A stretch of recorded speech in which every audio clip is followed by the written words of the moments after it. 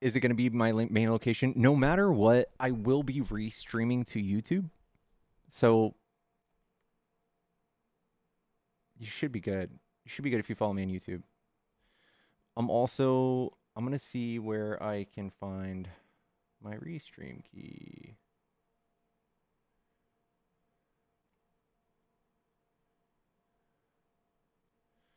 Voo, boop, boop, boop, boop, boo. Doo, doo, doo, doo, doo, doo, doo, doo, doo, doo, doo.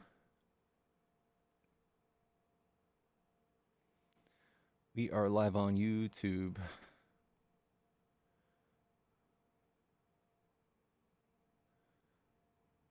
Where's my actual live center? This is annoying, bro. Shorts.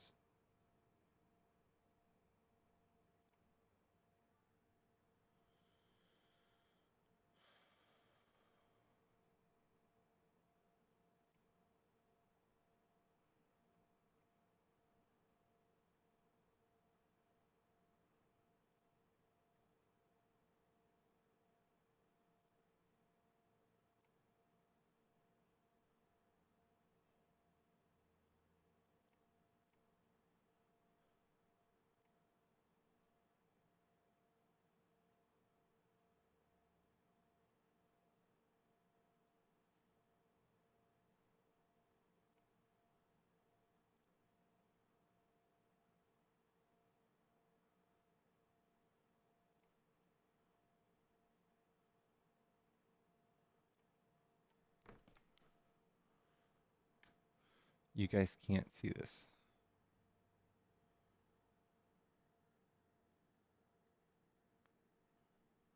What's up, Jay? Where's volume? I can't hear. Everyone else feels good? Everybody else can hear me? We good?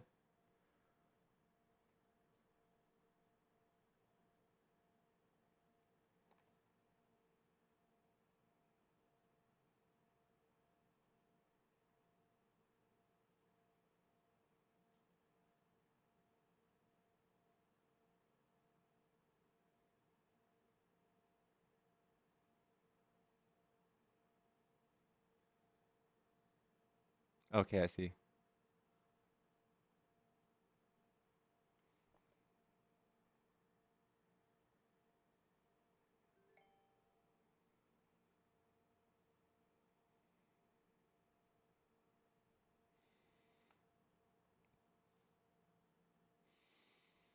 Sweet. Okay. Well, I think I'll be able to stream to YouTube Shorts. Afternoon, Steve. You heard about Piehole? No, I haven't. I haven't.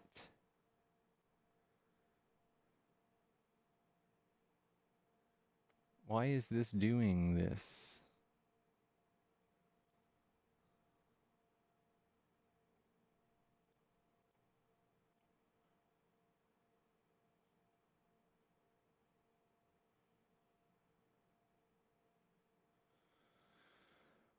Change your background to something like MAGA's addicted to AI art. I should get some engagement.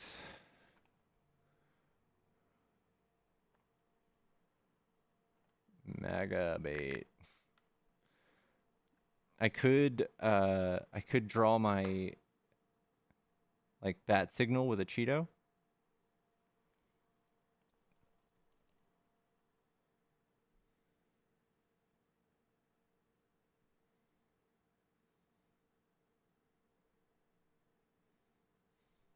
You don't see me live? Put a clickbait picture of Trump or Musk.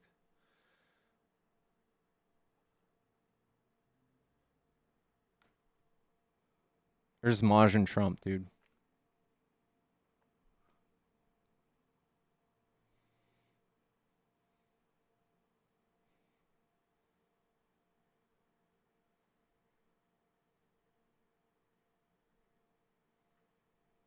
MAGA, why do you hate trans people? Why do you guys suck so bad? How about that? That was mean. Sorry, Jack. I didn't mean that.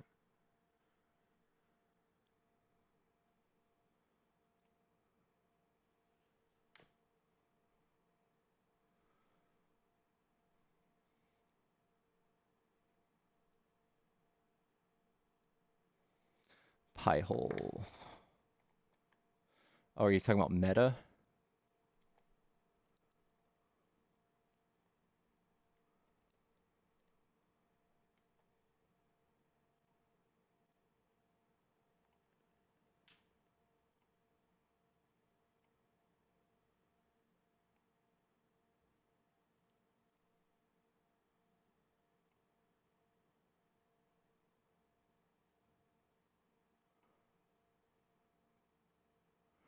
Chat, why is Elon president? Who voted for Elon Musk? Who voted for Elon Musk? Did you guys see that he finally admitted that they're not going to be able to cut as much as they thought from Doge?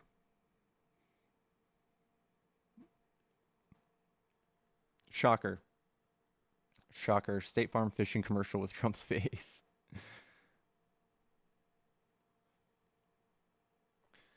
Are we going back to the news? I'll just go. I'll look at news on my phone while we have this up.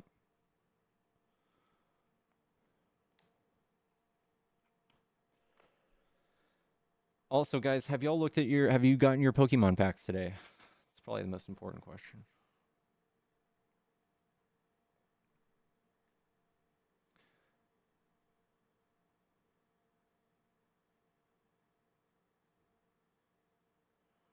I can't go toe to toe with social media. Top U.S. health official reflects regrets. Yeah.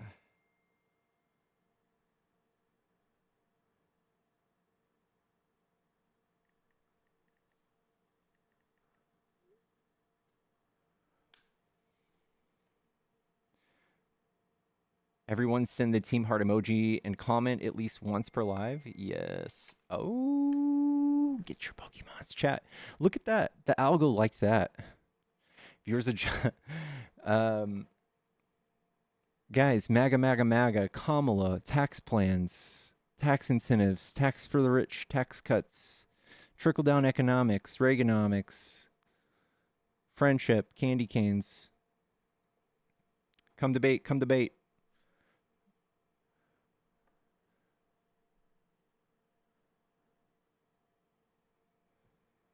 Unicorns, involuntary celibates, fedoras, Cheeto crust fingers. That should bring him. That'll get him, chat.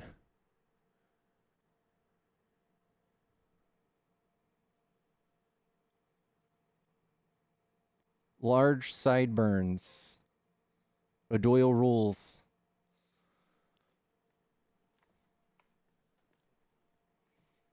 Sing my song again. Chat, get your fucking hands up. Come on and tap the screen. Come tap the screen. Come tap the screen. Get your fucking hands up. Come on and tap the screen. And tap the screen and share it. Mass deportation. Get out of my country.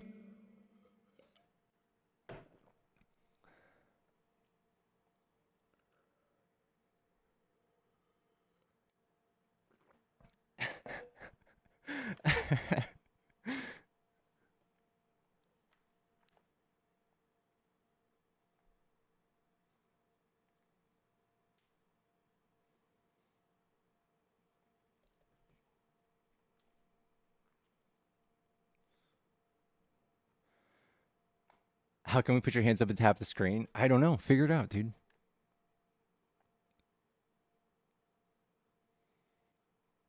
I'm going to need that every time. I've got a little recording now, guys. We got a little recording from today.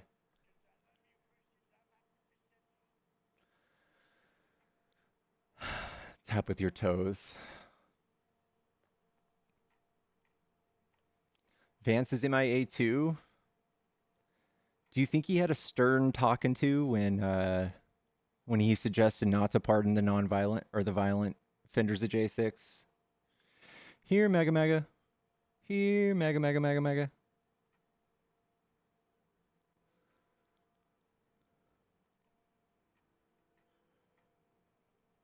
Michael, how you doing, dude? It's been a minute. It's been a minute, bro.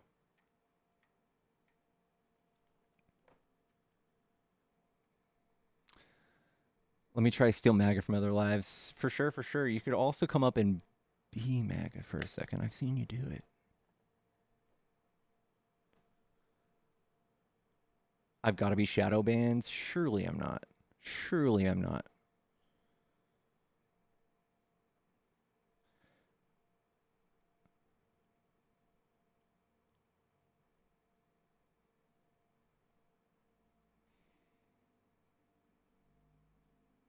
Okay, all right. Dean has a ton of people in his box. I suggested poaching in the Discord. Oof. Woof, woof, woof.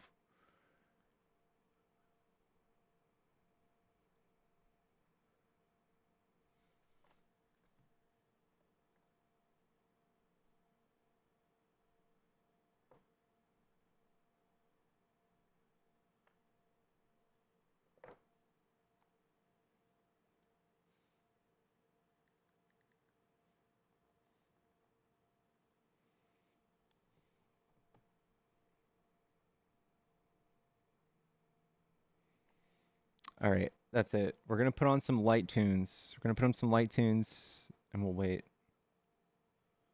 What are we playing, guys?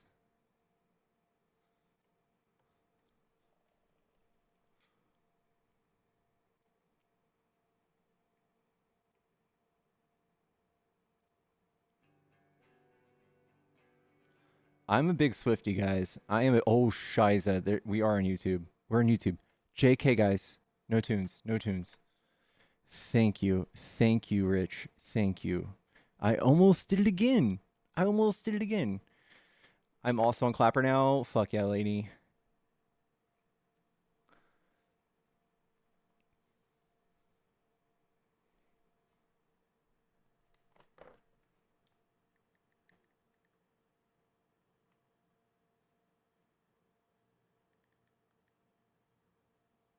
Yeah.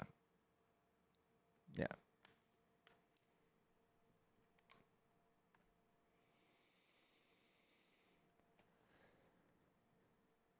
Restart maybe? I mean, it couldn't hurt. Chat, we're going to restart. I'm going to fucking restart. Chat, everyone here, come and tap the flippin' heck out of my screen. We're going to restart, okay? This is not okay. Restarting, we're going to restart, and then we're going to restart. So we'll be right back, chat. ETA, 15 seconds. 15 seconds. All right, everybody get do your stretches, get your water bottles out, get hydrated, get ready for some extreme tapping. All right? I'm talking like X Games level tapping. I'll see you in a sec.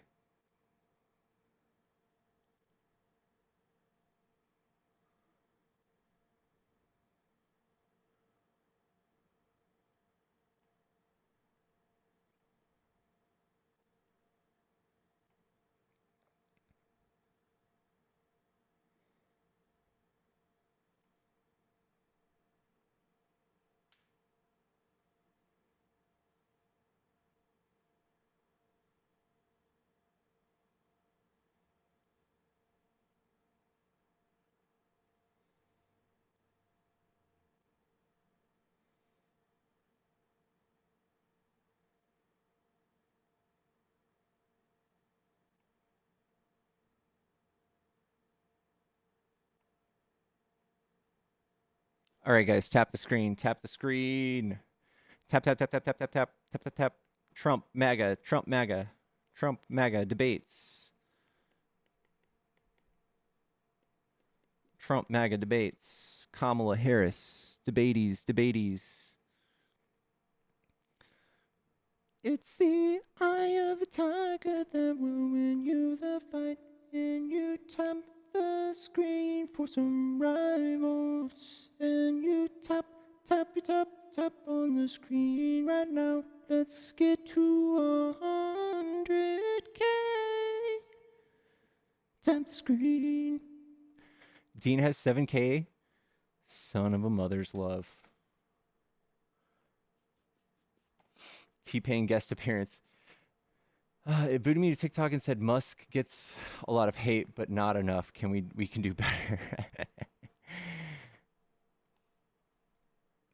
Guys, we can get some of Dean's. We can get some of Dean's.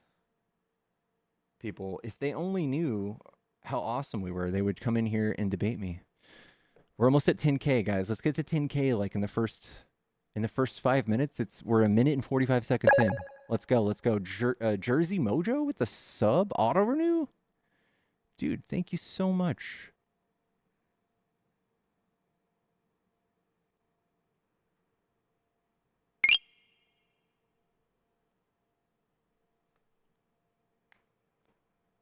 Debate with Fatima was thank you guys for all the shares too. Look at those views are rising. Let's go, chat. Let's go. We're not shadow banned. We're not shadow banned.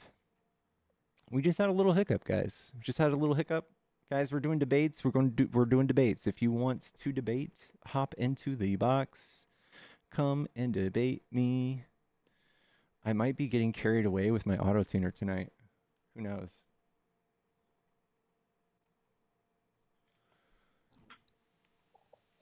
What up? Huh. What's up? Are you a Trump supporter? Yeah, of course. Cool. What do you like about Trump? What I like about him? Yeah. I like that he was right about the fires in California, you know, and Trump was talking about how they should sweep the forests and, you know, and keep the water, and Trump was right about the forest, you know. Sweeping the floors though, bro? Really?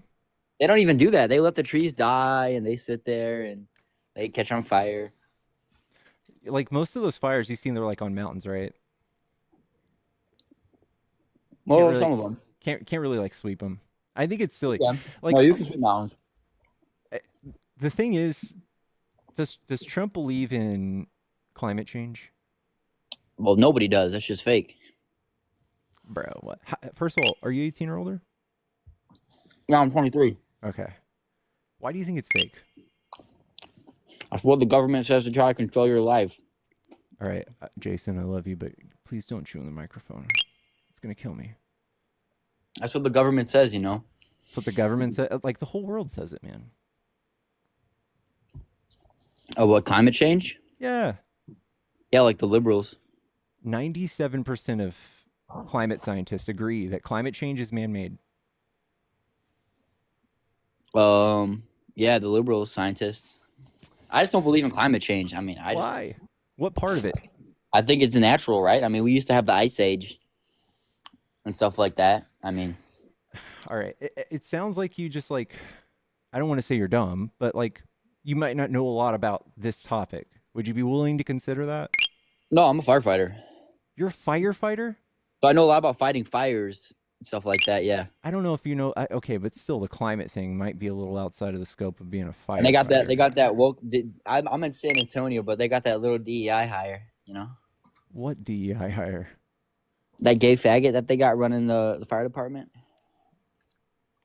Oh, okay. You know what I'm talking about, right? Sure don't. Sure don't. Oh. All right.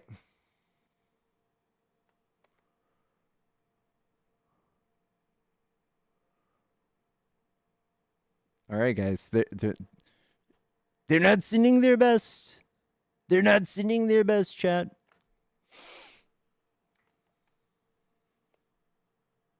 Pickles, I can join to give you info that will help with YouTube. I actually already know what you're going to say, like setting up the Google thing. I'm down for that. I want to concentrate on debates right now at the very beginning of the stream. Chat, if you're a Trump supporter and you want to debate, hop in to the box.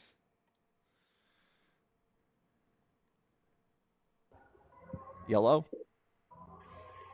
Hello? What's up? Are you a Trump supporter? Can you hear me? Yeah. Yeah, well, listen, dude. I love Trump, but it's only for one reason, honestly, dude. You know? Like, I love Trump a lot, but I don't really care about most of his policies, you know? Only policy I really care about is, frankly, dude, he totally supports Israel to the max, you know? Like, he's going to give Israel all the weapons, all the money, all the power, bro. And that's all I care about, because I just want to see a greater Israel to reestablish the biblical kingdom of Israel. And because I believe that will bring back Jesus Christ, the Messiah. king of the Jews, and all of the Christians will be saved, and all of the disbelievers will be sent to hell. And I really think we need to bring about this event, because until this happens, we'll be living in this world of sin, this world of awful pain, you know? And so people like me, Protestant evangelical Christians like me, we need to support this kind of stuff, you know? Because if we have someone who's not supporting Israel to its max, we're just going to be living in this world of sin. Have to bring him back. So what do you think about that, dude? Because I really don't. Yeah. I just think it's a bunch of malarkey, and that people are fighting over fairy Malarkey. tales. Oh, fairy tales, dude. Well, listen, I disagree with you, man. And I think a lot of Americans will disagree too. There are millions of evangelical Protestant Christians, and we're willing to die for Israel. You know, we're willing to kill for Israel. We're willing to do anything for Israel. We're willing to kiss the wall, dude, because we need to bring this. We need this to happen, dude. We need to bring back the biblical kingdom, dude. Has to happen. So you can disagree all you want. You're just a satanic liberal atheist, dude. You worship Satan. You don't think you worship Satan, but you do, bro. No, I know I worship Satan. Yeah, dude. Jesus loves you, bro. Jesus loves you. I don't like that. You don't like what? Jesus? Why does he love me? He loves you because he sees that you're like kind of gay and retarded and flawed, but he still loves you despite all of that because you're part of his creation, man. Appreciate that. You know, he still loves everyone. I'm gonna have to kick you for using a slur.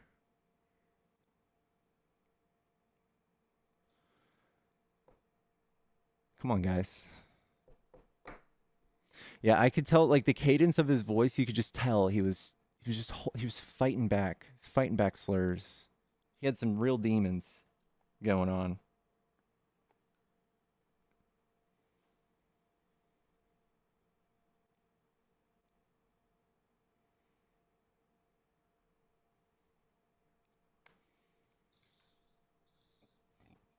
Hello. Hey, Pickles, how you doing? Doing good. How are you, Dean? I'm doing well. It's good to see And you. I've got some great news for you. Yeah? I was talking with Johnny in chat today. Did you see him? Johnny's back. Did he get He banned? was on. He did get banned, and he's back, and he's rolling. Good. And I met a really great guy on TikTok. I think you know him, Isaiah. Yeah. He's good. Oh, He's yeah. good. He can slam him really. Yeah. Very factual, very polite in the same way. I mean, the entire community of people that are against Trump. I mean, we're all on the same boat. I can't talk politically like you guys. I'm busy with my wife all the time. You know, like I told you before, she had a stroke. Blah blah Yeah. blah. But anyway, things are going great. Johnny's back, and he's just as good as he was when he took a slight vacation. And he was saying, it was public. He was saying that he's going for his master's, and he had a really great day. He's going to pick up another course, and he's not going to get back on live. He's just going to do groundwork. Mm. Anyway, when you get a chance, give him a buzz. Great guy. I mean, I love all the Harris people, and like I said, I don't have the vocabulary. I just talk like I usually do. I don't swear a lot, very seldom. But anyway, you guys are great. Keep doing what you're doing. I'm gonna hang around and just watch some of the wood was Frederick. Okay. Frederick. I mean, yeah. Anyway, I'm sure you have people waiting to talk. But anyway, Pickles, thank you. You're awesome. Hey, thank you, Dean. You're the best. Thanks, man. Thank you. You're great. I love having Dean up. Dean's always brightens my day a little bit, chat. Gotta love it. Guys, let's get to 50K. We're slacking on likes real bad, actually. Real bad. Guys, what's going on here? What's going? Chat, what are we doing? We have a lot of shares though. Thank you guys for all the shares. Can we get some likes now? There's so many shares. My live is flagged for hate speech. You gotta love it, guys. Out of the frying pan into the fire, dude. Kobe, come get your freaking beautiful face up here. Athena.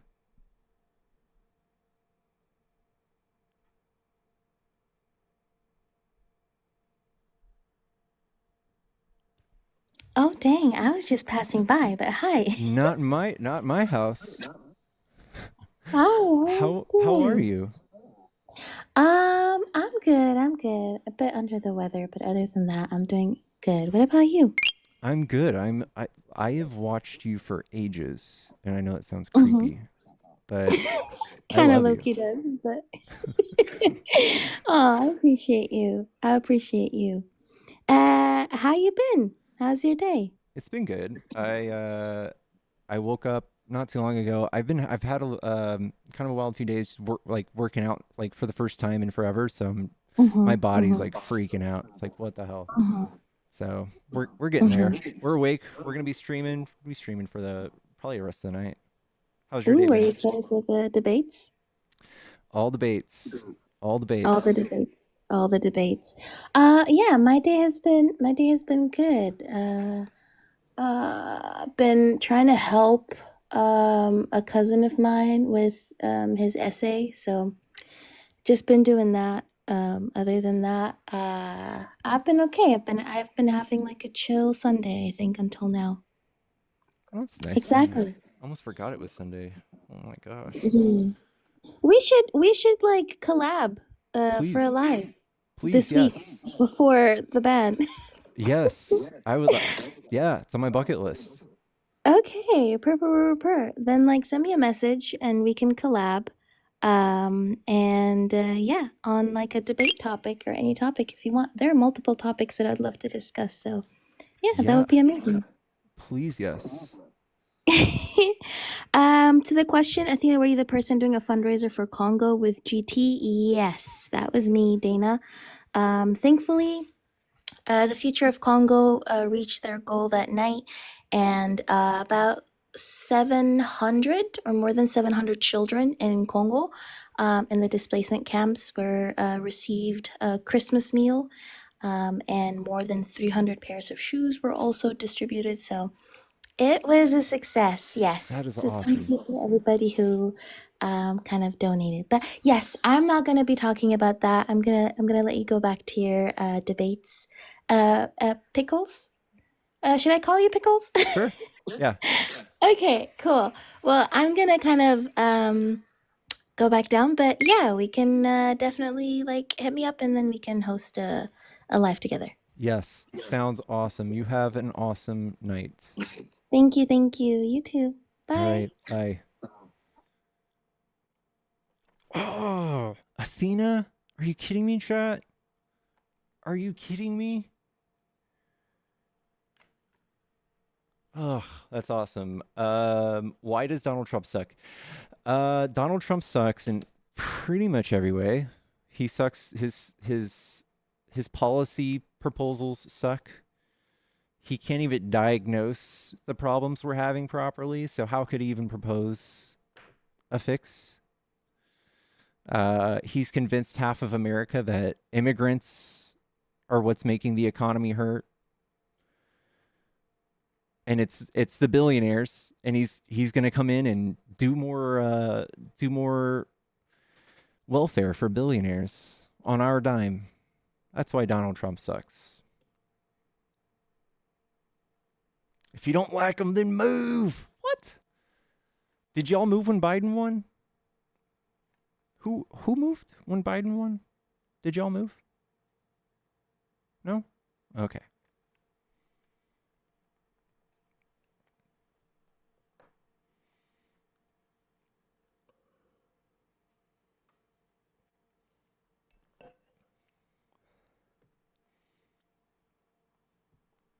Chat, come and debate. If you want to tell me why you like Trump, hop in the box.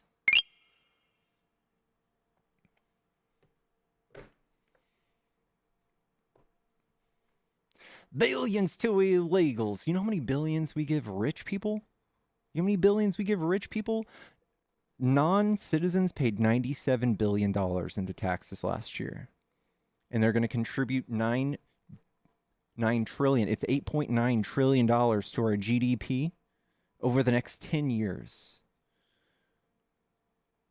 And that's at the bottom. Like, that's at the ground. That's like middle and lower class growth. Trump is going to grow the 1%. He's going to shit on your plate, and you're going to be like, look at all those big, beautiful GDP growth numbers. And it's going to be all rich people getting richer, not us. Not us.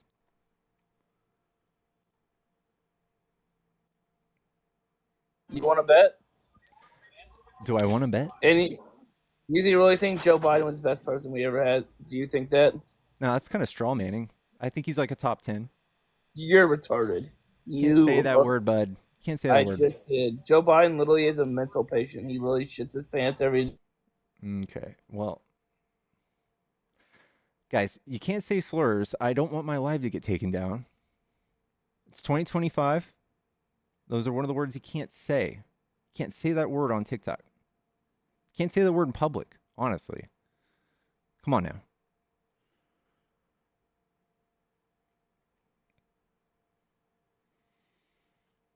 Heavens.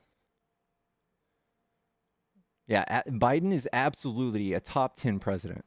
If you think I'm wrong, come debate.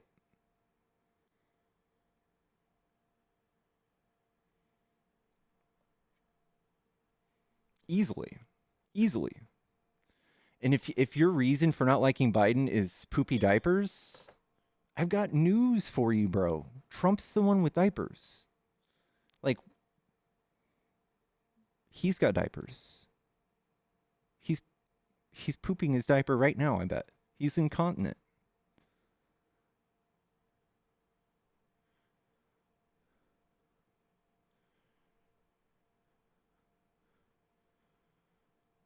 Are they close? They're like 3 years apart, dude.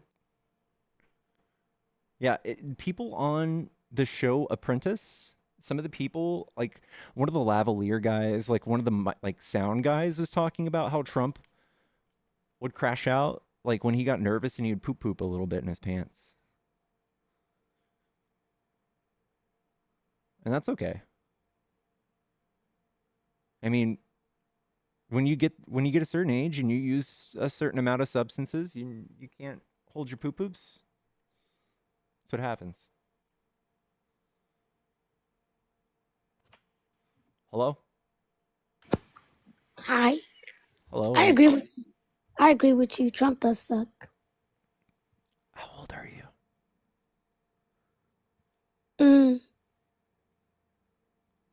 I'm old enough to be on here. Just know that. You literally sound like you just undid a fruit roll-up. You sound 13.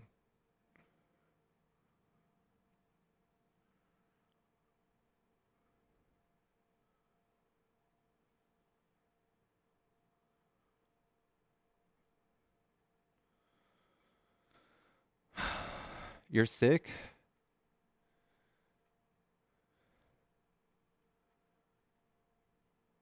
Yeah, fruit roll-ups are good, guys. I'm not shitting on fruit roll-ups.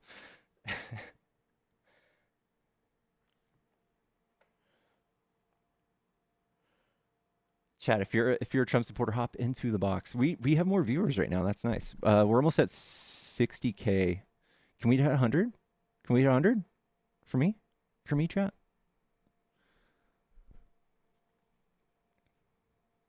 Gushers on top. Dude, gushers are good, but there's only like fucking 6 gushers in a pack of gushers. That's criminal to me. And they stick together. Can they not figure that out? It's been like 20 years. Can they not figure out how to make gushers not stick together? Come on now. Cornstarch. They have bigger bags now. Yeah.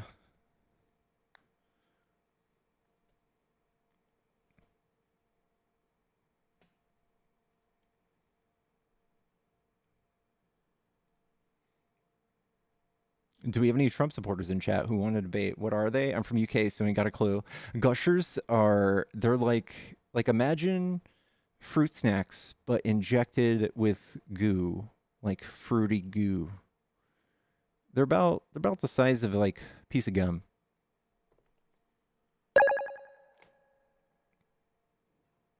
Only mistake was not firing Merrick Garland.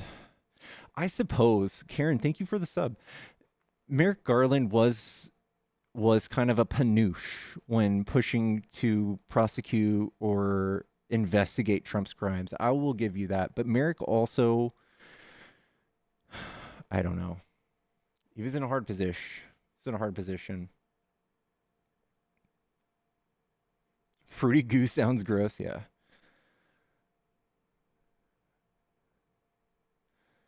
Biden was an amazing president. Chat, Biden got us infrastructure. He got us veteran health care.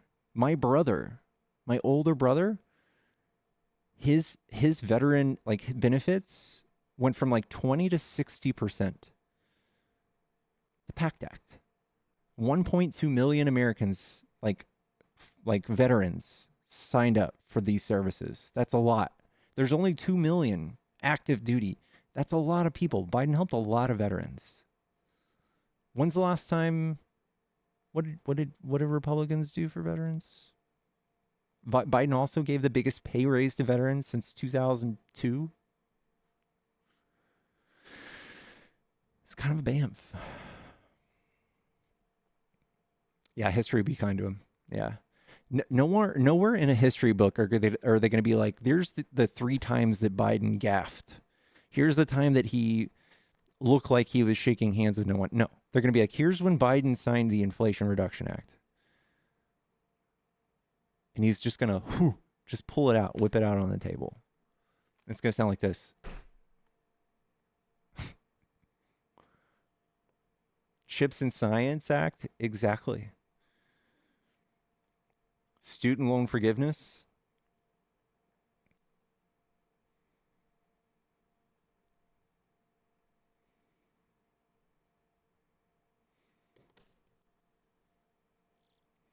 Social Security. We'll see. I mean, I think Trump's probably going to rip up that executive order that saved Social. Well, was it an executive order? They didn't sign it. Is it a bill?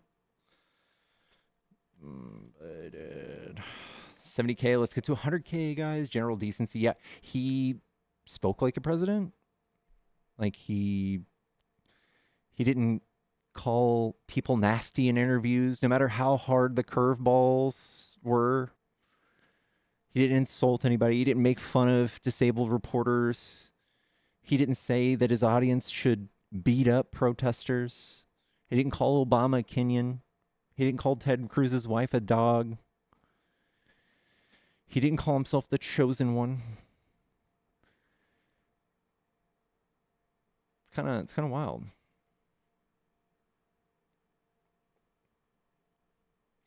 Yeah, he negotiated insulin for people on Medicare, negotiated down to $35, as well as like 10 other like life-saving drugs, like heart medication, like huge things that will save lives. Like they've saved lives already, I bet, like right now. He abandoned American citizens in an active war zone. That is not true. Oh, that's not true. Trump never says he's sorry. Trump's solely responsible for the Afghan pullout. Solely responsible. If you want to debate me on that, hop in the box. Trump is not America first. He has 0 America first policies. Biden is the one with America first policies.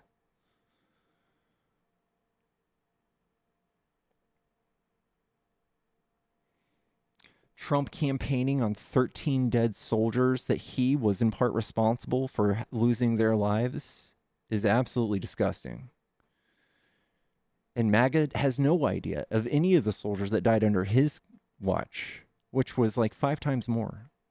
They have no idea. It's embarrassing. It's gross.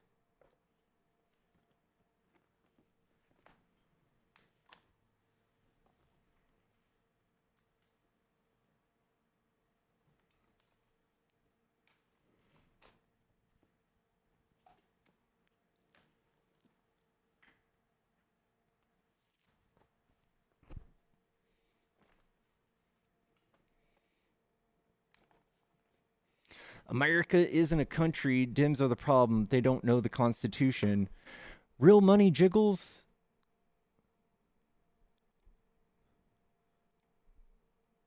Real money. Is that you? Is that the real money? Because I'm actually a fan. Don't be mean to me. It isn't a county? Okay, thank God. Thank God.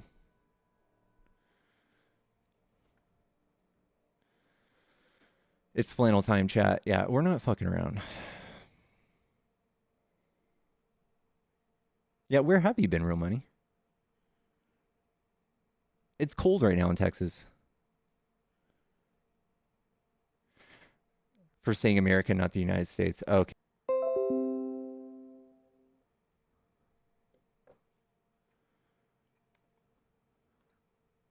Best to worst. Nixon, Ford, Carter, Reagan, Bush, Clinton, Bush, Obama, Trump, Biden.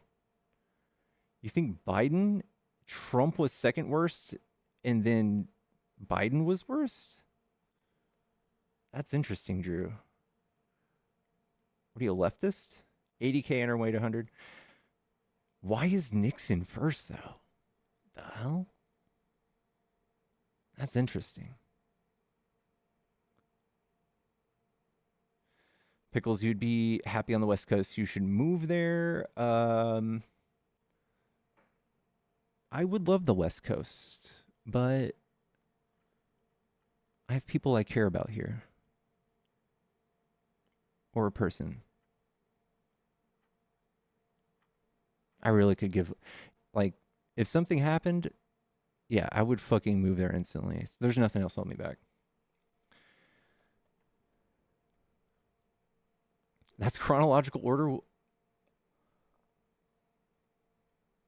Oh, okay.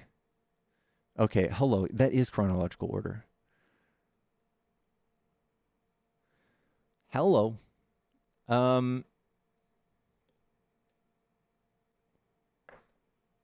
We might have a guest.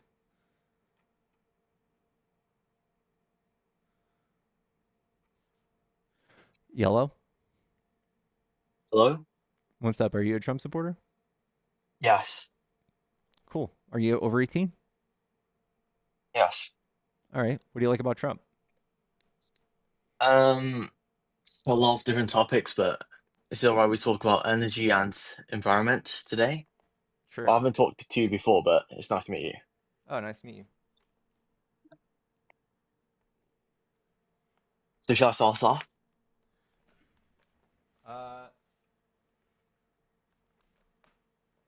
We've got a small emergency. I lost something, but go ahead. What do you like about Trump? Yeah, by the way, just for the comments, I'm half British. I was born in Florida, but I studied in the UK for like my whole life. Right, well, the thing is, Democrats, they have strict regulations with like energy businesses for like the environment, which pushes energy businesses to like factories, to like places like China, India, Russia, where the rules are weaker and pollution is worse. This like increases global pollution because their country, India, China, and Russia, they don't have strict regulations like we do in the US. So if we have strict regulations which will push energy policies into their countries, this will be worse for the environment worldwide. If you get what I mean. That's with whereas Do you if we think we should? invest in Do you think we should be part of a thing called the Paris Climate Accord? no, Why not? it's bad for businesses, and China isn't even in it. So I mean, I don't think that's an option, but at least a lot of countries are involved in trying to reduce the carbon footprint of humans and like stopping companies from putting like toxic ash into waterways and I don't know, microplastics into the ocean. I think these are good things that like long term benefit us and save the earth. And if you think that environment is one of Trump's priorities, I don't even think he believes in climate change. So I don't think that's where his head's at. but the thing is, with the Paris Agreement, they'll force businesses out the country. You agree with that, right? So, like, maybe we might bleed a few, right? But like, we also have a lot of things that would bring businesses into the country. So, like, when Biden passed the Inflation Reduction Act, or when he passed the Chips and Science Act, we built like a bajillion factories for like EVs, alternative fuels, microchips, semiconductors, clean energy, bioenergy, like a bajillion of them. So I don't think it's necessary. Like, we can balance the two. And we don't see a price increase in gas because of these regulations. The only thing that I can look at that would have caused gas prices or energy prices to go up is Trump when he made a deal with OPEC in 2020. That's so incorrect. That's not how gas prices went up. How did they go up? Strict regulation on the environment, because let me tell you, inflation was caused because of bad policies for our farmers. Okay, when you have bad energy, that's bad for inflation, because energy needs to be used for transport, for businesses, Yeah. logistically. Yeah, I know. And when you increase prices for that, that's going to increase companies' inflation. That is a rudimentary understanding of it. Yes. Like, but if we look at what actually caused the timeline of when gas prices went up, here's the timeline right here. Boom. Retail price of regular gasoline in the United States. All right. Do you see that big hike right here? Sure, yes. Do you see this? It started in 2020. It's Trump, right? Trump was in office 2020, the whole year. What's the title again? Gas prices.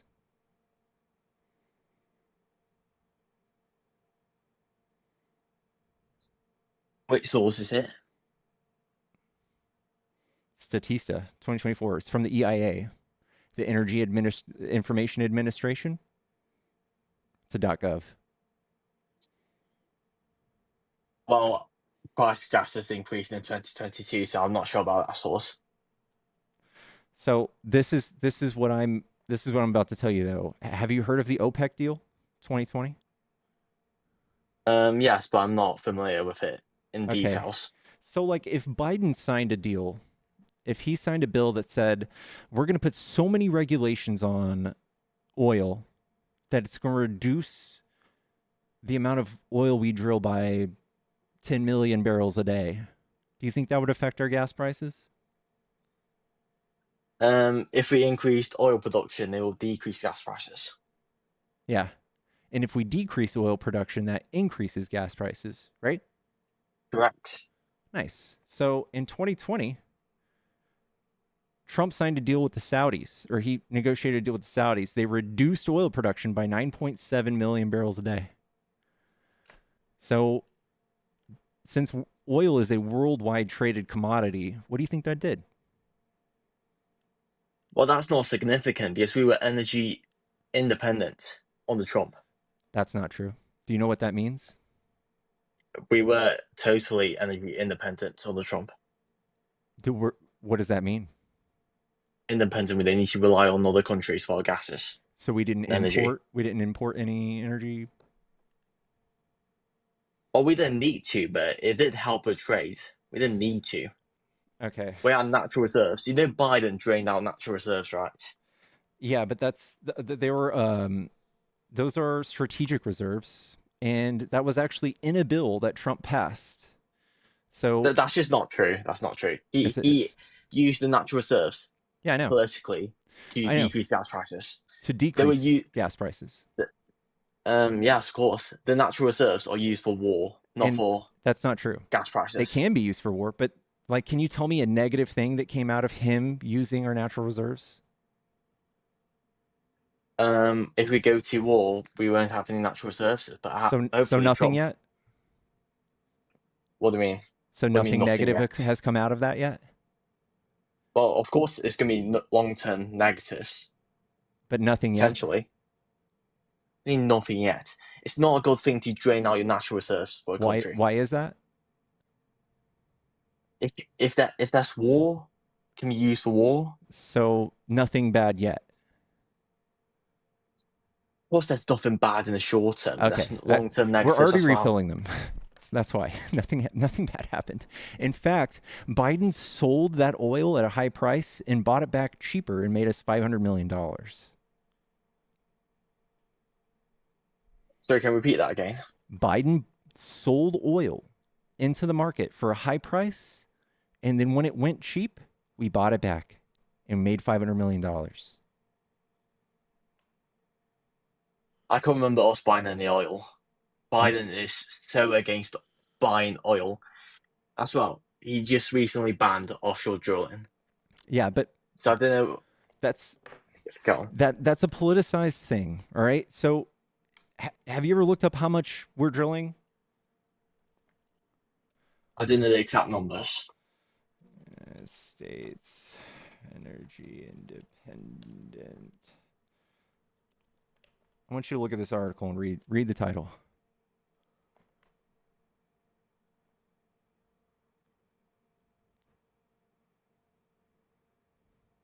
Yes, it's an article wrote by someone.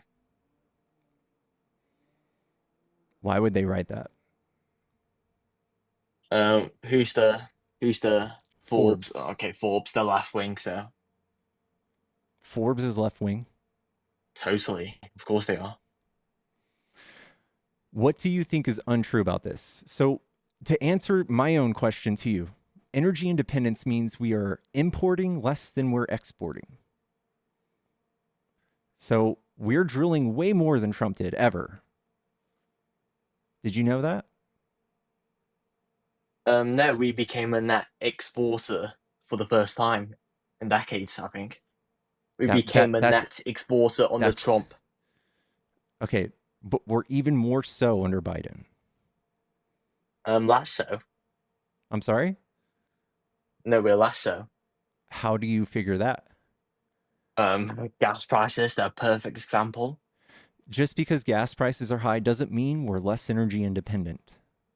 It totally means. That's why he took out the natural reserves, and you just admitted this 2 minutes ago. All right, let me show you something. That's why okay? he took out the natural reserves. Do you know what? Have you ever looked at the EIA? Do you know what that is? No, I don't. All right. This is where we track these things. How much oil we're drilling. This is the Energy Information Administration, okay? And if you go down to 2008, here's where Trump came, or I'm sorry, 2016. This is where Trump came in, 9.2 million barrels a day, right? We come all the way down here where Biden is, and we're at 13.2, 13.4 now, actually. If we would have stopped drilling last year, we still would have drilled more than Trump. So it's of course false. you're going to increase. Of course, that's going to increase oil because you find oil every day. Yeah, it's going to increase every single year. Yeah, no. Meaning Biden is not putting restrictions on oil, right? That's not that meaning like they're out there flourishing, making tons of oil. Yeah, only for oil, not for other sources of energy. Bro, I'm just showing you that we are drilling more than ever. We're exporting more than ever. We're importing, in comparison, less than ever. We are more energy independent than ever. So when Trump says we'll be energy independent again, he's just tricking you into thinking we're not doing that already. We're already doing it. No, he took out natural reserves. You don't do that. That doesn't do anything. That doesn't do it. Like, okay, let me I know ask it you, hurts. why did he take out natural reserves? Because when you see right here that we're drilling 13.4 million barrels a day, right? When yes. Like as a country, we do 13, Russia does like 10, the UAE does like 10, and some other countries do 10. When they completely cut out 10 million barrels a day from that whole market, so we're down from like 50 million to like 40, the price of oil goes up, right? Because it's worldwide. It's a world commodity. You're not answering my question. That's what happened. Why did Biden take out the natural reserves? Because why did Biden stop the XL pipeline? Okay, I'll tell you that in a second. But when Trump reduced the amount of oil in the world that we had as consumers, Biden had to increase it. So he took what we had in our reserves and introduced it into the market, and it made oil prices go down. That's why he did that. Yes, that's totally not answering my question. Why did he release his strategic reserves? That's why. To make oil cheaper. No, it's not. What do you mean no? He did it because of climate change and for gas prices. He did it for gas prices. Why else would he sell it? What? He then he probably sold less than Trump did because Trump was energy independent, as I said. You just keep saying that. Can you Okay, show me? no, Can you no, show no. me how? Like, what numbers make him more independent than us? Okay, give me a second.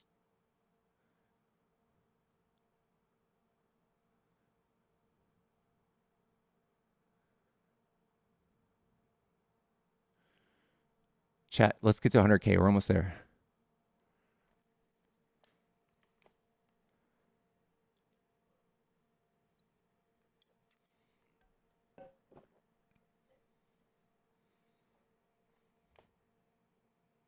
Guys, I lost the tip. I lost the tip to my fucking Apple Pencil.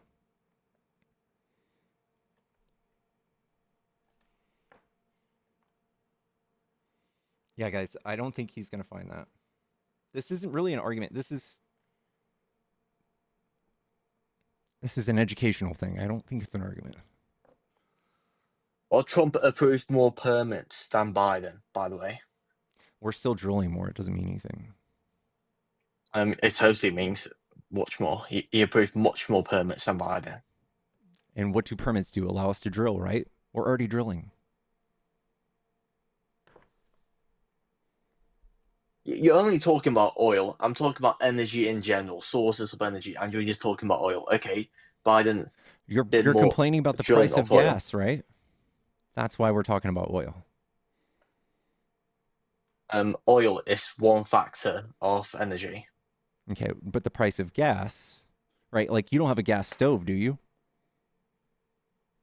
Are you worried about your gas stove bill at home? What did it go from like Not $8 right to now. $12? Well, on the Biden, we caused inflation. Biden was the reason that there was inflation because of energy policies. Mainly because of his energy policies and his spending. What energy policy caused inflation to go up? Well, stopping ANWR, stopping joining the Paris Agreement, stopping XL pipeline. Let's talk about the XL pipeline.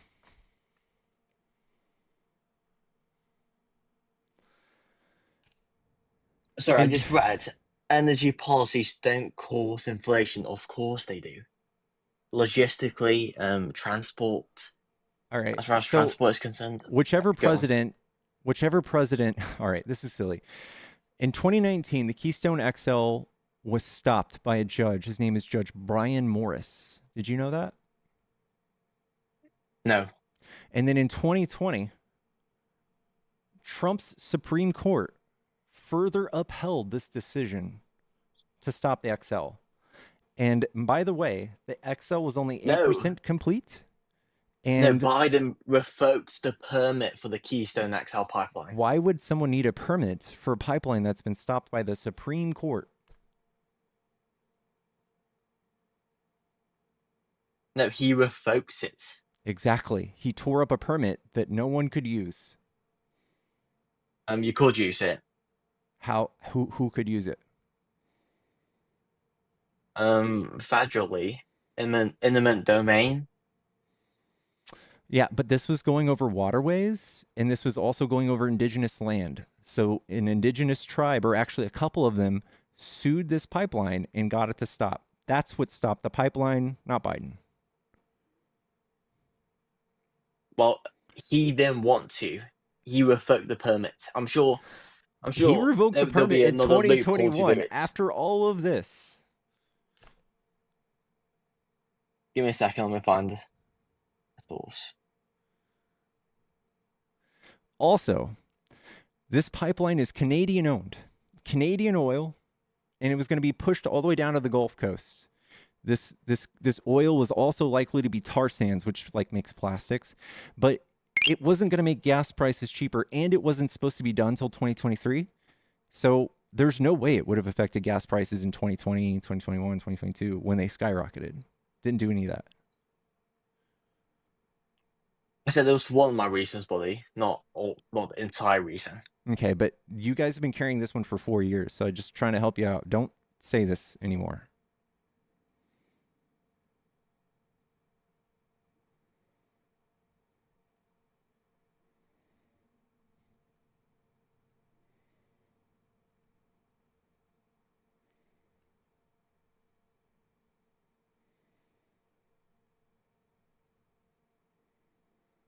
While the permit being removed, you could still negotiate it without the permits. You could still Right. negotiate it. Still, Conditions were even if the whole the Even- Supreme Court stops conditions. If you manage the conditions, you can still complete the projects.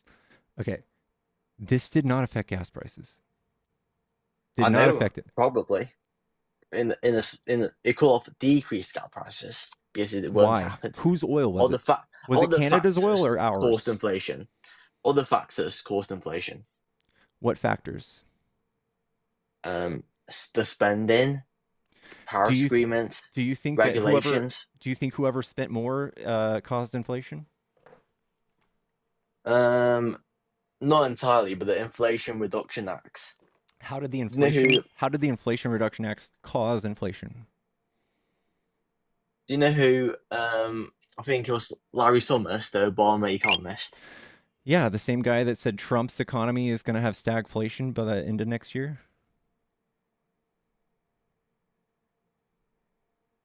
Okay, you I don't know what he's talking about. He said I know what he said. Cause inflation. I know what he said.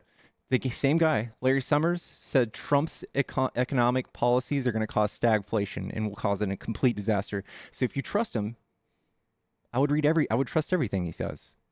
But the Inflation Reduction Act paid for itself. We netted $258 billion from that because we increased the IRS funding, which increased the employees of IRS.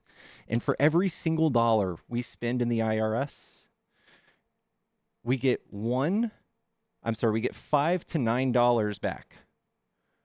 So it made money. Same thing with it. It was a 15% minimum tax on corporations, $400K plus. So of course Trump doesn't like this because that's him. That's why he doesn't like it. Not because it hurt us. So what Summer said, the Inflation Reduction Act, because of the pressures to the supply chains and possibly the labour market, and inside of it had climate change policies. It also contained aid for Ukraine. You didn't know aid for Ukraine is a factor of inflation. No. It's spending, printing money. You think printing money causes inflation? It's a factor. Okay. So if Trump printed $5 trillion and Biden printed $1.5 trillion, Trump's your guy.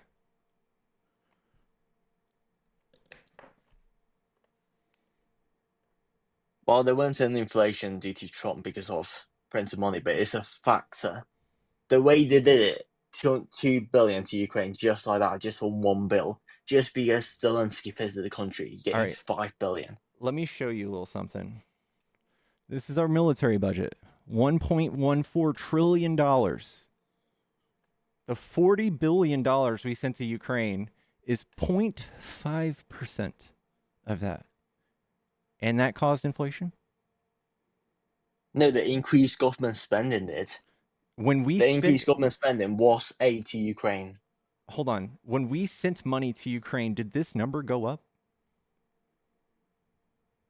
Of course it is, yes. No. I don't know. What graph is this? I wasn't looking. This is our budget. Of course the budget increased. No. It was taken out of our military budget. So it went down? Not really, but we sent 40 billion, right? If we didn't send 40 billion to Ukraine, it would have just stayed right here in the military budget and we would have spent it still. We didn't spend any extra money when we sent it to Ukraine. So you're saying they took it out of the military spending? Yes. It's reallocated. Yes. No, they didn't. No, they didn't. Where do you see that they didn't? Because that's literally what it is. Give me a second. If you find the source, I'll find the source for you. Do you know what we spend every year? Like, we have $50 to $65 billion allocated in our military budget for foreign affairs, like solely foreign affairs. But what's going on is people have politicized every single tiny thing while Biden was in office. And a lot of people are just, I mean, like, this is maybe the third time I've heard that this caused inflation, which is silly because our GDP is $27 trillion. If $40 billion worth of spending caused inflation, that's wild. It's impossible.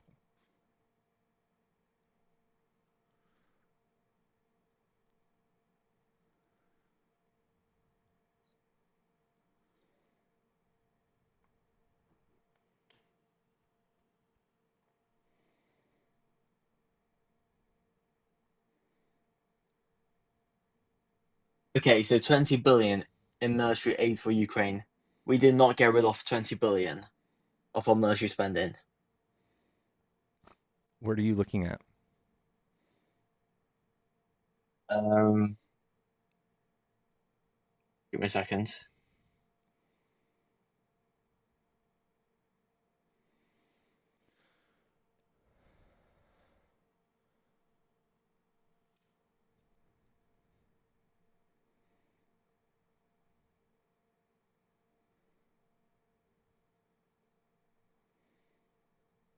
The Department of Defense, defense.gov. And what is it? So, our military? Well, the news sector of where it mentions aid to Ukraine. Okay. So there was about $170 billion in aid to Ukraine. Only 40 of it went in like the form of cash and humanitarian aid. The rest stayed right here in the United States. It made more guns and bullets and tanks. We gave them mostly tanks we made in the 80s.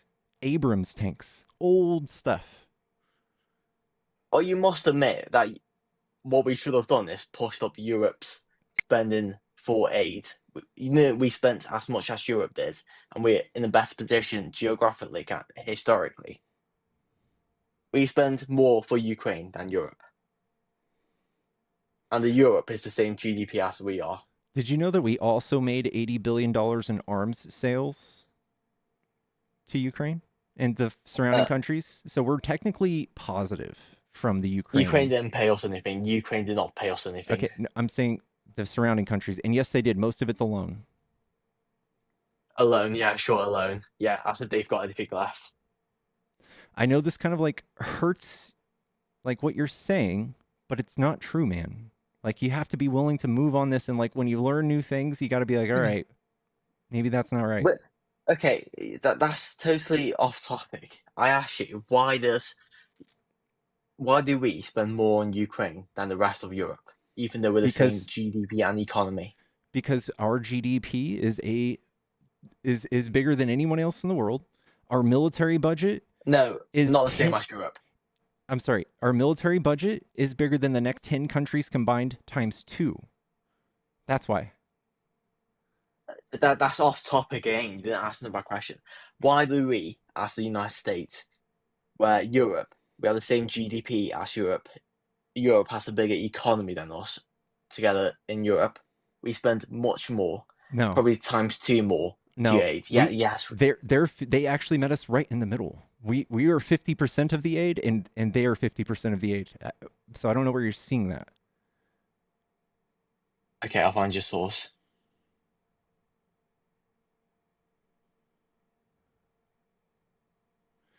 Also, when you're talking about inflation, this is the other thing I wanted to show you. This is the world's like inflation right now. You see all these orange countries, dark orange.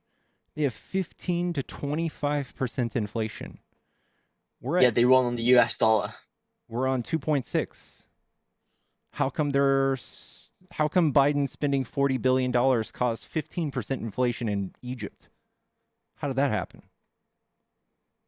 They run on the US dollar. They don't run on the US dollar. In fact, Trump emptied Egypt's reserve of almost all of their US currency, and that was about $10 million. So that's not true. It's totally true. You think us spending $40 billion caused 15% inflation in Venezuela, fucking Argentina, fucking all of these other countries? It makes no sense. What caused inflation was COVID and breaking down of supply chains. We're part of a $52 trillion supply chain, bro. And when shit breaks down and we buy things from them and they buy things from each other, things get more expensive. Say like a plastic factory shuts down in this country and they have to buy their plastic parts here. And then they charge us a little bit more for those extra things. Like, it's a supply chain, man. It's not because Biden spent a little bit of money. That's insane. I didn't say that. I say inflation was caused because of the spending and energy policies. Okay, let's talk about spending then.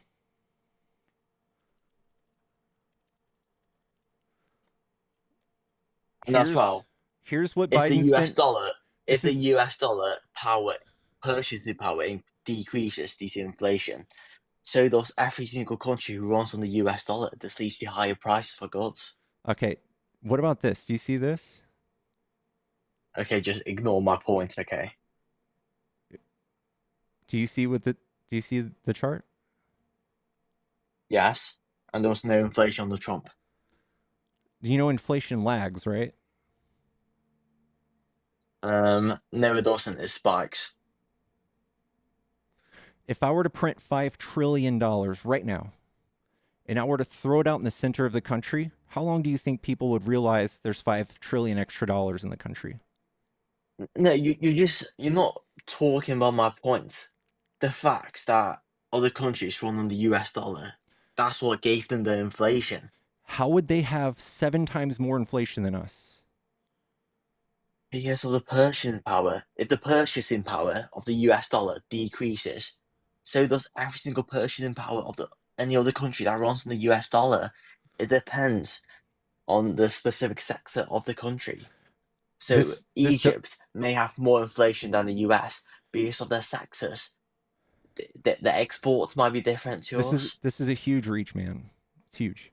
Like, can we not just look at COVID wrecking the world? A once in a lifetime novel virus causing a pandemic. 1.2 million people died. Do you know how many countries runs on the US dollar? Yeah, they don't run on it. They accept it. They don't run on it. No, they run on the US dollar. Which country? Almost every single country in the world. Name one. Canada. Canada? Yes. You know, Canada the has United Kingdom. Every single country in Europe. Canada has their own money. So does the UK. No, in trade. Oh, you're so stupid. Don't call me stupid. I'm the only one showing facts here. In trade.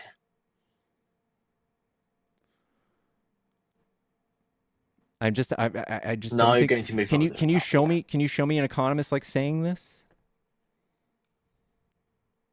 Summers did say the US dollar, countries being run on the US dollar, their purchasing power decreases because they're on the US dollar for trade. And that's one of the reasons for the supply chain. So it can cause, for instance, Trump printing $5 trillion. That was a calculated move. We knew we were going to get about 2% inflation from that. And you're going to say, Biden, inflation, right? You're going to say Biden his Inflation Reduction Act that actually saved us money, $258 billion. That caused more inflation than Trump printing $5 trillion. It's one of the reasons. I'm not saying it's the entire reason. Okay, your logic does not make sense. I say a couple reasons why inflation was caused. You ask me one specific reason, and then 2 minutes later you say that specific reason is caused inflation. No, you just don't make sense. A bunch of different topics caused inflation.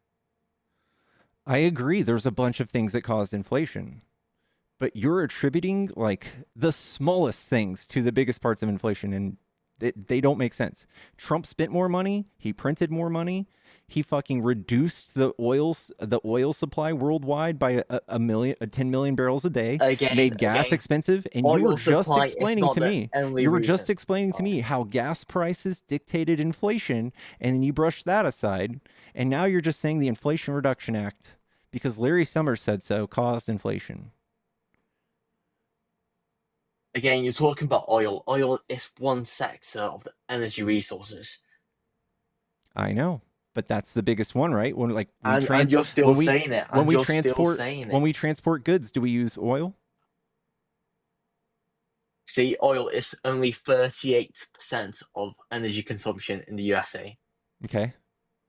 And in what ways did Biden stump the other energy? Because Biden did nothing but invest. He invested in alternative energies, like the largest investment ever in world history. So you know he signed back to the Paris Agreements, right? Yeah, thank God.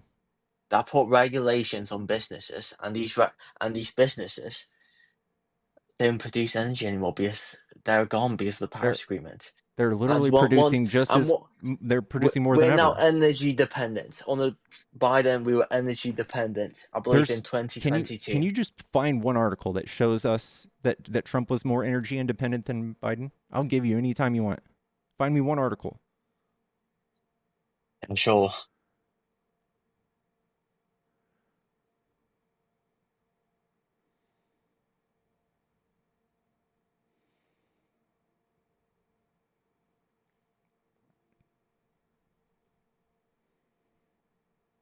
Chat, we're almost at 150K. Let's go, guys. Let's go.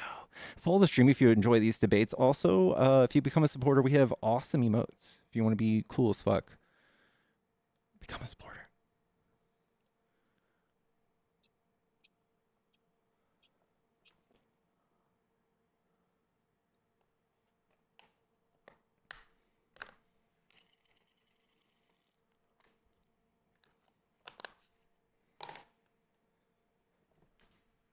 Here, B.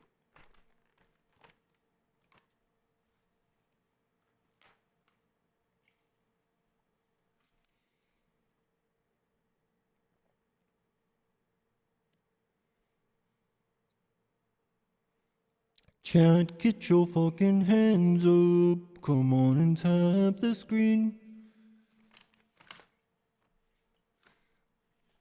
I'm filling up my water bottle, chat. You guys can watch.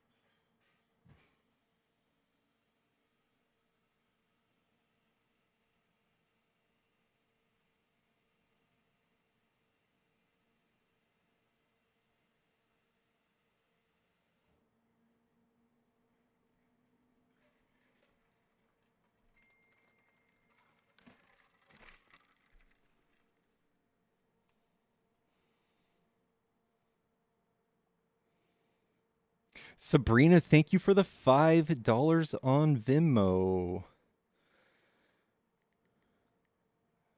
Oh my gosh. Looks like my mom's not coming today. Josh is still searching. That's cool. That's okay. It's okay. Let him search. Oh, I'm back now. You're back now, sir. What you got? EIA. Okay. And what do they say? I'm going to search up US crude oil and natural gas proved reserves year end 2022. Say that again. US crude oil and natural gas proved reserves year end 2022. What do the reserves have to do with The energy independence claim? It shows you the dependence of a country with energy. If you have more natural reserves, it shows you that you're more energy independent. If you have less natural reserves, it shows that you're more energy dependent. That's common I've knowledge. never heard that. That's literally common knowledge. So does We were low on energy energy. That's what. independence have to do with our reserves? Many proponents of energy independence look in the United States untapped domestic oil reserves, either unknown or potential. Imports. Here's some facts. So, consumption and production. So we consume.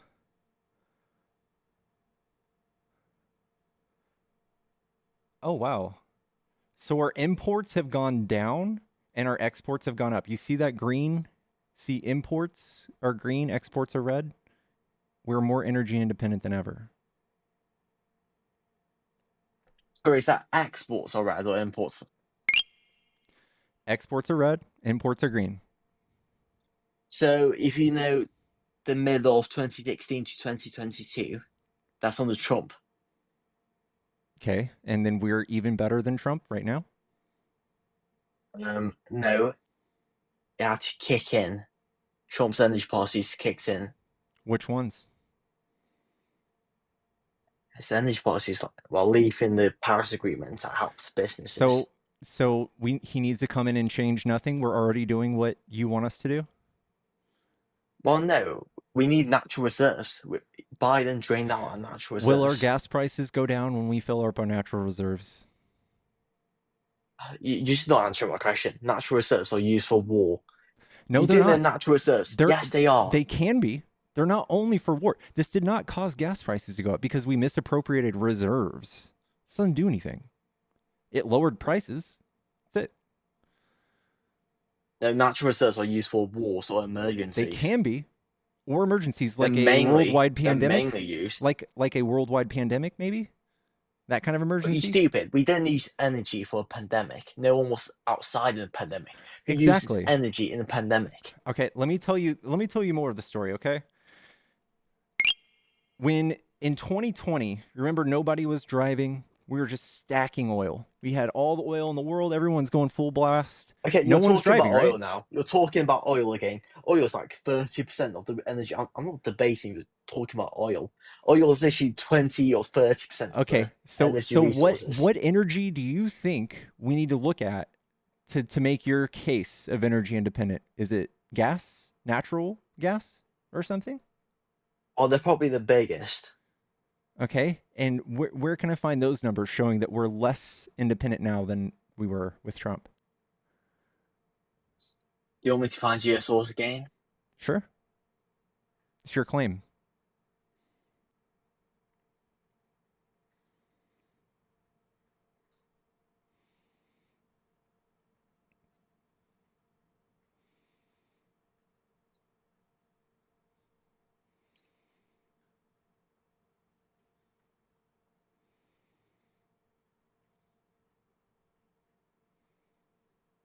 Chat, follow the stream if you enjoy these debates.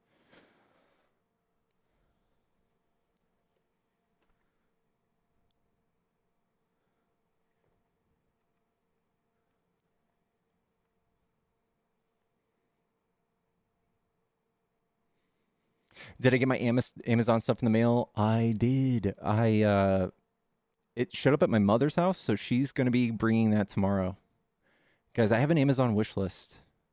I am in a transitional period in my life right now. If you guys are trying to help me out, my wish list is in my link tree, in my bio. Socks, shirts. Be super appreciated, guys. Rip Polly, did he get shut down? No.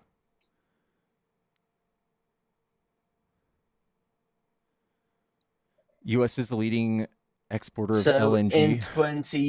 In 2017 and 2021, consumption of gas peaks at 32.51 TCF, and in 2021 to 2023,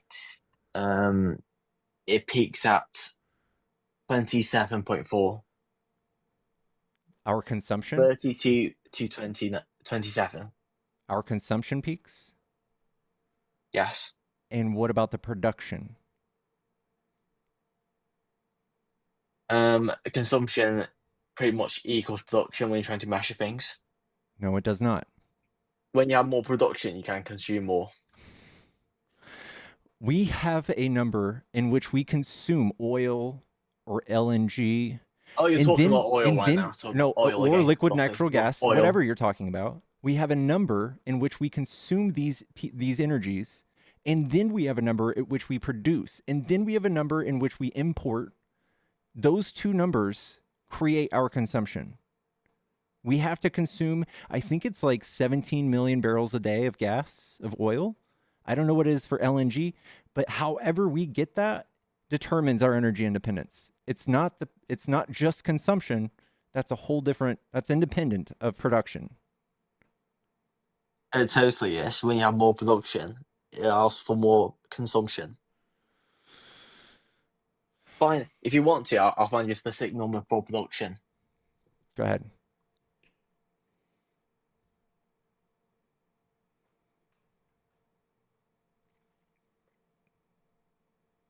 $22 million for oil. Thank you here.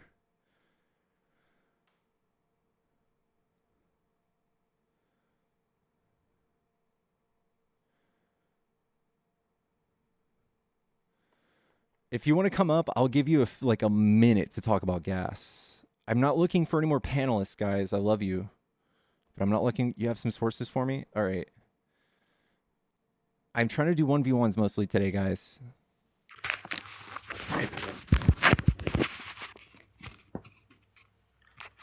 Yeah, let's see here. Google is fucking shit. I can't use anything on Google. Start off on the Department of Energy website. This is guidance for requesting emergency oil exchange from the SPR, says right in the first paragraph.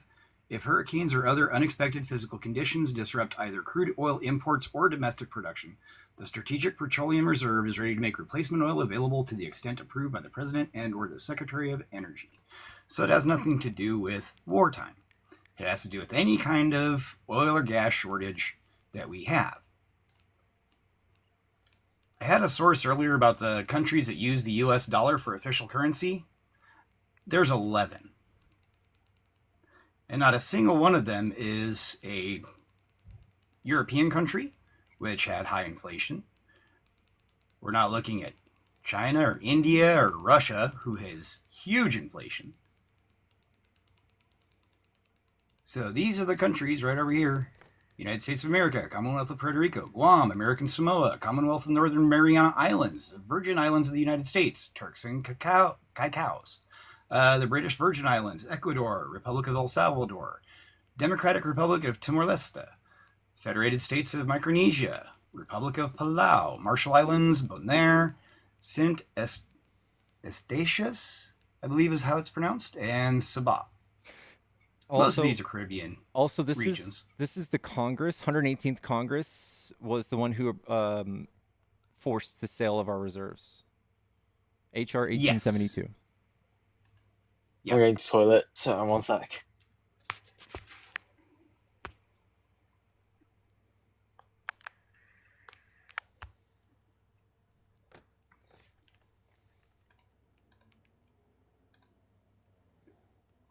Oops.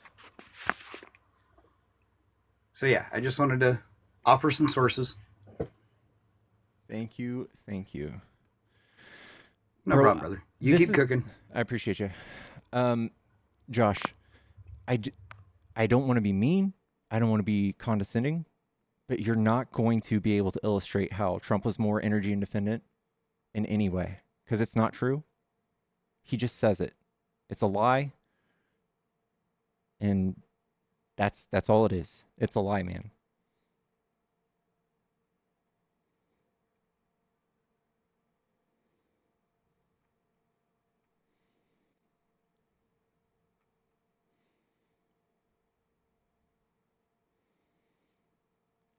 The Bipartisan Budget Act of 2018, that's what sold it?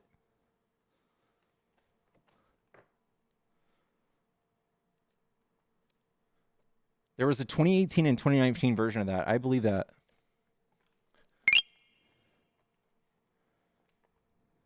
I unmuted you, by the way, Josh. I don't know why you're muted.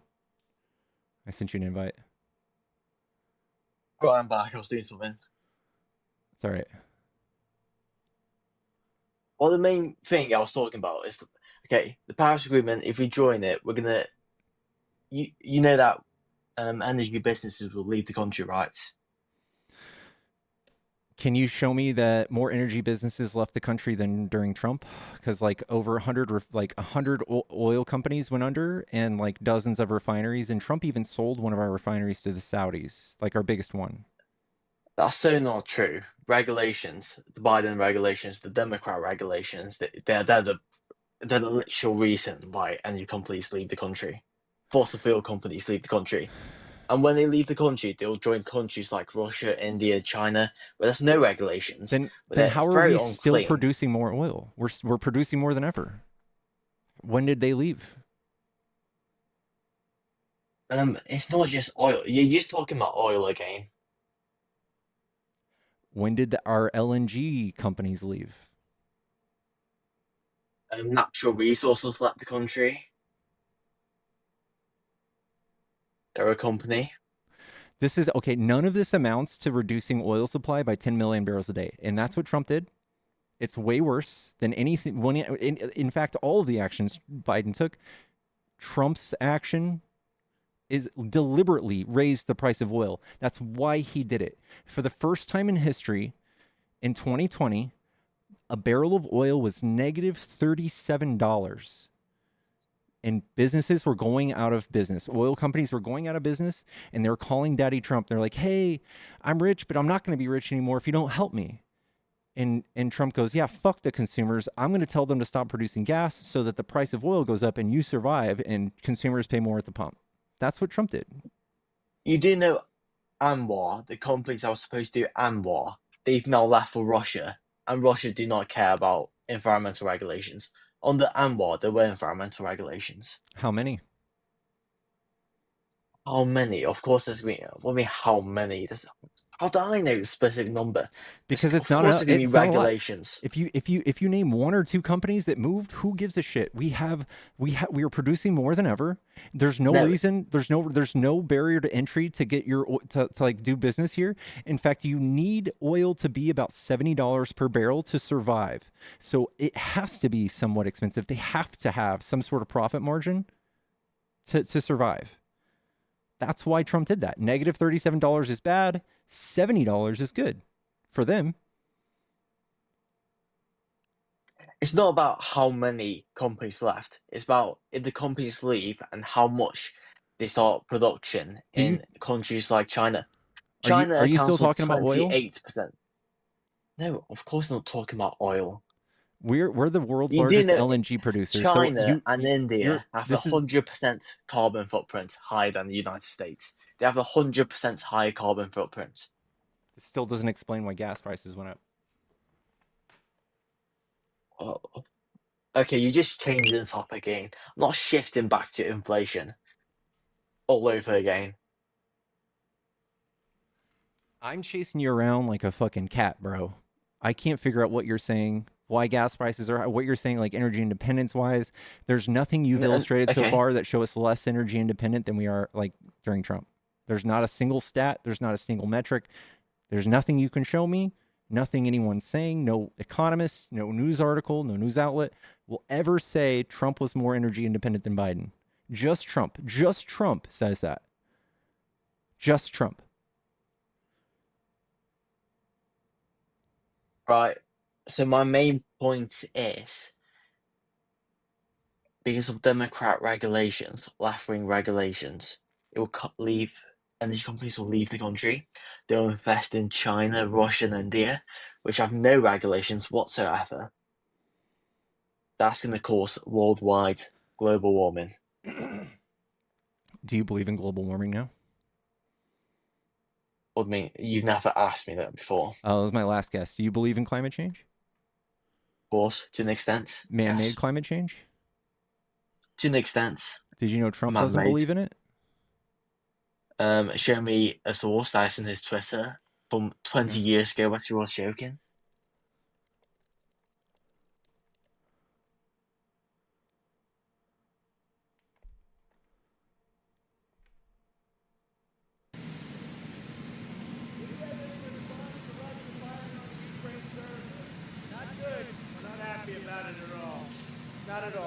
let our position be known. He goes, I think the climate's going to cool down. You just wait.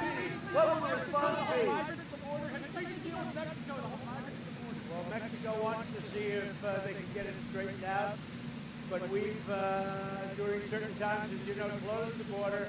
They're not coming into the United States. They will not be coming into our country.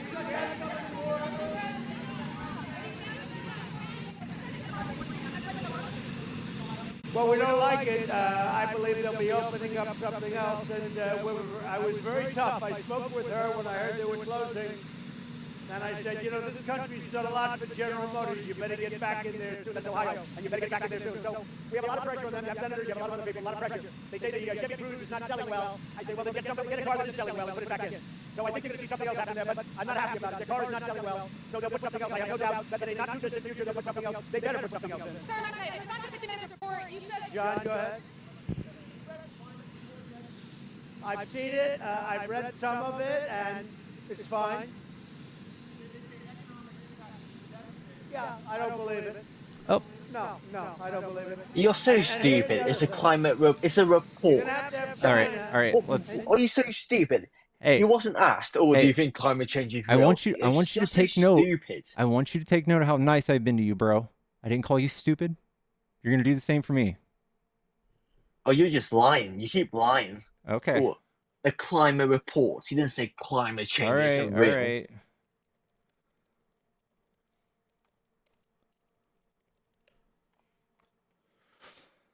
I don't believe it. Okay, it's that's a the report. Same video. It's one single report. Does Trump believe in climate change? Trump says, if we fail to act now, scientifically irrefutable evidence will be catastrophic. But in the following, created by the Chinese.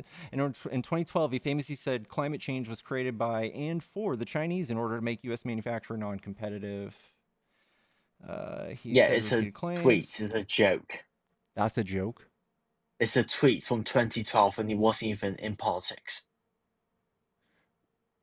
I think what hasn't Trump joked about? I'm refraining from calling you stupid right now. I want you to know that. Okay, do call me that stupid. To call me stupid. It's a joke from 2012 and he wasn't even in politics. So you haven't shown me one single, I guess, evidence that said Trump doesn't believe in climate change. Here we go. Harbor Freight. We do business differently from the other guys. We design and... Well, I want to bring you the latest on the West Coast wildfires in the US. On Monday, Donald Trump visited California to offer support, and he offered some climate change denial as well. It'll start getting cooler. You just watch. I wish science agreed with you. Well, I don't think science knows, actually. Well, of course, what science does know is that the world's climate, California's climate, is getting hotter, and the president's promise of things cooling brings back some... So you don't believe in climate, that global warming? Well, from predictions from like 10 years ago, a decade ago, it's probably been cooler than expected. We've stumped the effects of climate change because we're pulling CO2 out of the air, because we're in the Paris Climate Accord. You know, we used to have things like acid rain. We don't anymore because we took action.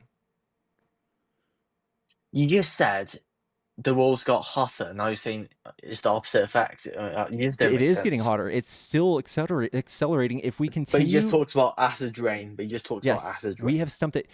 Like 30, 40 years ago, we were on track to see much worse than we are now. And we've stopped it. We've reduced it. But it's still bad. We're still heading in the wrong direction. Can I ask you a question? Yeah. Do more people die from hotter temperatures or colder temperatures? And if so, by how many? I don't know, but I think the warmer temperatures will, like, do you know about like the ice caps melting? We're gonna see the sea level rising. That will cause things to die. That will cause like many species to die in the ocean, cause many species to die on land who can't survive in such hot temperatures. We're going to see like all sorts of problems from this. I don't think this is a good point, man. So the answer to your question is incorrect, and it's by colder temperatures and by 8 times. Okay, so global warming is not a threat because cold temperatures are more dangerous. Yes, by 8 times. Well, no, global warming is a threat to some extent, but I'm just saying, colder temperatures is 20% of the deaths annually. It's caused by cold temperatures rather than hot temperatures. Okay. No response there? I don't have a response to that, bro. You're not negating the effects of climate change by saying colder temperatures are more dangerous. So the CDC estimates that cold-related deaths in the US are 1,300 per year, whilst heat-related deaths are 500 per year. Okay. We're talking about like a global crisis, okay? Like we would probably survive in hotter weather, but the all-around like environment is not going to be good, and we will slowly suffocate. Suffocate. Yes. No. Hotter temperatures allows for photosynthesis that creates more trees. When we have more trees, and trees emit CO2. Crops won't survive. They take Bees in won't CO2, my bad. survive. Butterflies won't survive. Of course, depends how much hotter it gets. If it gets 50 times hotter, of course, nothing's going to survive. Are you aware of like the increased amount of like hurricanes we've been having? Do you think that's from global warming? Yes. But to a small How many extent. people do you think died from that? Even the hurricanes happen naturally. Do they happen naturally more often because of climate change? Yes. Very small amount though. Very, very small. Very tiny amount. Heavens. All right. Well, I've had you up for an hour. Is there one more thing you want to say before I get to my next guest? Nah, I'm fine. All right. You're welcome back. All right. Cheers. All right.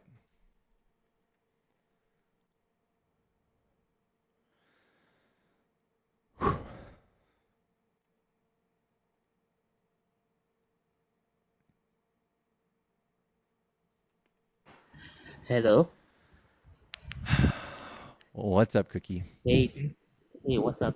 Thanks for inviting me again to debate you on policies wise. I want to touch on something new, the wildfire. So before I start off with politics, I want to give my warm prayers to the affected Californian people, those burned down houses. But anyway, let's get back to politics. So basically, why did Governor Gavin Newsom uh defunded the firefighters like $100 million in New York Post? I believe that was the mayor, not Gavin Newsom. Was it the mayor or the governor? Because I saw on the New York Post. Let me read for you the articles. Hold on.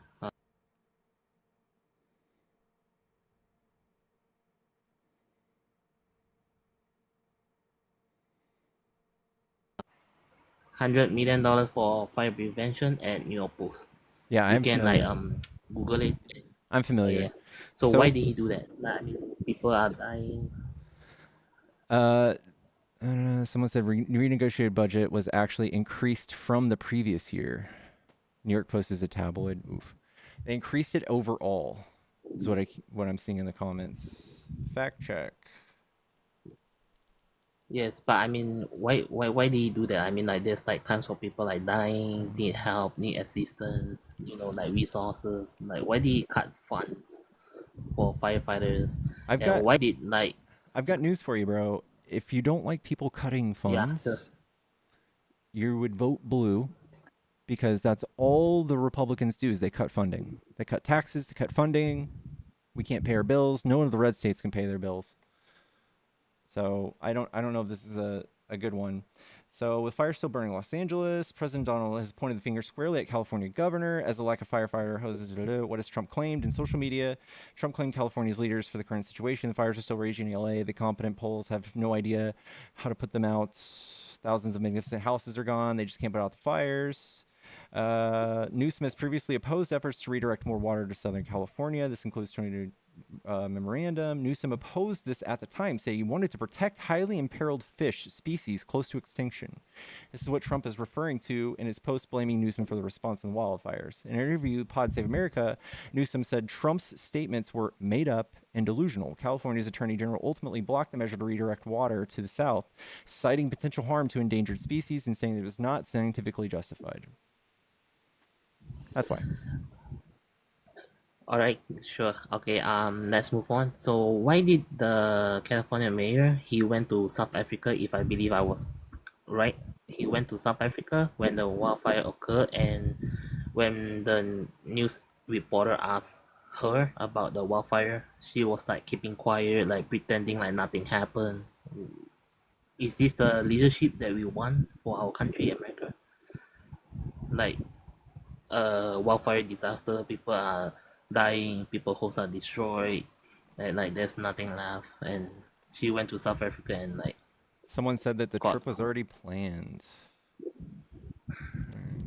Yeah, I mean like she can answer like something like, oh, because I feel sorry for the wildfire victims, give them some love, some support. Like why she didn't answer anything?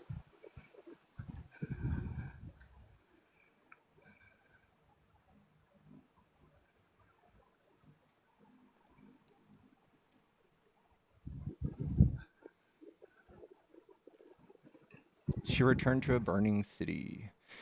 For the first 24 hours, Los Angeles was in a constant presence on social media, urging Angelinos to flee evacuation zones, but Bass herself was far from the city. As flames tore through Pacific Palisades, she was on a diplomatic mission in Africa, communicating with key city agents from afar. That's why. So they politicize all this stuff. Dude, what is she going to do? Like, every piece of power that mayor probably has is probably just as effective on the phone. Does she need to be there with a fire hose? I don't think so.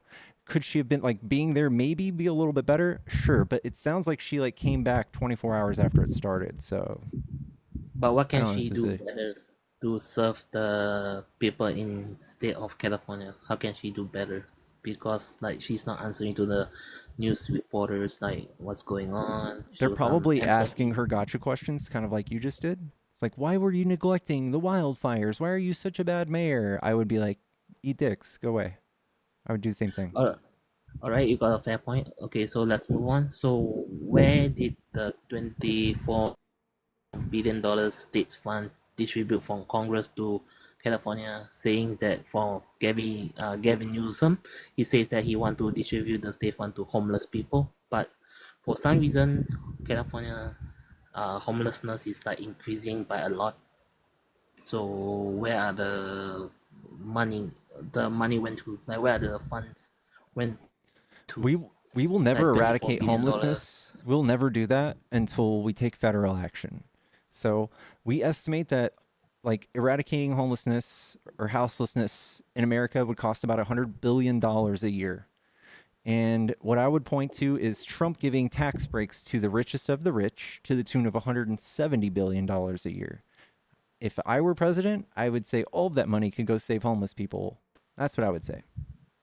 I don't think there's any red states making the same effort to help homelessness as California is doing. In fact, there are no, like, tell me one thing Republicans would do to stop homelessness. What's a Republican thing? If a Republican governor took over California, name an action they would take that's in line with Republican policy that would help reduce houselessness. There are none. They would reduce taxes. They would take out social safety nets. They would gut programs that help these people stay out of hospitals and jails. They would probably increase the fatality rate or whatever, people dying. Crime would skyrocket. All of these things are no-brainers when it comes to managing a state. And the reason people migrate to California is because it's climate. Because people can't survive in Arizona homeless. They can't survive in Nebraska homeless. They go to the ocean. They go to that nice climate. So the wildfire started is for the climate change that you mean, like for the climate action. I'm sorry? But if the climate, it's okay. So you're sharing with me that due to wildfire is because of climate change, right? In part, yeah. Like the wildfire, yeah. So if the climate change is like causing the wildfires, why did Joe Biden join the Paris Accord, the Paris Climate Accord, the policy from the executive order? Why did he join, and then it didn't help at all throughout the 4 years of the climate change? We've been in the Paris in Climate Accord for a long time. Trump removed us for 4 years and we rejoined. But we have studies that show that the Paris Climate Accord and our efforts to fight climate change have worked.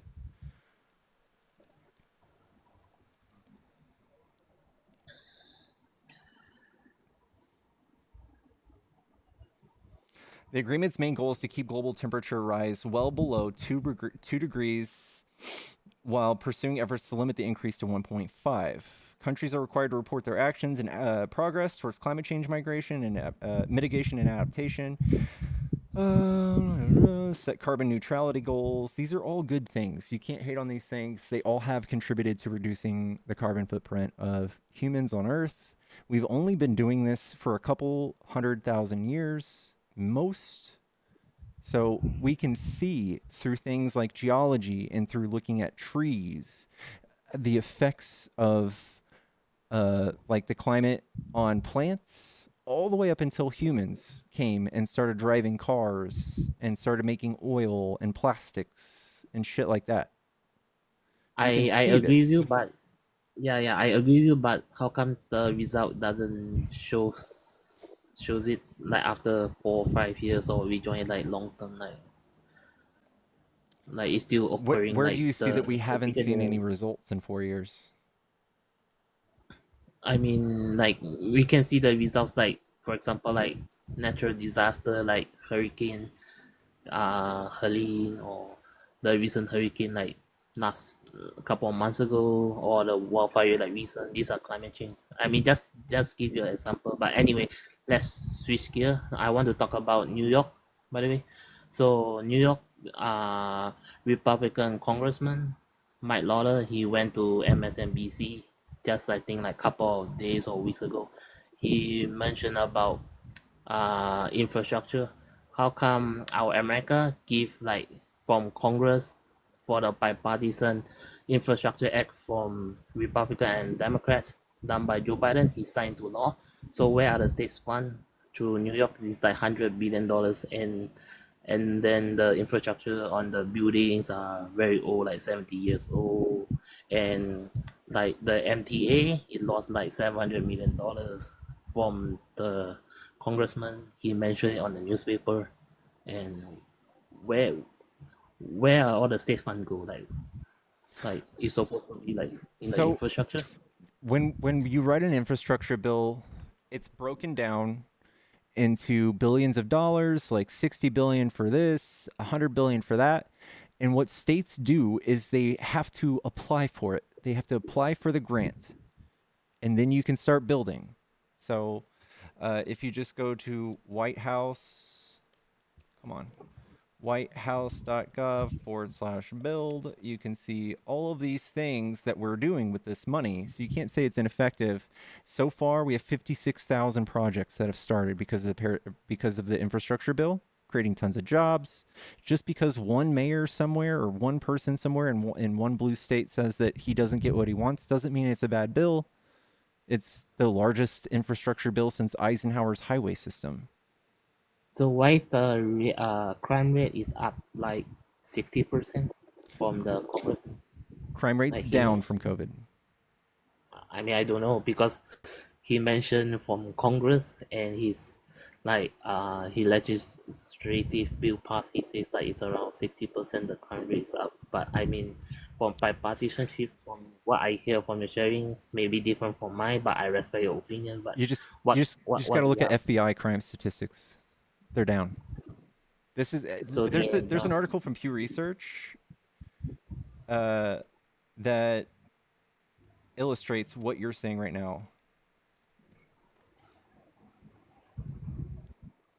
So a lot of people think crime is up. That's you. That's what this chart shows right here. Americans tend to believe crime is up nationally, less so locally. So, and it shows right here, crime rate's down, bro. Crime rate's down. And also, Republicans lead in crime. Republican states too. 8 out of the 10 top criminal states are Republican. Okay, so I agree with you. I believe you because you got the result and the statistics up show on your screen. Okay, so I believe in you. So can we switch on to other subjects if you want to? Like we can talk about the border. Sure. Okay, so let's touch on with the border. So on the newest Congress 119, they plan to pass the bill on HR2. What do you think on the border bill? HR2 2873. That's the wall, right? Yeah. Yes, the wall, the funding, the border patrol ICE agent, the technology. I think it's dumb. You think it's dumb? I think it's dumb. The wall doesn't help. I think I've gone over this before, but the majority of the people we're seeing come into the United States are claiming asylum, and there's a law on the books. It's called 8 USC 1158, and basically it says if you come to our border, if you step 1 foot on American soil, if you're right here, if this is Mexico and this is United States, if you step 1 foot right here, you can claim asylum, even if you're still outside the fence. So the fence doesn't do anything. There's 6-year-old kids that can scale this fence in 20 seconds. We have infinite images of this. And the other thing is that people can get hurt. People can climb this fence. They can get caught. They can get stuck. They can fall and break something. We would be liable to pay every penny of those bills. And also this gets in the way of migratory patterns of like endangered species like butterflies, coyotes, other things that it also obstructs our view of the border. So when we have agents on this side of the border and they're like, hey, I wonder what's going on over here, they can't really see. Okay, let's say if you're a congressman in 119 Congress, let's say for example you represent the Democrat Party. Let's say if, for example, Speaker Mike Johnson and some of the Republican of your colleague walk up to you as a congressman, come up to you, say, hey, how do we solve the border issue better? What's your ideas or policy of you gonna suggest to the legislation draft policy bill gonna go out to the House floor, to the Senate? Like, what's your proposal? Like, what would you recommend them?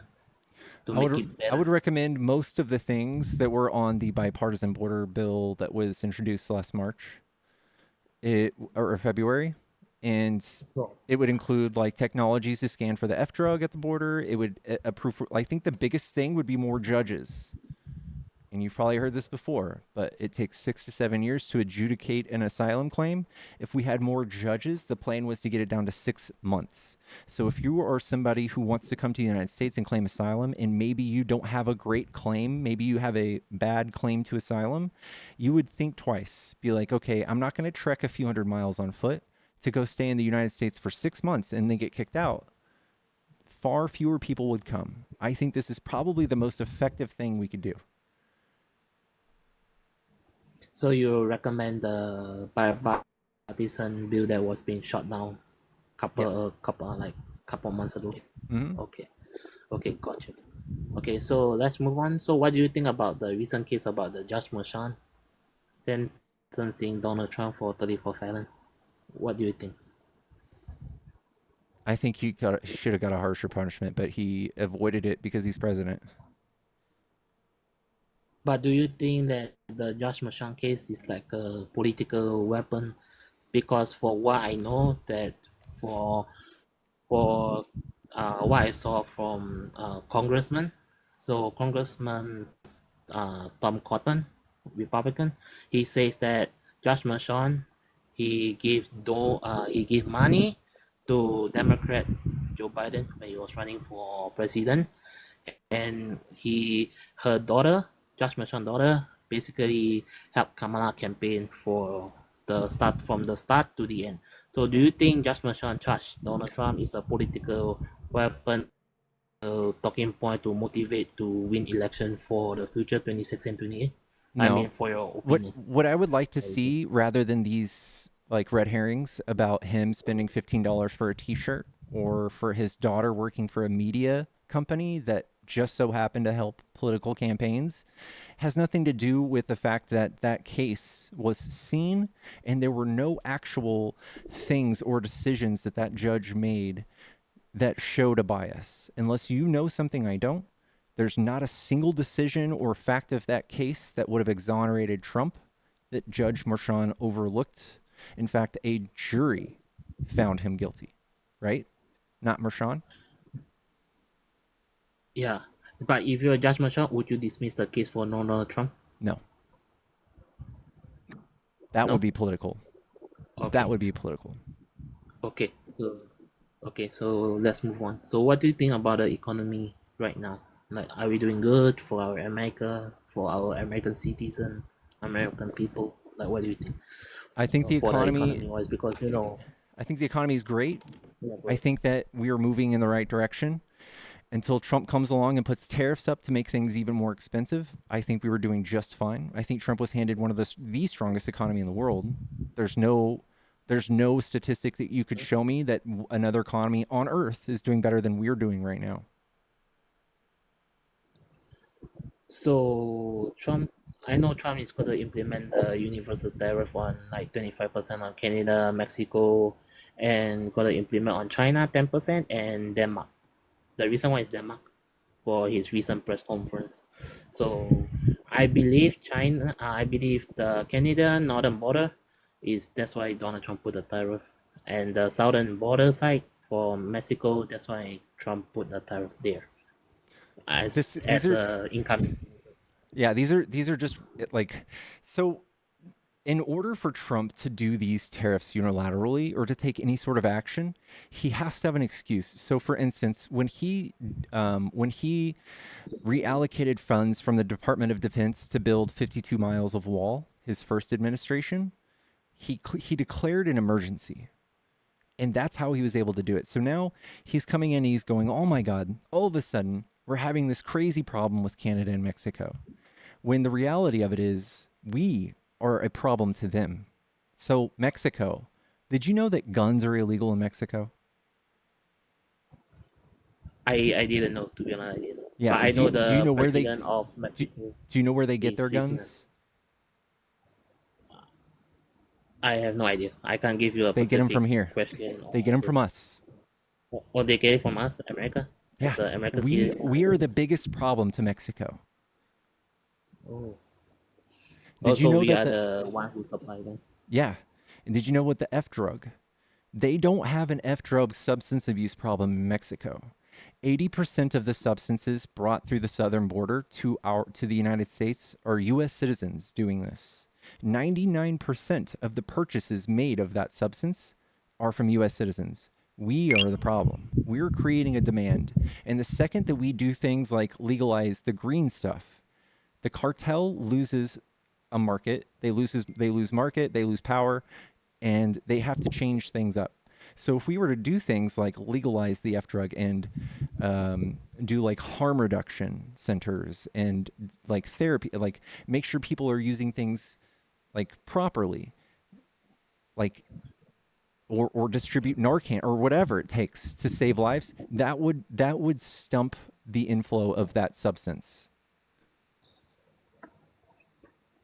So you like import the substance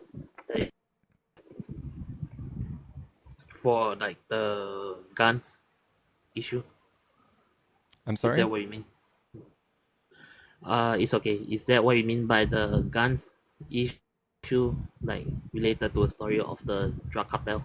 Is that what Yeah, you like we are the ones on fucking the up border? their country. Yeah, we have a loose border compared to them. Like we let our pew pews go into the into Mexico. We were the irresponsible ones. They come over here. The people that come in from Mexico, they like come and like grow our economy and like perform essential jobs that help our economy grow. They pay taxes. They don't pull out any benefits. Like all of these things are just boogeymen that they've been using to get votes for decades. None of this stuff really is a threat. In fact, most of the people here that are undocumented are just from visa overstays, like Europeans. But no one cares. No one's gonna like be able to go in the news and be like, look at all these white Caucasian Europeans ruining things. No one cares. But when it's, say, a Hispanic person and they commit a crime and unalive people like what's the name? Laken Riley. That stays in the news for 6 months and they campaign on it. And then for all you guys know, it's a huge epidemic, but it's not. It's literally 0.0001% of our crime.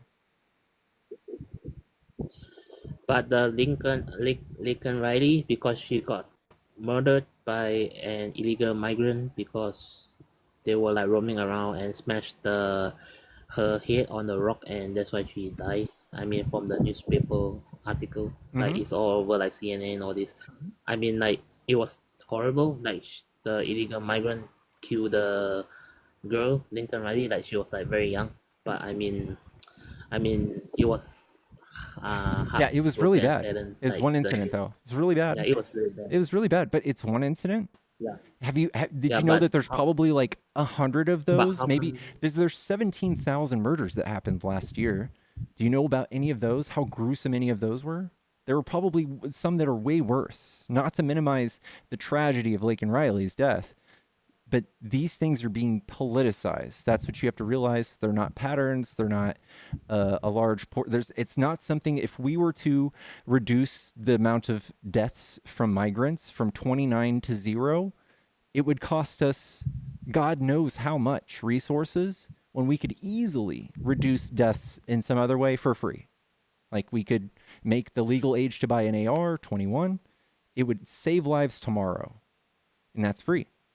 But what about the the drug cartels like smuggling, like sex trafficking coming in, and like they do nothing about it, and like children are dying in the like car trunk in our American border. Like, okay, if you were, let's say for example, if you were Donald Trump, incoming president of the United States advisor, what would you tell him to solve the border crisis with his right hand man Tom Homan that is coming in? They call it the border wall.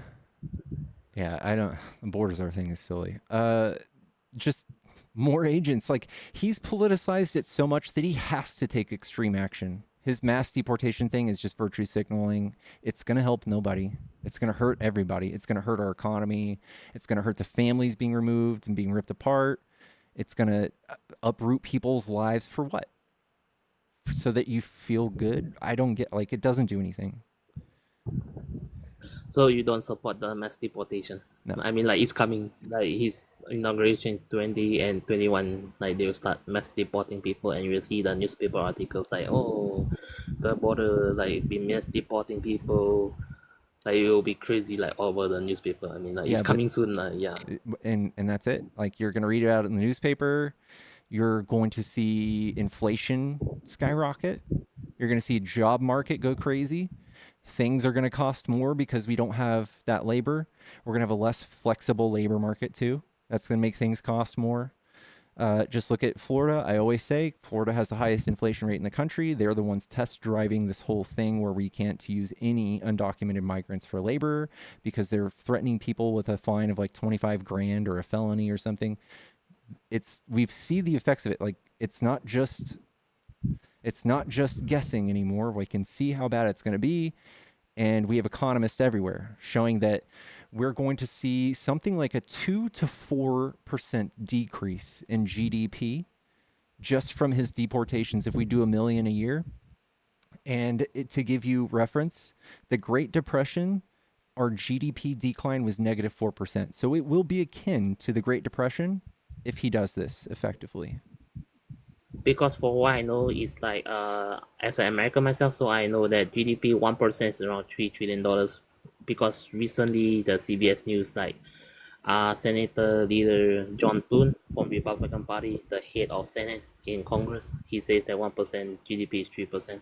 So would you if you're a congressman, would you support the tax bill increase for let's say like help our economy to grow, to settle our $36 trillion in debt, like to grow our economy, GDP coming down by the wage growth? Do you support it? Like they call it the tax progressive increase or something like that.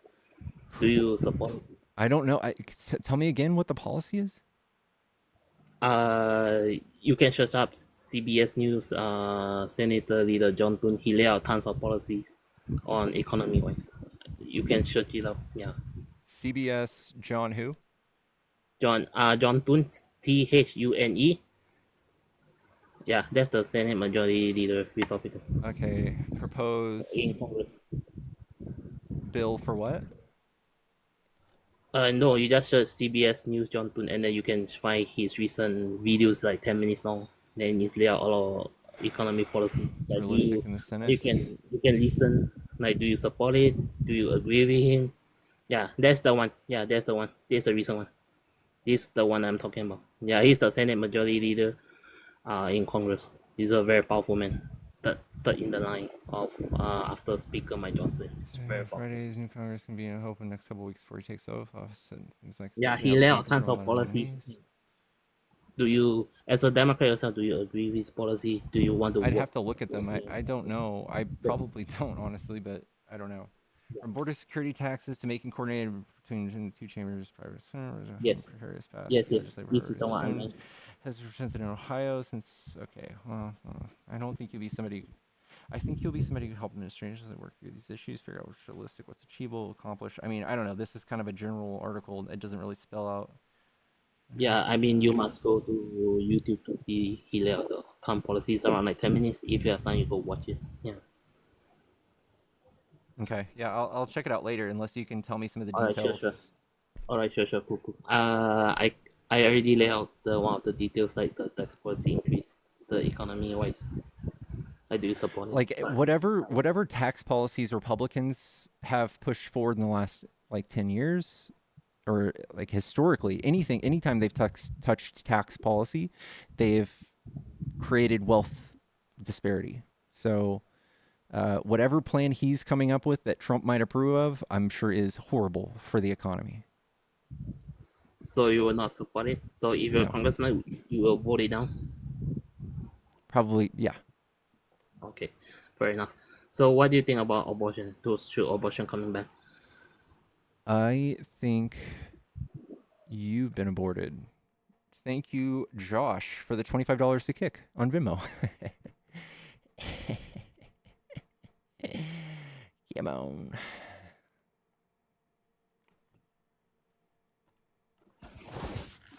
Yellow.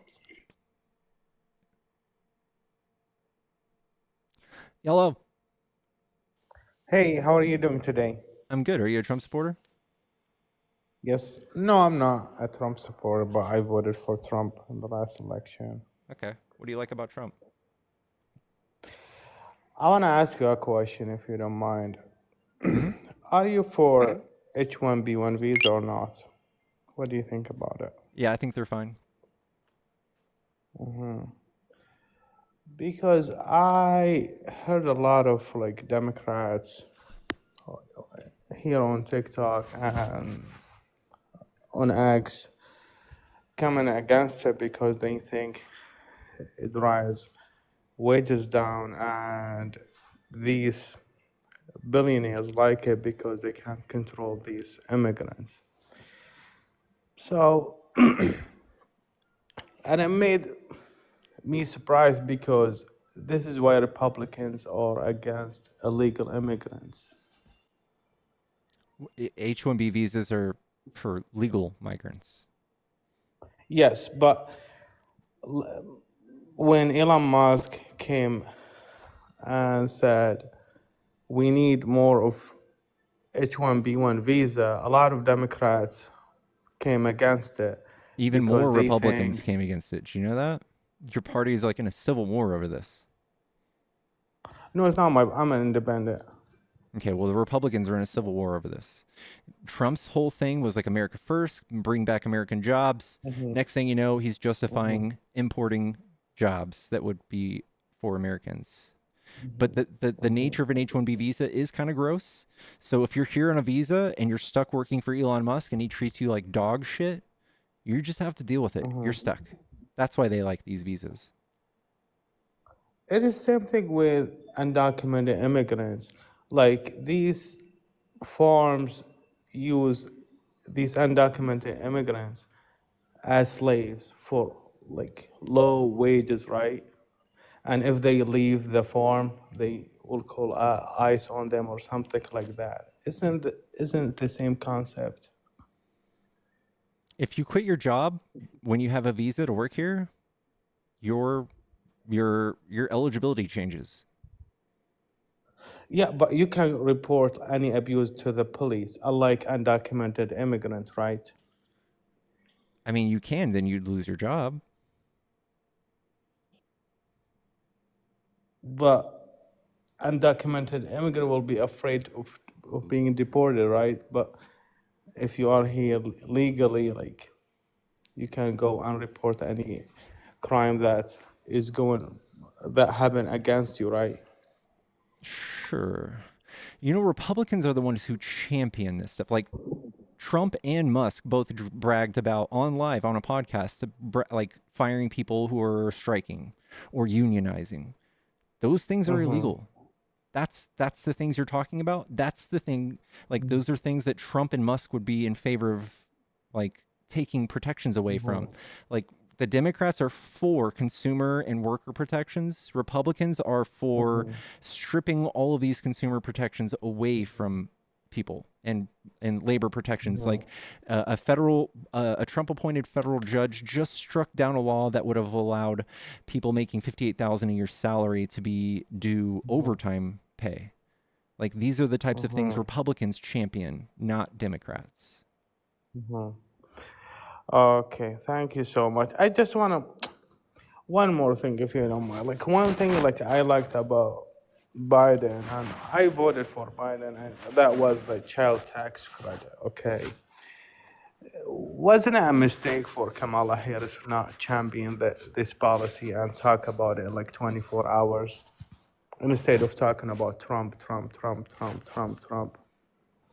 I don't because know. I feel like this policy is so like pro-family policy. So it's like, I remember when like my neighbor received it and it helped her with childcare and all that stuff. It was like around like I think $400 a month.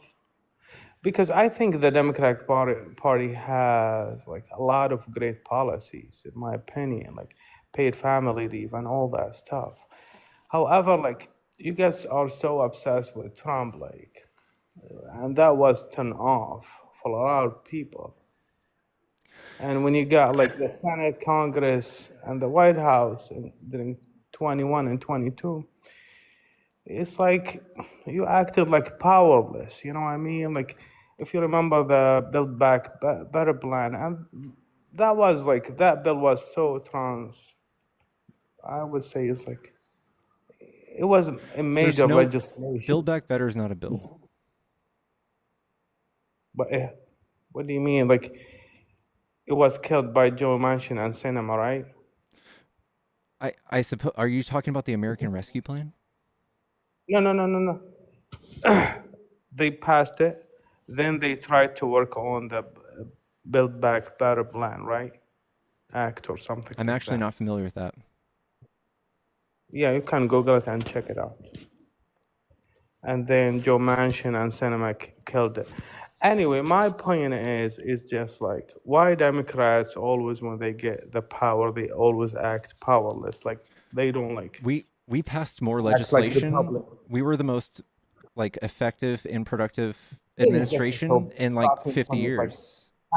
okay, let's say, for example, you know how like Medicare can negotiate Drug prices? pharmaceutical company. When do you think it will be effect? Isn't it 2025 or 2026, right? With insulin? No. There was like 10 drugs, So the other right? 10 drugs, those were already negotiated. Yes. I don't know when they go. I thought they already were, No. but it's news to me that they aren't. You can write it and it will affect by 2025. So it's right now? It's 2025 or something like that. So people have not felt it, right? A lot of these policies. Okay, maybe that one. Like everything else? else is in effect. What else is lagging? The Inflation Reduction Act is in effect. The American Rescue Plan is in effect. Hundreds of millions of shots in arms, people back in school, people back on the streets, people back working. The Chips and Science Act.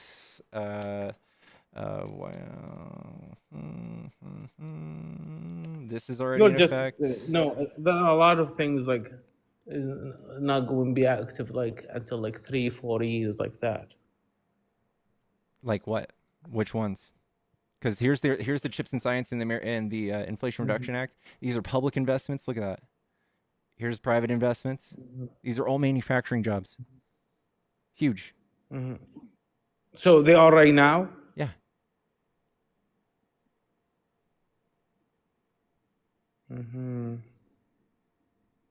Because a lot of times, like I hear, like it will not be effect until like 2026, 2027. I don't know. You just have to be specific. I don't know what you're saying.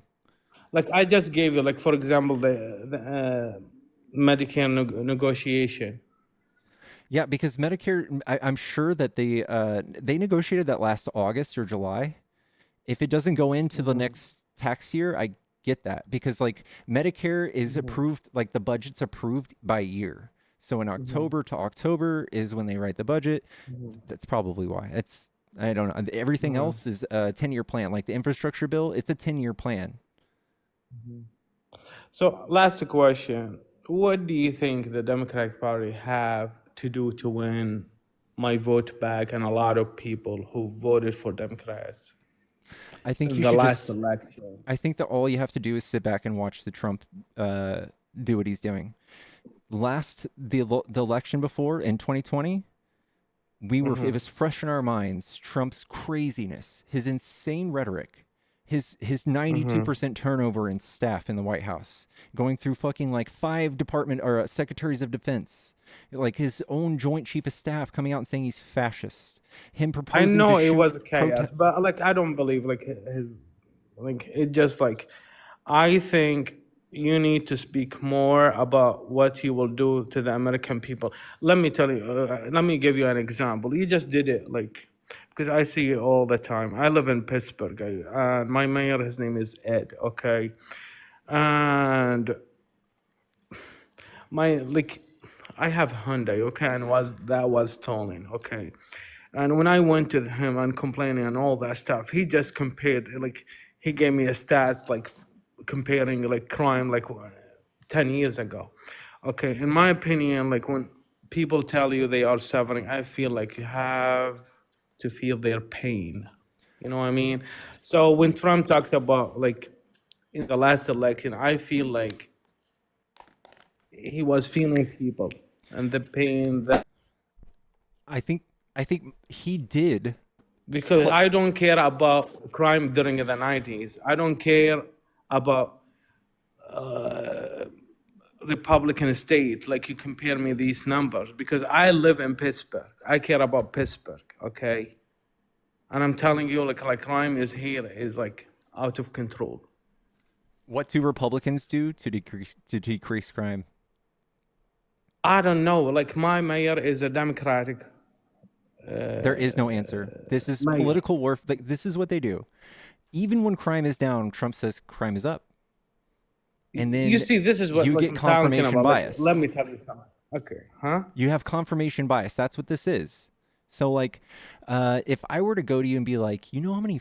Have you ever bought a new car? You have a Hyundai, you said? Yes, I had one. Okay, When it when was you bought stolen. when you bought your Hyundai, did you start realizing how many other people are driving your exact same car? Yes. They didn't get any more popular, did they? You just started realizing it. Yeah. That's what you're doing. You're like, look at that crime. Crime's way up. When in reality, you just look at the data, it's down.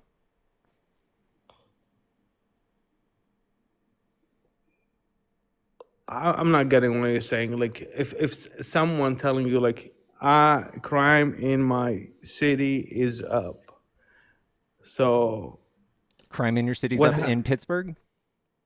Yes, what this has to do with stats like that, crime like during the 90s. Homicide in Pittsburgh dropped for the second straight year in 2024, and non-fatal shootings fell for a third year. I don't like, no, it's not like, I don't believe it. Like, even if you say it like here, because you cannot go outside, like literally, like you cannot walk outside downtown.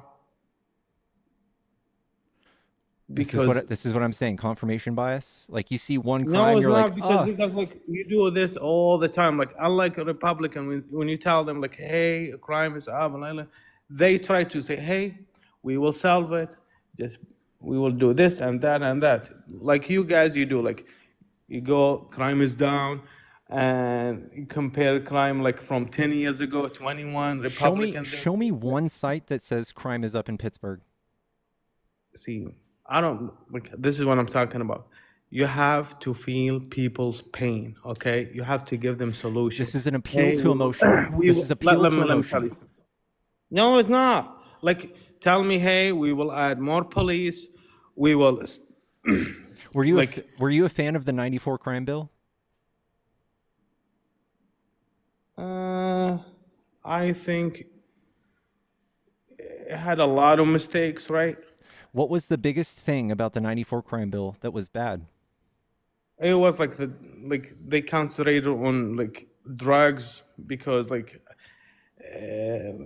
racial profile, like a lot of people of color, right? That it specifically targeted people, like it made crimes that targeted people of color, yes, more harsh, but it also was it was known for being over policing. You know, we have 25% of the world's population like incarcerated population. We're only 4% of the world's population. That's kind of weird, right? No, it's not, because we have like criminals, right? Humans are human. Humans are all human, no matter where you're born. Right, so there's something about us culturally or legal, like our laws, that are creating more people to be One like, thing I causing more love people to be about the imprisoned. Democratic Party, which is like they are advocating for gun policies, like common sense, to be honest, because we have a lot of guns in the street, and this is why we have high crime rates. And I'm saying if we could I voted attribute, for Trump. listen, that's not true, because most of the people imprisoned are imprisoned because of silly shit like the green stuff. And we see people like imprisoned 15% longer if they're a person of color. We see them 50% higher exoneration rates for people of color. So there's culturally something wrong, but it's not on the citizen side. I think it's on the policing side. And like everybody wants to be tough on crime when you think crime is up, but when we actually show you, hey, this is what tough on crime looks like, and this is the product of tough on crime, you're like, that's bad. Like the '94 crime bill, that's bad. We need to move in the opposite direction. Let me tell you something. What's wrong with police here in America? Like, there's a lot of things wrong with police here in America. Like, let me give you an example. Like, every time, like I know, like my neighbor, for example, he's a policeman, okay, but he's suffering with PTSD. Like, how can you tell me like he will enforce the law like fairly and I think treat you're making a everyone case for me, equally, aren't you? right? You're telling So me why I police think- are bad? No, I'm not saying like police in America are like, I don't like compare to like what I saw in other countries, or they are good. police in other countries don't have pew-pews. Police in other countries have much more training. Police in other countries have things that Let me tell you, reduce. like I Hold went on. to India and Hold on. police. Have you seen like the jail system in Norway? Like how it's more rehabilitation and it's reduced recidivism, like by a long shot. Here, we put people in jail. We treat them like animals. They become even more institutionalized, even more dysfunctional in society. And then we release them and they have no choice but to go back to the criminal thinking they've always done. That's what's wrong with our jail system. And we also have people who are like high school dropouts becoming police officers with no qualifications. People who, if you hold a boiling pot of water, you get shot in the forehead. These are things police shouldn't be doing. That's why the policing I system just is a want to little say broken. last thing, if you don't mind. I have to go because I have been listening for 1 hour, and you have been like you have been saying a lot of amazing things, and if we implement them in America, I think we will live in a better America. But why people are not buying what you are selling? Let me tell you why. Like why? Tell me. Because it's not exciting. Don't tell me Russian disinformation, misinformation, and that bullshit. Well, okay. Just as a human. In short, I am going to have to say that, but it's not exciting. Oh my God. Hold on. Like, okay. If I said we need to add more judges, if Kamala ran strictly on, hey, we need more judges at the border, and then Trump runs on, hey, these people are killing everybody. These people are violent. They're raping everybody. Let's build a wall. That fits on a bumper sticker. Build a wall. Like that encapsulates people's anger and their vindication of what's wrong. When there's not even that problem, that problem doesn't actually exist here. Like the crime rate from migrants doesn't actually exist here. That's why we didn't run on that. It's not sexy. The pragmatic solutions to the problems in America today, they're hard to campaign on. Like, I feel you people do not advocate for yourself. You just want to talk about, compare what you have to, like, to Trump. You know what I mean? And, yes. So you're campaigning to run as president. If I'm running for office, for I class hear, president. like, let me tell you something. If you, like, do you listen to Trump's rally from the beginning to the end? I've heard my fair share of Trump rallies, yeah. Like from the beginning to the end. Yeah.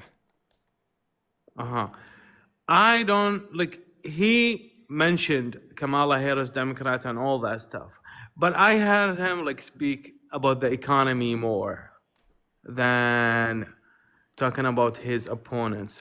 I feel Democrats should do this because let me tell you something. I'm telling you, like, I love what you have been saying, like, and I have been listening to you for an hour, and I feel like Democrats just fucking listen to the people.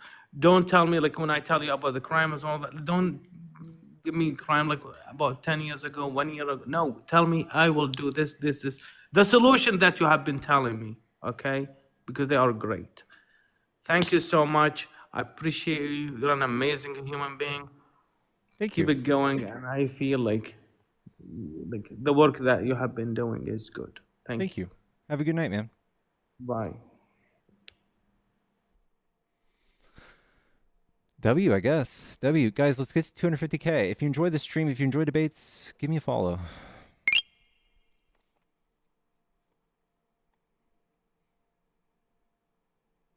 Fair? Okay, that's fair. All right.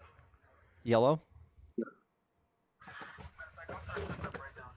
Hey, sorry. I was playing Madden. I forgot I was on here. Oh, you're good. Are you a Trump supporter?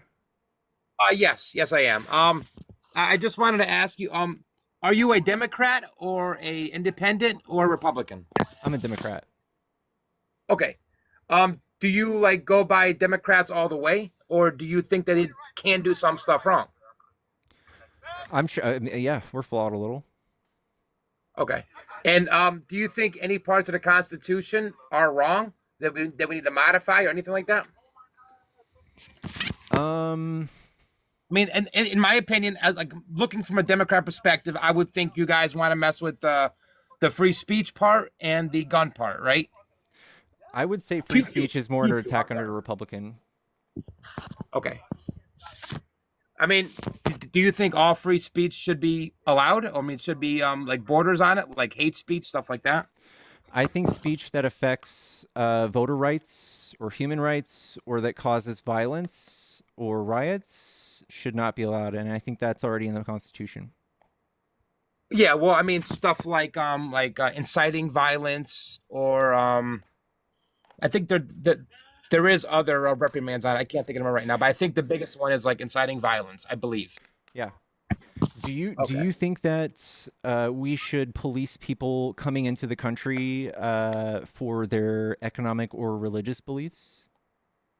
To an extent. I mean, I do think that we have to watch the cultures we bring in because I don't think every culture is compatible. Is that pro First Amendment?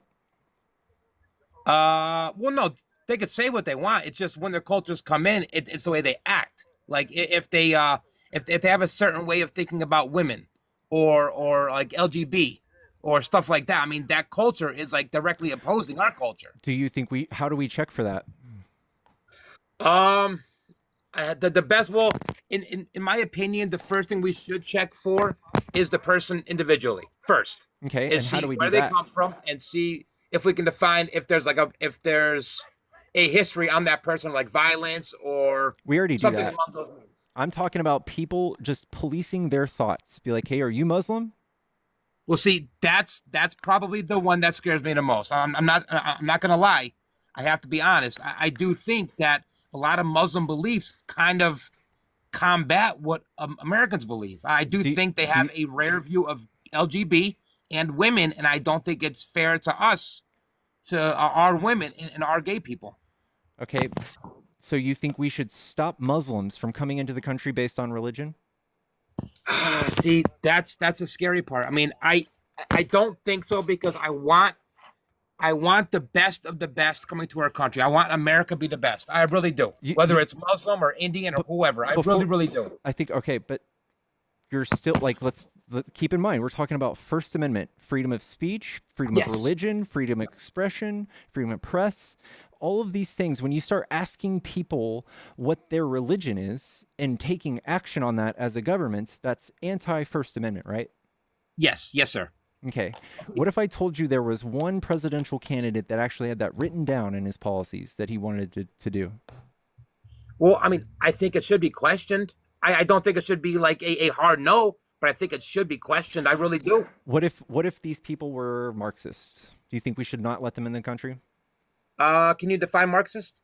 Just somebody who's communist, stateless, classless, moneyless society, somebody who just believes in maybe socialism, who thinks that workers should own the means of production. Do you think we should stop people from coming into the country who just simply believe that they like that? I think we should ask them what they believe more is in the American dream or Marxist policies. And yeah, I think if they believe Marxist more, they should not be allowed in. That directly opposes America, doesn't it? So, like, what if I'm a Marxist? Should I be kicked out? I think the people that are born here, I think we need to do a better job of making our kids and our adolescents and our teenagers and our adults proud of what we are, and not raising them to hate where they live from, but raising them the bad and the good. Don't get me wrong. America's not perfect. I know that. That's freedom of speech, right? Like you can have a preference all you want, but we should we should coexist with them, right? That's the American thing. It's the American way. As long as their actions do not go over speech. As long That's as already illegal. That's already illegal. Right? Well, like if you were to do some extremist action, that's already illegal, right?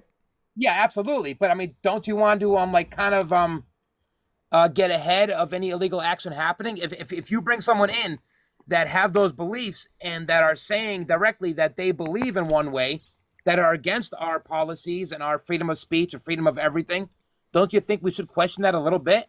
No, if because you think they might oppose that? Do these people at our borders, do they have protections under the Constitution? At our border, I don't think they do until they become American citizens. I could be wrong. I don't think they do, though. What if I told you you're entirely wrong? I believe you. I'm not very educated, so I would believe you. Anybody on American soil is protected under the Constitution. Okay, so does that include any illegal like migrant that shows up? Yes. So they immediately have the constitutional rights as an American citizen. Yes. Okay, well then, what? How come?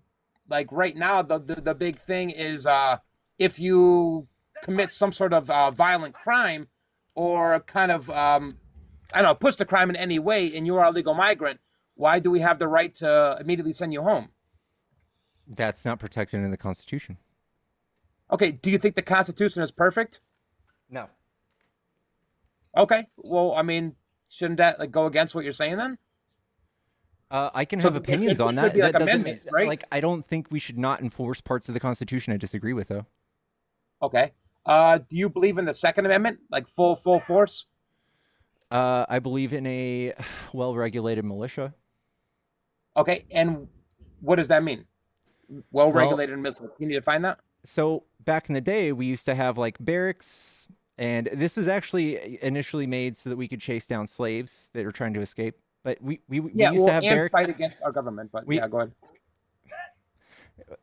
That's not a thing. We can't do that. That was part of it. Come on now, you have to admit that was part of it. I don't know about that, but come on now. There's no hope. Like if you have a pipe dream that you're gonna Rambo your way out of a authoritarian No. dictatorship. But I do know that there is. If I'm not mistaken, I believe there's like twice as many guns in this country than people, and I think every other country across the world can basically just take its people and shut shit down, and with no feedback, I mean no pushback whatsoever to an extent.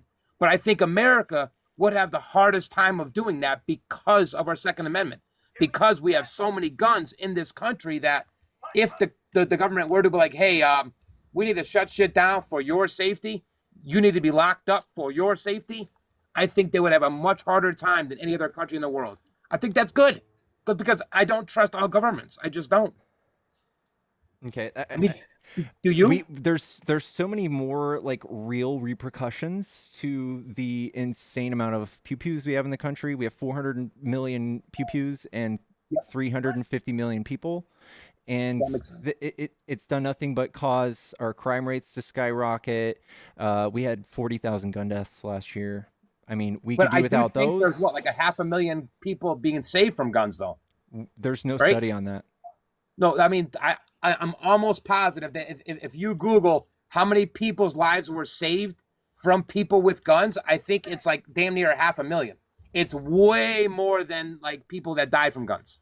Pew-pew. I'm sorry, I keep saying guns. Pew-pews. I apologize. But if you just say how many people's lives were saved from like regular people with guns, it is like 10 times or 100 times more.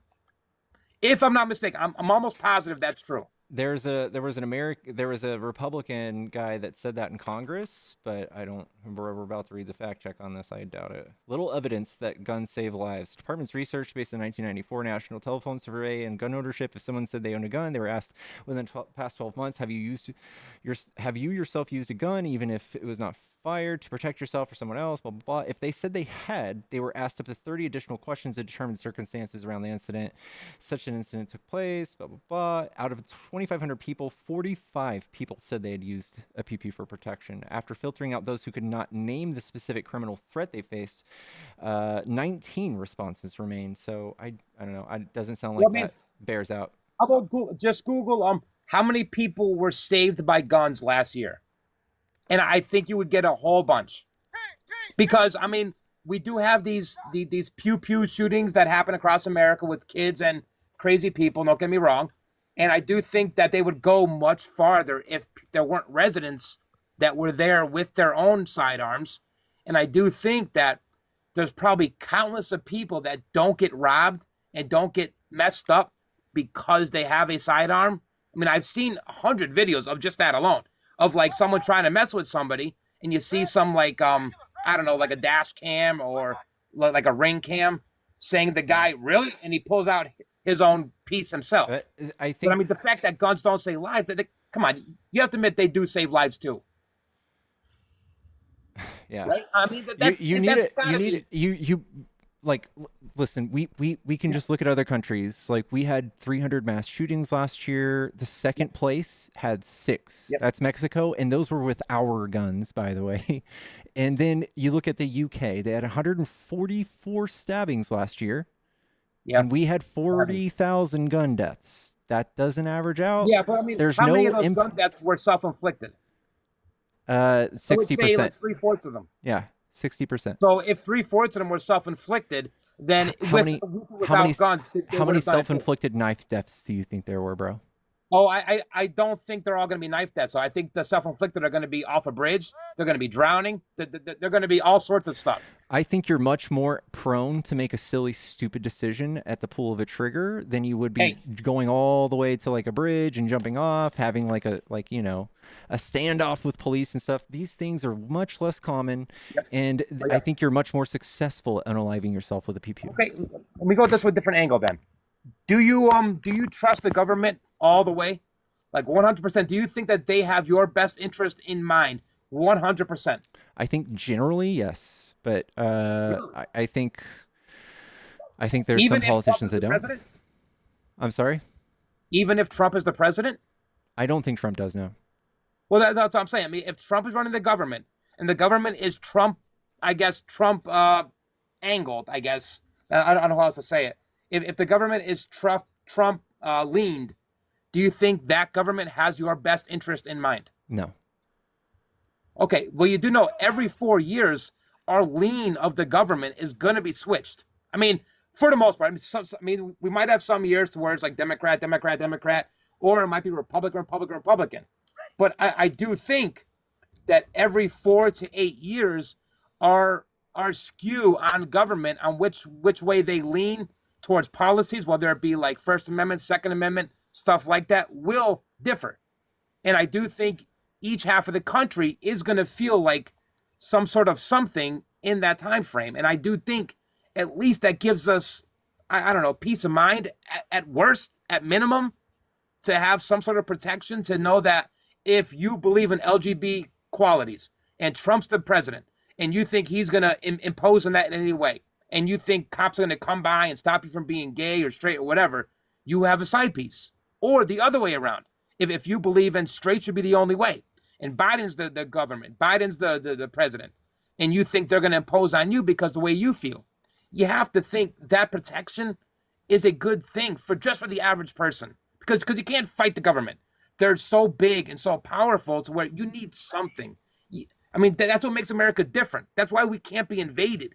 Because our people are like backed up by like 2 We guns a can't be person. invaded because we're landlocked and That's true. shore-locked. Yeah, And that's we true. have, like, out of the whole world, the next 10, like, military, I'm sorry, the next 10 militaries combined times 2 still doesn't add up Yeah. to our military budget. There's no Yep. way anybody's going to push us. The only way war is fought now, the main way war is fought right now is through misinformation.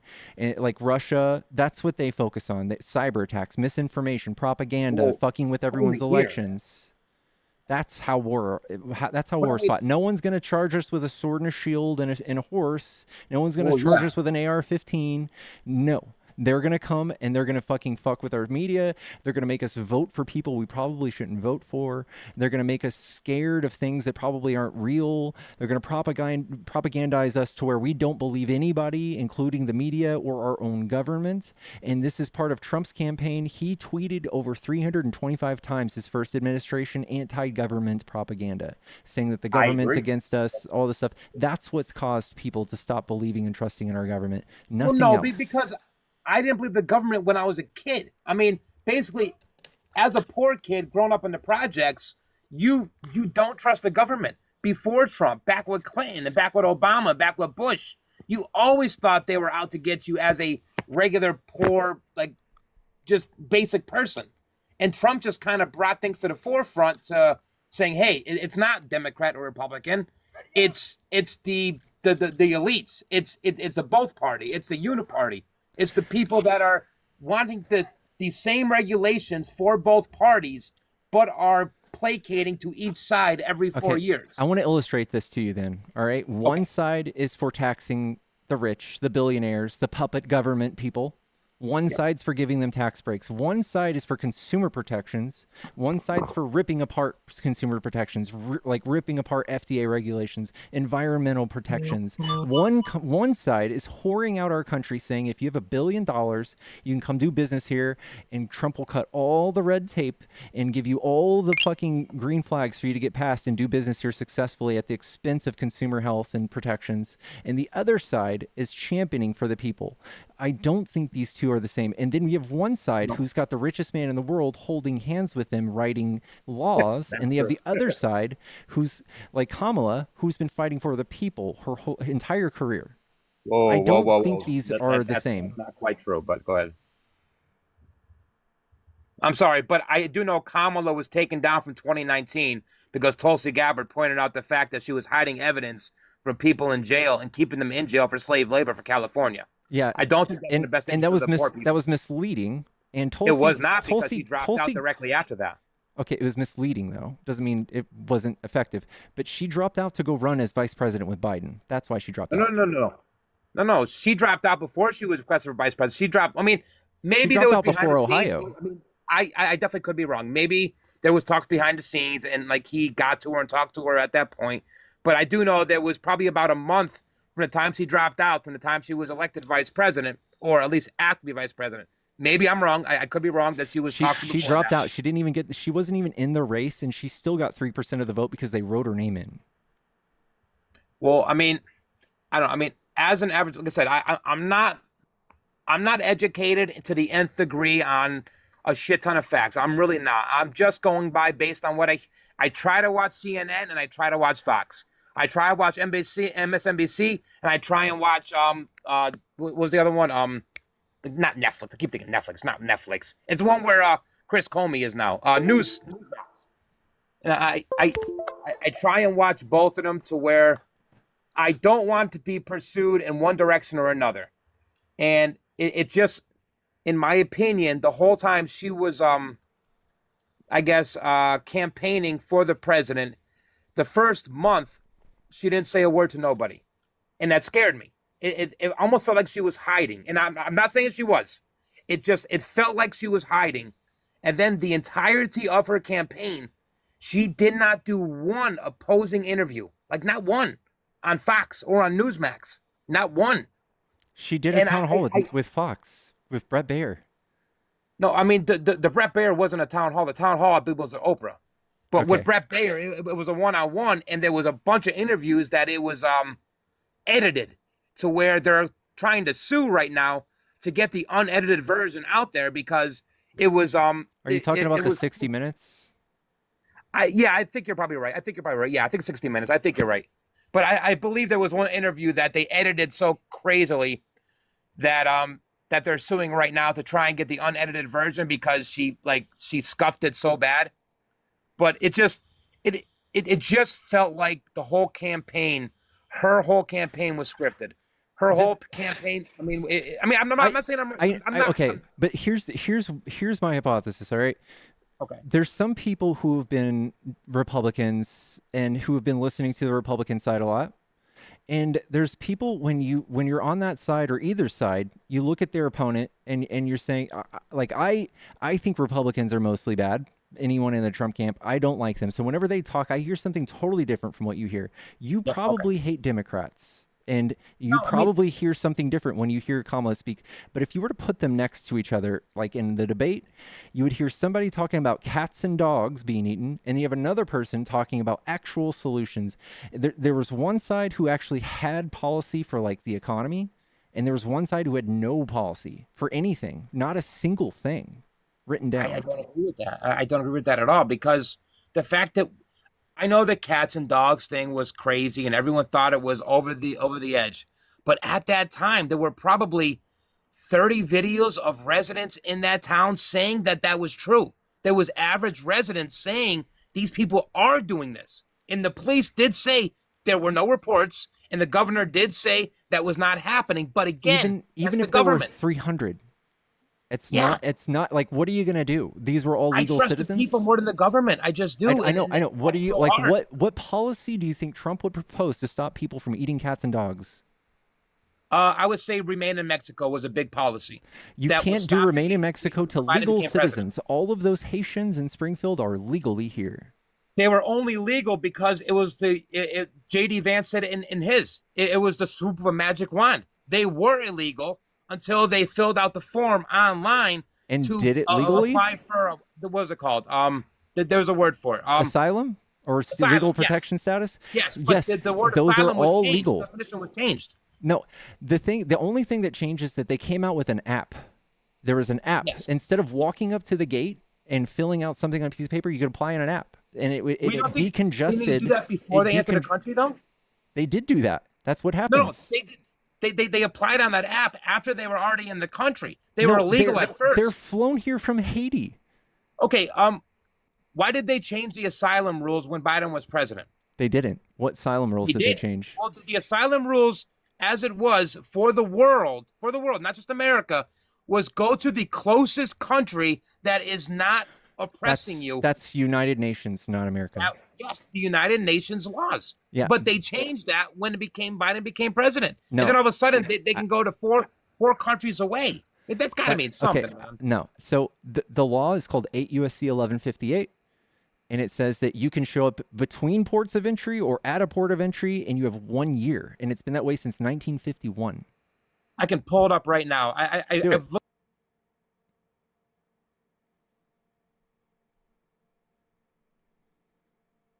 Chat, tap the screen. Let's get to 250K.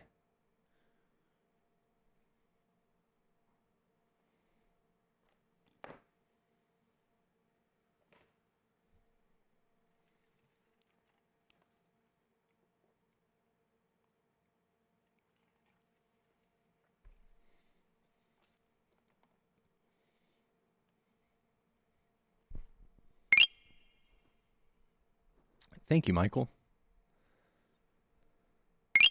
Thank you, guys. I think you teacupped to go get some info. I can't hear you while you're teacupped, which is fine. Just, come back when you find it. Yep, sorry about that. You're good. I don't know what teacup means.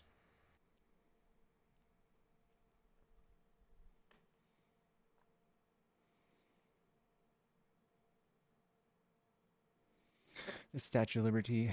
I don't know if the Statue of Liberty made any laws, though. It does say, bring us your poor, bring us your, all that. I generally agree with that. Okay. Do you think the immigration was taken advantage of in the last 4 years? Can you admit of that at least? At least taken advantage of? Yes and no. So we had a huge influx of migration because of the world economy. So like all around the world, all over, like even in Europe and Africa, everywhere, people were migrating because economies were failing because of COVID, because of supply chain issues, all of this stuff. So when economies fail and people become poor or impoverished, there is a spike in crime. Anywhere where there's in poverty, there's crime. So these countries like Venezuela, these countries south of the border, Honduras, Ecuador, El Salvador, they had problems and crime started skyrocketing, and these people either chose to stay and deal with the crime or find another country to live in, and they migrated everywhere, and a lot of them came here. And Trump, one day before he left office, the day before, he gave Venezuelans a thing called temporary protective status for 18 months. And that was like shooting up a flare and saying, come to America. That's what happened, in my opinion. In my opinion, I think during Biden's campaign, when he was opposing Trump, he was telling the immigrants across the world to come, we will take you. I mean, I do know Venezuela, I think by records show they got 6 times safer in the Biden administration years. Costa Rica got 2 times safer. There was one more. Venezuela, Costa Rica, and there was one more down there that got so much safer. And it was because all of their bad people, I know Trump said they emptied their prisons. I don't know how true that is. It's not true. But I do think when there's smoke, there's fire. I think that maybe there were some bad agents that did come our way, and maybe they were kind of pushed by their government. Say, hey, you're an asshole here, but go to America. Don't take it. Do you know there's some truth to that? Do you know the biggest turning point in Venezuela? What happened? What we did? I'm sure we fucked them over somehow, but yeah. Yeah. Did you know Trump staged a coup? A failed coup? That does not surprise me. I mean, we as America are not the greatest country in the world when it comes to ethical things. So yes. Instead of staging coups and fucking up people's economy, we should do more things like Kamala did.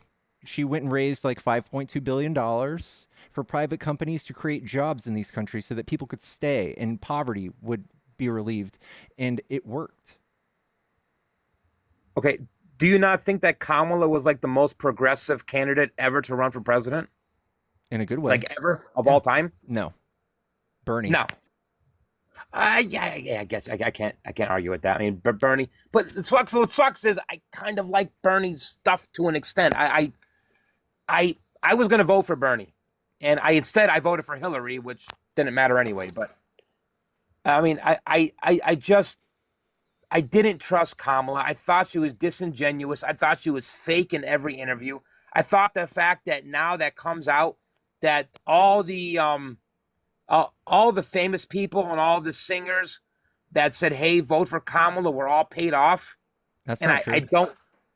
I mean, there's a lot of records to say it is, but I mean, I'm not saying it definitely is. Because maybe it isn't. But there's a lot of paper trail to say that it is true. Like Hulk Hogan, Chris Rock. I mean, Chris. But I mean, there was is the no Kid Rock? like paper trail for them though. I mean, What? There's no stuff saying that they were paid. I mean, okay. There's no stuff saying that Kamala's people were paid. There are a lot of paperwork saying that her people were paid. There was saying, well, Oprah, I think was You can paid do a 1.5. FOIA request, and it's like easily searchable. It's not even up for debate. Okay, well, if they're paying her production company, is that not her getting paid? I don't know. Is that on record? Oh yeah, it's on record. Oprah's production company got paid, I believe, 1.5 million.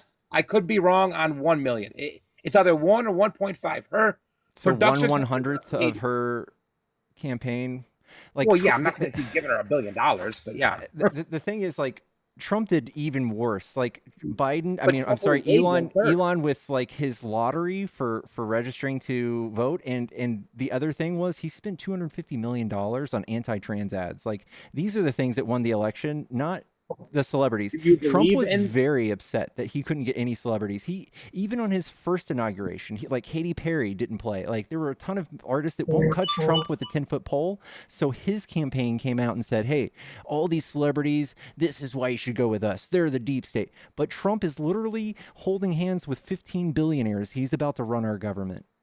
Well, there was more billionaires that backed Kamala, and that wasn't even like protestable. I mean, if you Google billionaires that passed Kamala and billionaires that passed Trump, there's way more for Kamala. 2/3 of all the billionaires' money went to Trump. Trump, I think Trump, what, like $400 million altogether he earned? Yes. Kamala earned 1.1 million, and like Billion. 3/4 of that was from billionaires. No, hers was grassroots. 80% was grassroots. No. Well, for one third of that was from Biden. I mean, just out of the gate, one third of that was Biden. I mean, and if you cut that 1/3, there's a lot of things that you're saying that aren't true. I'm just gonna Okay. kindly say it. what was Biden's war chest when he handed it off to Kamala? I think it was over 100 million. It was over 300 million, and you can Google it right now. Okay, that's fine. I believe you. And in my opinion, like I said, it's just my opinion, but I really think she got the nomination because of that money. Because if it wasn't her, that 300 million plus would have gone back, and they didn't want to lose all that money. That's definitely a factor, but she got all of the delegates to vote for her. She called them up, earned their votes, they voted for her. Well, I mean, can you say she earned the votes when she did it behind the scenes and not one voter saw what happened? Take her word for it? Okay, so every time there's an incumbent president, they do the exact same thing. No. This is very unique. The vice president has never taken over the incumbent presidency campaign ever. When we voted for Kamala and Biden, we fully accepted that if Biden were to step down even during presidency, that Kamala would be president. During presidency, yes, not during the campaign. Okay, because but that's even less important than the presidency, right? Well, at that time, when she took over for his presidency, not one other candidate, right or left, had a vice presidential candidate.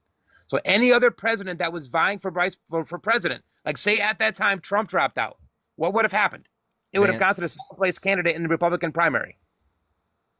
Right? Sure, but yeah, but we were the incumbents. So like when Yes. Trump ran, did anyone run against him in 2020? Do incumbents never change their vice president? Like, ever? I mean, Trump had to because he tried to have his own Well, that's what alive. I'm saying. It happens. When Biden was on the Democratic primary vying for his delegates' votes, it was not Biden-Harris. It was Biden. It was Biden versus Kennedy versus Manchin versus I believe it was, what was his name from the Young Turks? Cenk, or there was like 4 or 5 or 6 people that were all going for the Democratic primary. These are all private party things. Like you could start your party tomorrow, and you can do it any way you want, and you can fire someone at the last second, and you could be the candidate, and that's your private business. But I mean, don't you think that the voters should have a choice when it comes to the presidential candidate for their side? Yeah, but and the numbers bore out. Yeah, sure, but I don't think this is the biggest thing. Like Trump, don't you think that if you voted for Biden and Trump tried to overturn that in 2020, that you'd be a little upset? That's an even more glaring example of like election integrity. Trump tried to overthrow 81 million votes by installing fake slates of electors in all 7 swing states. The whole 81 million things kind of gets me off a little bit because there's such a massive spike in voters when it comes to that year to any other year. Even if it was less, even if it was less, yes, do I you agree. acknowledge the fake slates of electors was bad? Biden won. I agree with you 100%. Biden won. Do you know about the fake slates of electors? I believe he was trying to. I don't think he was trying to find fake slates, but I think he was trying to find votes. I think he thought he got screwed, and I think he was trying to find out, listen, guys, I got fucked. What happened? I think he was pushing it. In my opinion, I think he thought he was done wrong. I don't think he did maliciously thinking, okay, we're going to screw over the American people because I want to win. That's I think what he was doing. Legitimately thought that he won. I don't care. I don't care how bad you think you won. You can't just choose electors that weren't elected. You choose them. You can't do that. And you can't send them to swing states. Similar? No. Al Gore challenged it in court. Yes. And it took, what, like 2 months to get the final count after Florida recounted like 4 different times? Yeah, and he should have won. And yes, he won the popular vote. But, okay, whoa. So when Al Gore challenges it and the court says he lost, then Al Gore's still right. But when Trump challenges it and the court says he lost, that means he actually lost? Should Al Gore have went and changed the votes behind the scenes? I don't think he was trying to change votes. I think he thought he got screwed. I don't think he was maliciously trying to overthrow America like everyone tries to make it out to be. Let me tell you. Okay, so in New Mexico, Arizona, all of them, Michigan, there are open cases. I do like that little green screen. Sorry, go ahead. There's open cases where Trump had these things. They're called letters of ascertainment. Okay. And these are for the electors. All right, and they signed these letters. These fake electors did, and they forged the seals, the Georgia state seal. And he called up people in like the state legislatures, like in Arizona, there was a man named Rusty Bowers. And he said, hey, Rusty, the election was the election outcome was wrong. And you need to change the votes. My new electors will be there shortly. Rusty hung up and he's like, this ain't right. That's not right. Yeah. No, and he attested to this in the January 6th committee under oath. These are all things that we can see. There's literal evidence. There's people sitting in jail right now. Tina Peters is in prison for 9 years. There's other cases that aren't going to be heard until 2026. These people will see jail because Trump and Kenneth Chesborough tricked these people into doing this. This is what Mike Pence, Trump wanted him to be hung, because he wouldn't pause the certification of the election to fly in these fucking fake people. That's what was happening. Let me ask you a question. Do you think Trump was doing that because he was trying to overthrow our election, or because he legitimately thought he got screwed? I don't care how bad you can think you can get screwed. You can't do this. Intent matters, though. I mean, I understand. Yes, if you're trying to do some shady shit, even though you thought you got screwed, that's not justified. But minus the shady shit, do you think Trump legitimately thought he got screwed and was trying to find real votes, or do you think he was trying to overthrow America because he wanted to be a president for the next 4 years? I think he was trying to overthrow. So we have a history. Even Hillary Clinton called him out on this. He said, even if you lose the election, you're still going to say it's rigged. This was in 2016. He thought the Emmys were rigged against him. He thought that the election between him and Ted Cruz was rigged when he lost it. This is a pattern of a narcissist. He is a narcissist. I cannot disagree with you. I mean, that's one of the things I dislike and like about him. I like the fact that he talks off the cuff, and I know he sounds like an asshole, and people don't like how he sounds, and I understand he sounds misogynist. He sounds crazy. He sounds off the cuff. But I just think that is so much better the American people that at least. Kathleen, thank you for the $25 to kick. You're welcome back some other time, bro. Thank you, Kathleen. Thank you so much.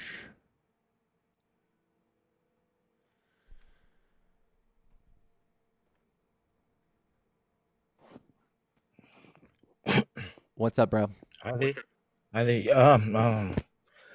suppose the discussion is up.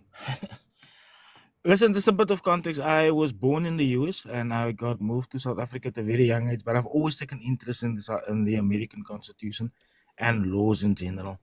So I just thought that earlier you mentioned that freedom of speech or like the whole aspect of religious freedom and freedoms of choice, I think, those things should be allowed within the US. And that's actually incorrect because the Constitution itself needs to be preserved and protected, right? And in saying that, I mean, like, if you look at Hoover and how it is that he was able to pursue a campaign against communism, right? There was a very good reason why he got away with that. And that is because built into the Constitution is the right to self-preservation and the preservation of the way of life. So for the Communist Party to survive in the US, they would have to change the Constitution, and that can't be allowed. I don't think as well as Islam. As well as Islam, right? I don't Islam think to pursue Sharia law. It specifically and expressly says that we cannot make laws respecting any religion. Would making a law that prevented Muslims coming into the country, would that be a law respecting a religion? Not necessarily, but built into the Constitution, it's already there. Because it's innate in Islam, right, to pursue Sharia law. And so for Sharia law to come about, you will need to change the Constitution. Listen, okay, have you heard of the atrocities that Christians have done? Have you heard of, like, the Crusades? Not the issue. Not the issue. Not an issue? I'm talking about what you mentioned earlier. I'm saying that's not the issue. That was not the issue that you discussed earlier. I'm speaking specifically to what you mentioned. Did you know earlier. that there's way more domestic right-wing terrorism from Christians than there are Muslims here? I maintain that is not the issue that was raised. Those are relevant aspects for consideration in a different context. Should we start outlawing Christianity that's radical? Christianity in itself is not a threat to the Constitution of the United States. How is it not? We have Trump who claims to be a Christian. There's no innate pursuit of a particular set of laws or a system of laws, or a legal system per se. There's no innate, there's nothing built into Christianity to say that we want this kind of set of laws and we want this kind of constitution. Whereas Islam demands that, and it's innate. It's innate in Islam. I can list a million things in the Christian Bible that are against our like constitution. Feel free to mention one if you don't mind. Yeah. Do you think you should have to? What if we had to cut out our children's tongues for talking back to us? Or what if we had to marry our rapist? What if we had to kill a dove every time we masturbate? What if we had to, like, all of these things are wild and don't belong in our legal system. But Christianity is not that extremist. Christianity's caused millions of deaths. How is it not extreme? I'm saying it's not that extremist. It's. Have you heard of a Jehovah's Witness? The Jehovah's Witness, of course. Did you know there's 1.7 million Jehovah's Witnesses here that would deny every single one of their children life-saving health care? Probably the case, because I know you know your stuff, so I'm not going to try and debate with you on that. But I still don't get your point in terms of the context that I presented. You see, the truth of the matter is for them to achieve those things, for them to pursue those things, they don't need to change the Constitution of the United States. Do you Of get what I'm course we trying to would. get Of across to you? course we would. If we wanted to No, it's outlaw no. Jehovah's Witnesses, we would absolutely be going against First Amendment. But in its current form, are the Jehovah's Witnesses a threat to the Constitution of the United States?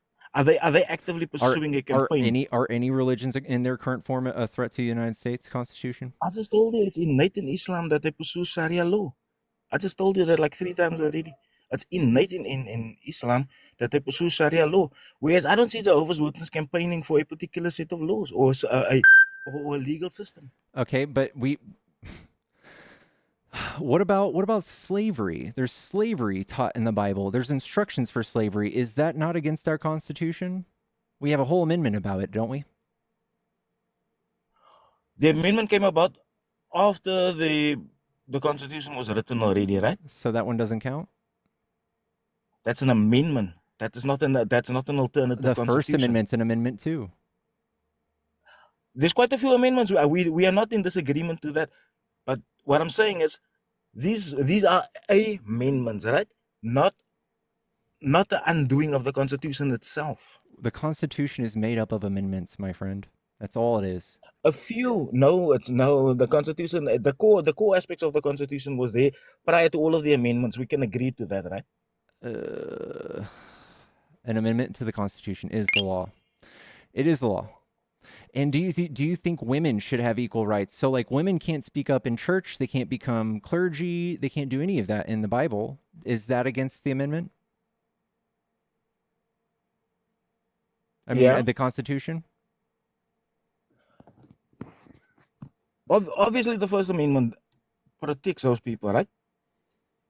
But within the context of what I presented, these things were not perceived to be threats to the Constitution and the way of life. It's certainly Trump's literally come out and said that we need to dismantle parts of the Constitution and the laws of this country because he thought the election was stolen. Like, he doesn't give a fuck about the Constitution, in my opinion. Should we kick him out of the country? Probably not. He's going to be the president. But what I'm trying to say, listen, what I'm trying to say is, whereas he's flawed, right? Most of the stuff that he's taking positions on in the very right-wing way that he does, a lot of these things are actually mechanisms that were already there built into the Constitution a couple of 100 years ago. And these things, let me put it to you like this.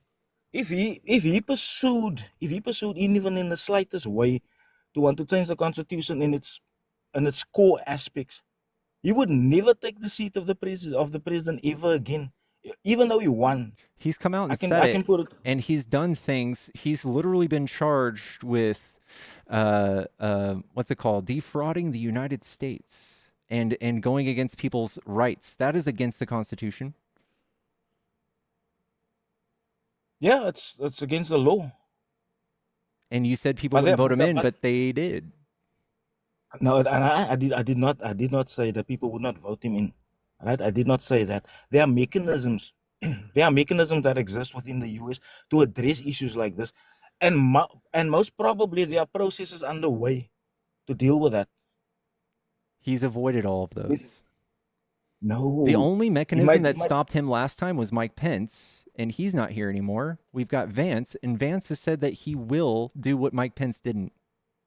That's the only mechanism that stopped him the first time. You see, you're good at what you do. You've taken a conversation completely out of the context that I had hoped to address. But how do I put it to you? The intelligence apparatus, if this person is a threat to the Constitution, even in the smallest way, the intelligence apparatus, it is completely on them to address the situation, right? You mean they have like Tulsi Gabbard, Trump's little lapdog? The person who's going to be over all of the intelligence agencies, the person who was caught meeting with Bashar al-Assad, through like indirect or unofficial channels. She had some weird fucking meeting with him in Syria. That like that person is going to enforce these things. That person is not responsible for enforcing. That person is not. That Okay, person is then Kash responsible for Patel, oversight. Kash Patel, head of the That DOJ person, now, is going to enforce that. The guy who said he's going to arrest all of Trump's like political opponents. he's an extension of the bureaucracy, right? And within the bureaucracy itself, there are mechanisms to address even his utterances and his actions as well. So who's going to stop Kash we should be Patel? clear. We should be clear. We should be very clear. We should be very clear in terms of whose responsibility lies where. What mechanism would stop Kash Patel from arresting, say, me? The law. Who's going to enforce the law against Kash Patel? Whoever is second in command or second in charge. I'm not too sure what it is, but listen, people have responsibilities in the jobs that they find themselves, right? And it would be on the onus would be on somebody within that department to address the issue. He, as the head of the department, can try whatever he wants, but there's mechanisms whereby which. And What if then he just fired those people? Congress, what if he changed all of those employees to Schedule F and he fired them and said, well, then there's if you don't Congress do and this, then there's the Senate. Then there's Congress and the Senate and the oversight committees to look into these matters, and then it would be upon them. Then there would be an enforcement. If they suggested charges to be brought, who would they send those charges to pursue? They'd send them to Kash Patel, the head of the DOJ. No, they send it to the department. He himself is not the department. They send He's it to the the head of the department. DOJ, man. Yeah, but as soon as there's a demand for him to be arrested, he's not the head of the department anymore. Says who? Yes. Come on, we all know that whenever a senior government official is compromised, the next person in line automatically that's why there's vices. There's no law that does that. There's no mechanism that does that. I mean, we've seen it many a times where people usurp. So Trump claims to be like he's been politically persecuted for the last 4 years. What stopped us from doing that? Nothing, right? How do you mean? Trump has been successfully politically pursued, quote unquote, if you ask him, for crimes he didn't even do. Nothing stopped us then. What's going to stop him from doing these things? Doing what things? Politically persecuting his opponents or people like me. Oh. Your constitutional rights would stop him from doing that. Your constitutional rights would stop him. The law would stop him from that. Okay, you have recourse. The beauty of all this, you have recourse. He sued ABC for calling him a rapist. He's suing a pollster in Pennsylvania for a poll. That didn't stop him there. But you have recourse. You're not in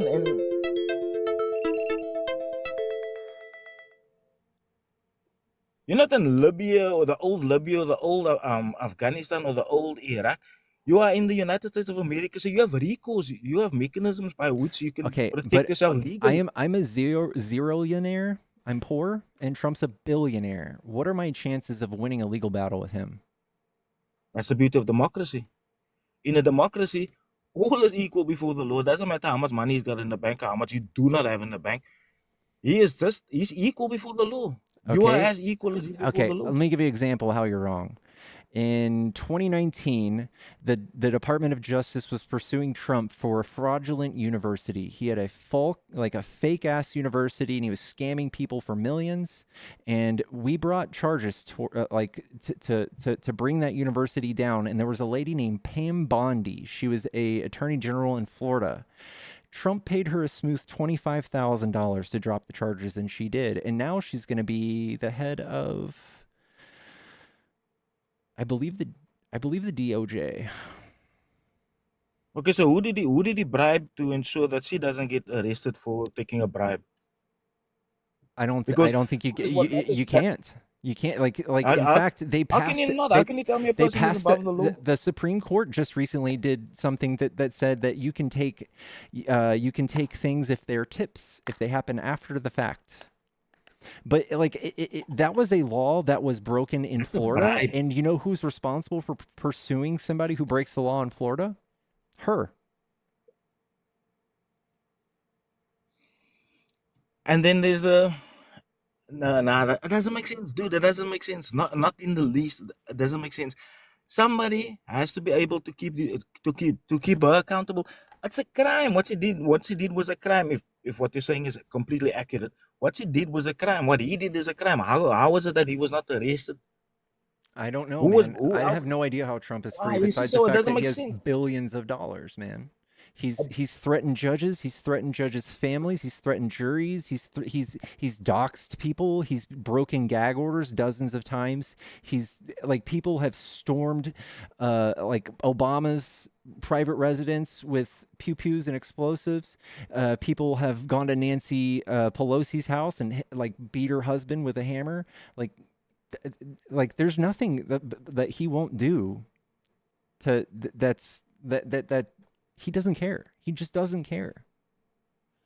You put it to this other guy earlier that a lot of what he's saying is not correct, right? A lot of what he's saying is not correct. Yeah, yeah. So I'm going to hope that you're man enough to accept the same from me. A lot of what you just said is not correct. It can't be correct. Let me put it to you like that. It can't be correct. Correct one of the things I said. No person in the United States is above the law. No single person is above the law, irrespective of how much money they have. There has to be recourse. Why didn't Trump get a prison sentence yesterday or the day before? Okay, that in itself is a very simple explanation. He already won the elections, right? Can we agree So on he's that? above the law because he won the election? No, he's not. No, he's not above the law. But like the judge said, there's allowances for presidents, right? And we all know these things. There's allowances for presidents, right? And so, for the sake of political stability, more than anything else, for the sake of political stability, I'm pretty sure that the decision to not incarcerate him was made purely and solely for the sake of political stability, for the sake of all Americans, right? Because to engage in a new campaign. What would someone normally go through if they were charged with that? They'd be in prison, right?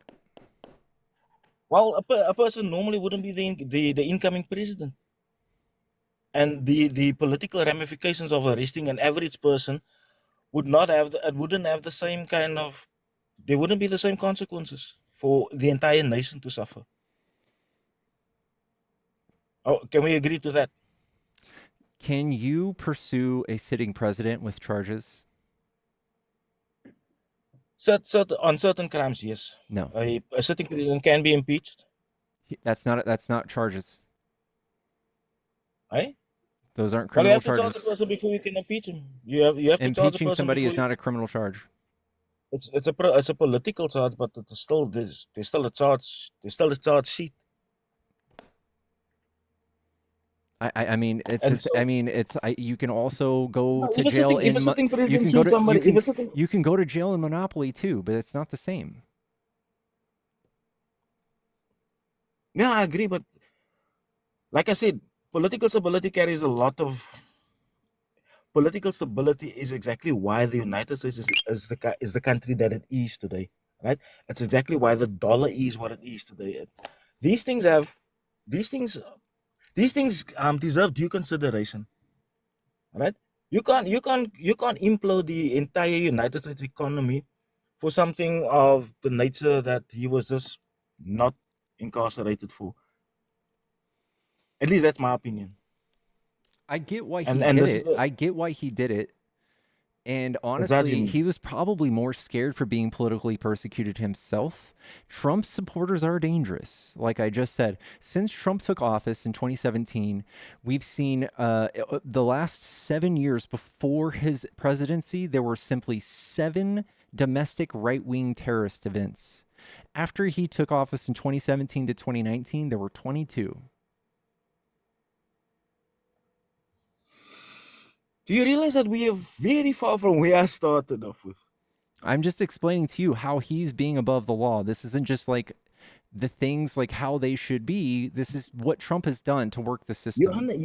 In my opinion, you underestimate the long arm of the law, right? You want something done right now, right here. I can appreciate that. I can appreciate your sense of urgency. But the truth of the matter is the law catches up to you one way, one time or the other. And that is the US I'm proud of. You see, that is the United States I feel very, very I think proud the to law. represent. I think the law is being completely. There are two tiers of justice, and if anyone were to do anything that Trump did, any one of the 88 felonies that he was charged with, they'd be in jail right now for the rest of their lives. Do we know? Do we know? What is this beautiful word now? Okay, no, let's leave that. But dude, I just wanted to tell you, like I said in the beginning, I just wanted to tell you that built into the Constitution is mechanisms by which to protect the Constitution. So communism itself can be persecuted, right? Communists can be persecuted. Islam in itself is affiliated You're to the listing a Constitution. bunch of That is- protected things that people should be able to believe. You're listing, you're justifying the use of law to root these things out. Yeah. There's a Yeah, word for this because kind of stuff. these things- It's called fascism. It's fascism. No, it's not. It's not fascism, dude. It's not fascism. Listen, there's liberties that you enjoy, right? And these are completely acceptable. I mean, maybe in some other country, not here, not here. Sorry, I thought I was disconnected. No, in the US as well. I'm telling you that there's a very good reason why Hoover got away with the campaign that he got away with. You know what, no? If indeed this thinking that is being enjoyed in the US or that is being pursued in the US right now, if this came about in the 70s and 80s, all right, you would be sitting in the communist United States of America today. You would be sitting in something very similar to what the old USSR used to be. But luckily, these things didn't happen before 1990. It is only after 1990 that this kind of thinking was allowed to play itself out. And there's very good reason for that. Prior to 1990, this would have been a whole other discussion, a whole other scenario. Because of the Red Scare, because of the anti-communist propaganda, because of China, because we were in a Cold War with Russia. Yeah, that's why. Do you remember the McCarthyism trials? Do you think that would have been tight today? You think it would have been kosher to seek out people who are gay or communists and put them in jail? Let's not touch on gays, right? You're not going to point me in that way. My daughter is as gay as they are, as lesbian as they come, right? And So you're I a don't Trump have a problem supporter? with those kind of people. Me, Trump. I support Trump for a lot of what he's standing up for right now. For the kind of stuff that he's saying that, well, I'm not make America great again kind of people, but I would say the kind of stuff that he puts into that frame, there's a lot of that I can appreciate, and there's a lot of that I feel. You see, I made sacrifices on this side of the world. I made certain sacrifices, right, that prohibit me from going home. I made sacrifices, and those sacrifices I see honored in a lot of the stuff that he's standing up for. Like what? Yeah. Like, are you asking which sacrifices or Yeah. what, the stuff that he's standing up for? Which one?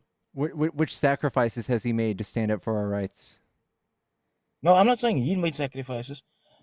Well, him subjecting himself to the court of public opinion, that is a huge sacrifice for a person that could just take his money and go lock his door and have a wonderful time with his family behind a safe wall, right? No, he would be in Why prison is right it now you- if he didn't run for president. He'd be in prison. Probably. I can't disagree with you because if I do disagree with you on that, and then I'm saying that the allowances that he was given, that I'm contradicting myself, which I'm not very good at. So he would probably be locked up, and that's why I'm bringing you back to the long arm of the law. What is this thing, man? There's a concept. What is it now? Anyway, where were we? Yeah, he would have been locked up. I'm not disputing that. And like I said, the only reason why he's not locked up is because of the need for political stability. I maintain that. So Okay. the sacrifice, for me, the sacrifice for him as a billionaire to put himself out there and sacrifice his family's right to privacy, those kind of things. Those are sacrifices. They might not be as they might not be Mother Teresa kind of sacrifices, but they are sacrifices. Saying that I feel I'm the kind of person to his drive this family country. has been in the spotlight for decades. This is not new. He's a playboy billionaire who's been in the news everywhere since the 70s. This is not a sacrifice he In made. the He news. loves this. He wants a microphone and a camera as often as he can possibly get one. This is not something he In sacrificed. the news as being observed by outsiders, right? But in Yeah, this he situation, where he wants put himself out as he a wants to be politician, in the news all the time. well, I'm not gonna disagree totally that he's a sensationalist, but I still see sacrifice in his actions. He ran for president to sell books. He didn't do this to sacrifice anything. This is what he does to sell books. He did in 2000, 2008, and somehow he magically won in 2016. This isn't because he like put on his boots and he's like, I'm gonna go fix America. No, he was like, I'm gonna go sell some books. And then when he won, he was so unprepared that Jared Kushner, his son-in-law, called the White House and was like, hey, how many people do we need for the White? Like, is there anybody going to be left there for us? Like, they had no idea what they were doing. And then they got the Heritage Foundation to employ all these people that he didn't get along with, and he fought with them. He didn't have a real plan. That's your assumption, right? This is what they said. This is what John McAfee said. You're saying that is magically, but it's not magically. He's speaking to people's aspirations. He's speaking to an overwhelming majority amount. He's speaking to people's aspirations. People buy into what he's selling, and so yeah, I know that. It must give you the sense that he knows what people want. No, So I think he says the most incendiary and inflammatory things he could possibly think of in every situation. He's got zero chill. That's what he does. So He's a sensationalist, just like you said. So you're telling me whenever people from the US go to the voting booth, they go there irrationally, right? Yes. Because for me, are you telling me that an overwhelming majority of the United States are irrational people? Yeah. So, like, do you believe that like other countries in the world have nominated by popular vote bad leaders? Come again, sorry? Would you acknowledge that other countries in history across the world have nominated bad leaders by voting them in? Oh, yeah. Okay. How do you think they were convinced to vote for those leaders?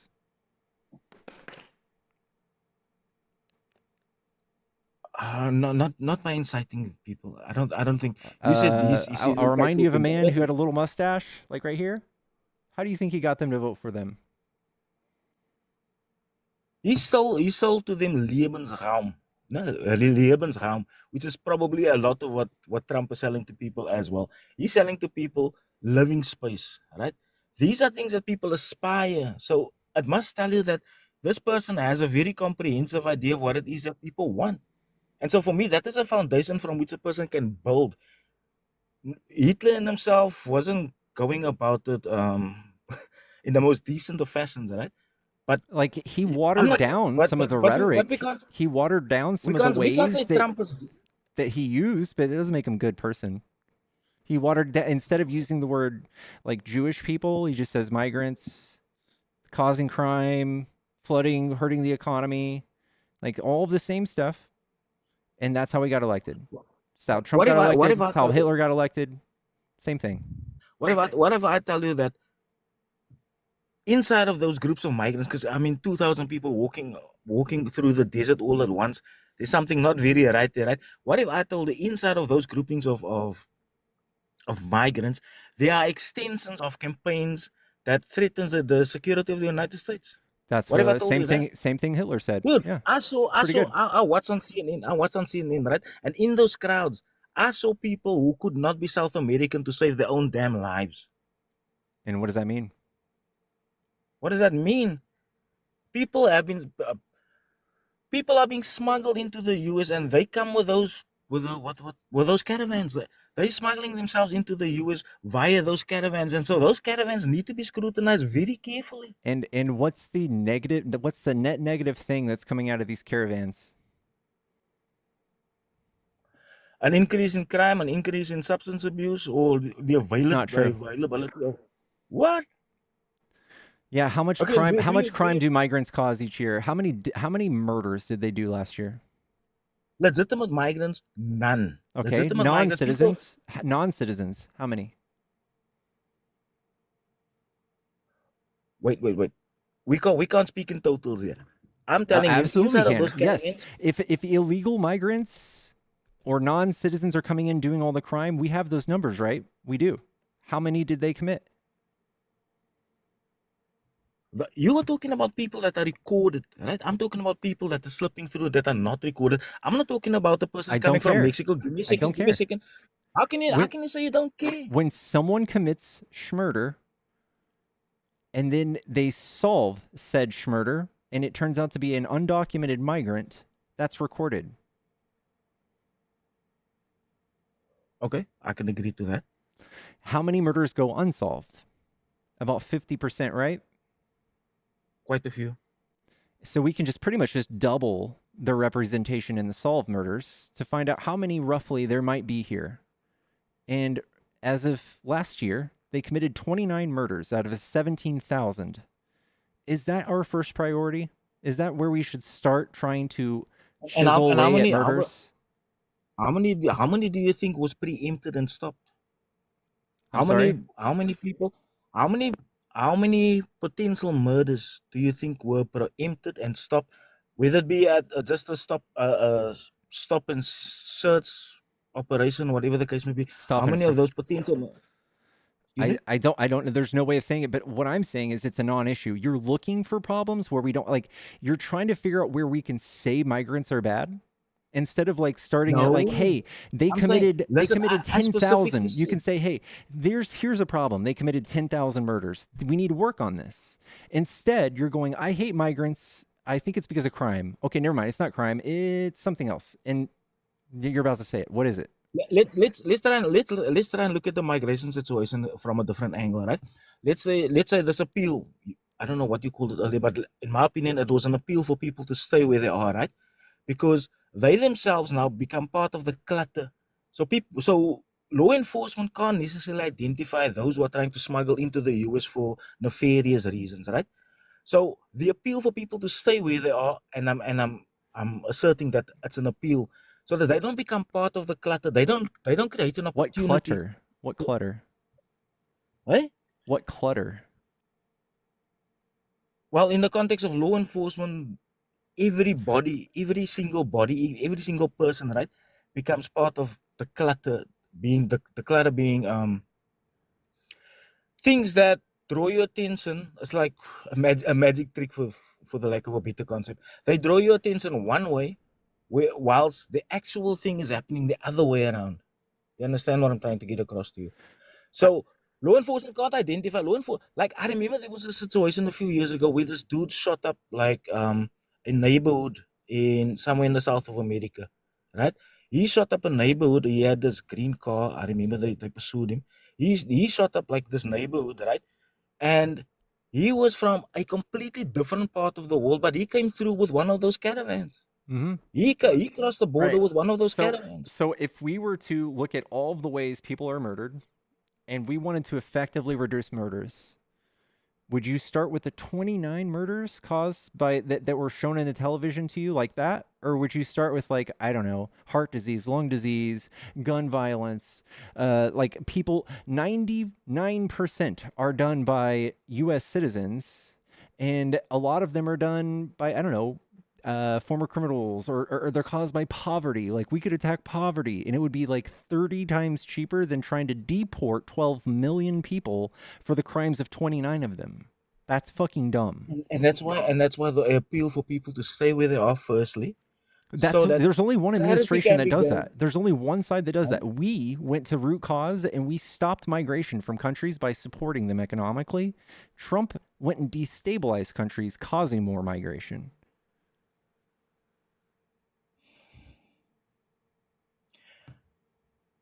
Okay, so what you're saying is the appeal isn't necessary because we can go there and we can make the situation better for people to be able to stay where they are.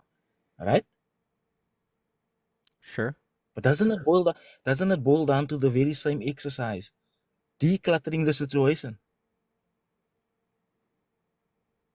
Does it not? Your approach is like you're still talking about Trump's approach, right? Like deporting 12 million people. I'm saying that is partially correct in terms of an exercise to declutter the situation and to be able to identify. And I'm going to use the Declutter. word to The identify. operation of deporting people is going to be mass chaos. There's going to be hotlines. Did you hear about that? Mass like hotlines for you to report people. This is going to be insane. You do know it's the 21st century, right? You do know it's the 21st century, right? Yeah. And there are administrative processes that needs to be put into place. There needs to be a process for identification. There needs to be administrative We can processes. do all that. We can do all that. We can do that. We can do that without ripping people apart from their families and like uprooting them from America and like the jobs and the economic benefits that they have here. Like they contribute, they pay taxes, they add demand to like the stores and all of the places and all the goods that we offer as a society. They offer demand, which grows the economy. These are all good things. So if you're actually on this line of logic, being like, hey, we should just like go identify them all. Let's do that. Let's give them a path to citizenship, or let's give them all a card of some site. We know who you are now. Like if that was really your problem, that's what you would address. But Trump is saying you hate these people. Let's get them all the way out of the country. Makes no sense economically. It doesn't make any sense criminally. It doesn't make any sense whatsoever.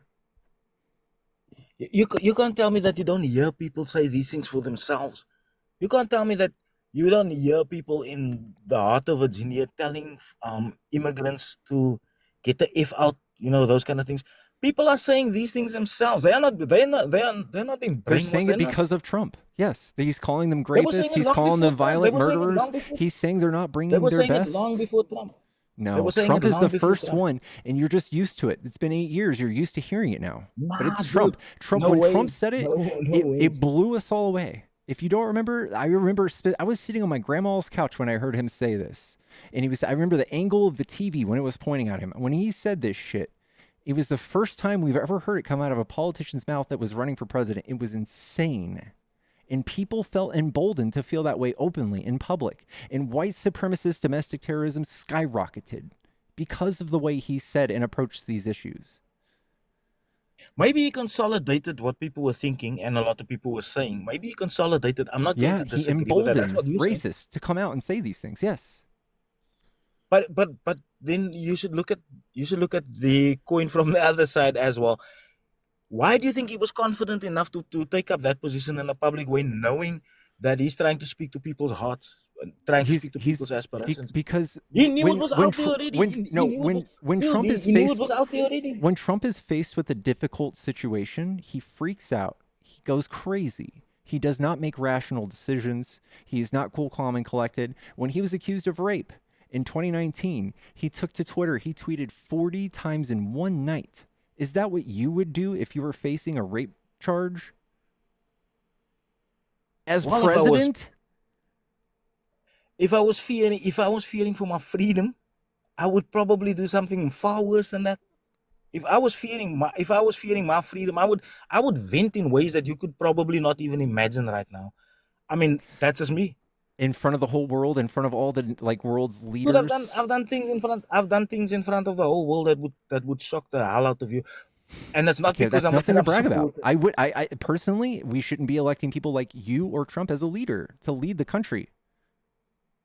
Now you see, I've noticed this thing where you continuously ridicule people whenever they try to get something across to you that makes sense.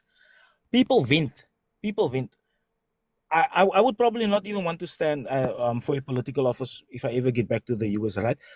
But what I can tell you is that it is completely normal for people to vent. Right? Someone accused Biden of the same thing, right? Her name is Tara Reeves. You know what Biden said? Let's hear her case. And that's admirable. That's admirable. But he doesn't even have energy to take to take himself to the bathroom. Come on, Let bro. alone vent in a very frustrated way. Come on.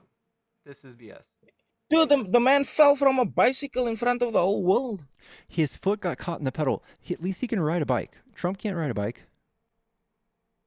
Well, he doesn't have to ride a bike, but I'm saying that where was that composer? Where was that composer? Why the hell would you climb at that age? Would you climb onto a bike in front of all of those cameras?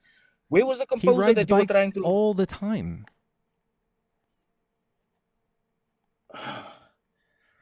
We were talking. You were trying to get across to me that there's a lack of composure on Trump's side, right? Yeah, Even on my side. riding a bike is a very American thing. It shows people how relatable you are. It's not relatable to call someone you raped horse face and say she's not the chosen one. Might not have seen that one, but I maintain people vent. People vent, and often you find, and it's actually become the norm where people state their case out on social media, hoping that probably the 12 people who's going to make a decision on that gets to see it and make an informed decision. But yeah, people vent. It's natural for people to vent. Social media at that point, especially at that point in time, was somewhat new to people still, right? And it felt all powerful. So he might have, at that point in time, his sense of rationality might have gone out by the window, because he felt that he has got this powerful tool by which to express himself. We all do, man. We all do. I've had drama happen to me in the last couple of weeks. People accusing me of bad things. I didn't take to the internet and put them on blast. Like, I'm a little more mature than that 80-year-old man that was president holding the nuclear button. I'm a little more like an intellectually or emotionally intellectual than him, and that's sad. I'm 36. That last part again? Before you said that is sad. He's not presidential. I mean, ugh. Okay, so emotional intelligence isn't something that we're born with. I agree to that. But I mean, you literally have a sticker right there that says Trump sucks. Where's the composer to that? This is on a scale of 1 to 10. This is like a 0.5. Have you seen the other ones? Like Trump is a rapist. Trump MAGAs are idiots. MAGA men are insecure. MAGA women are crazy. Like, there's all sorts of inflammatory things I could say. This is as bad as I get. I'm the most amiable, most like easygoing TikToker on Debate Talk. So I don't think this is a good point for you. I think this is very calm. Yeah, but you see, you ridicule people in a very calm way as well, and that is as passive aggressive as they come. You ridicule people with such a cool tone and such a calm demeanor that you could sell what you were saying right now. I'm not gonna disagree. You could sell what you're saying right now, but to the trained eye and the trained ear, you are as hostile as the next person could be. I don't know. I think we've been able to have a more productive conversation than most people would be able to because of my demeanor. I don't think it's a bad thing. No, it's not. It's in the public realm, you conduct yourself very well, right? But like I said, to the trained eye and the trained ear, there's aspects that could be questionable. But you conduct yourself well. I mean, you're not swearing at me for saying this. You're not coming at me and the most brutalist of ways and shouting through the mic and whatever, and that is admirable. Those are skills that a lot of people could use, and yeah, so I give you that much. But the underlying current is that you ridicule people, and that in itself is not a very fair exercise, because I mean, some of what I'm trying to get across to you makes sense, right? Some of what I'm trying to get across to you makes sense, but you're so one-track minded. You just refuse to see it for what it is. I'm out here inviting the opposite perspective to come talk to me and like participate in dialogue. I don't think I'm that close-minded. Have you found yourself agreeing to anything that anybody said relating to Trump today? I think he looked cool when he got shot. He looked dope. he looked dope. I'm gonna agree with that. Yeah. Okay, so dude, I think I've exhausted what I've tried to get across to you. And thank you so very much for having me on your live. There's a few things that you need to still open your mind to, right? There's quite a few things that you still need to open your mind to. Like I was trying to tell you about the caravans and those things, right? Yeah, so maybe just take a moment and think about it, because like I said, there's a lot of threats to the stability of the United States, and these things need to be addressed sometimes in very horrendous ways. I'm not talking about unaliving people or anything like that, but sometimes you need to tear a family or two apart to get a message across, those kind of things. Just open your mind to that as well, because the bigger picture, you will not enjoy the security that you're enjoying right now if people just set over backwards. All right. Well, I appreciate you coming up and talking, dude. Keep well, bro. All right. Take it easy.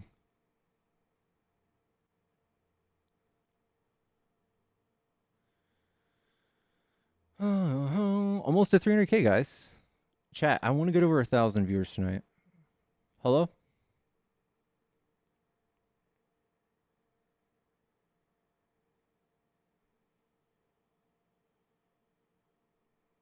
I don't think they're here. If you enjoy the stream, give me a follow. If you enjoy debates, I do these almost every day. And I try to stay calm, but I'm not always as calm.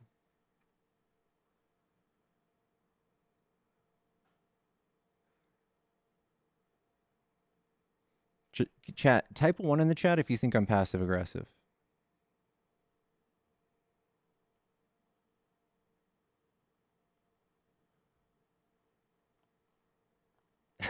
Of course you're in there. Rin's already put the one.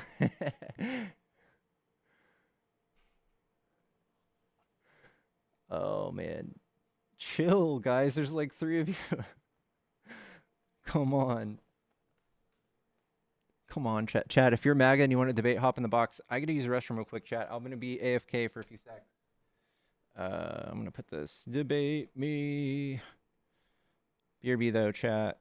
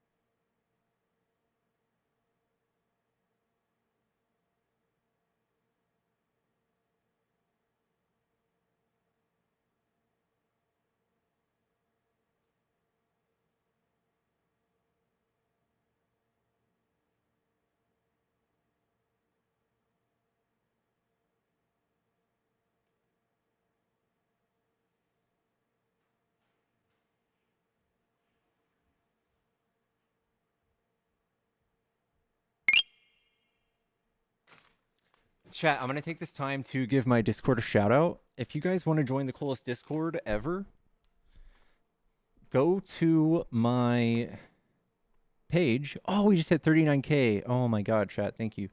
Go to my link tree and go to join the Pickles Discord server, and it will get you in.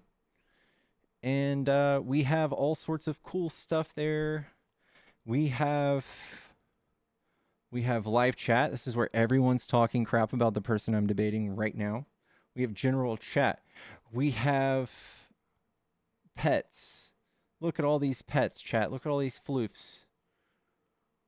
We also have resources. If you guys like the stuff that I'm showing you guys on my iPad, it's all in here. All of the maps that I use, all of the stuff, it's all in here, guys. And I have people in here checking all of our resources to make sure they're not biased. Join the channel, chat. Also, if you guys want to support the stream, consider becoming a supporter. It helps me pay my bills. Love your Discord. Everyone's super friendly. Love that. Love that. It is free. It is free. You're much kinder than the other debaters. Thank you, Lane.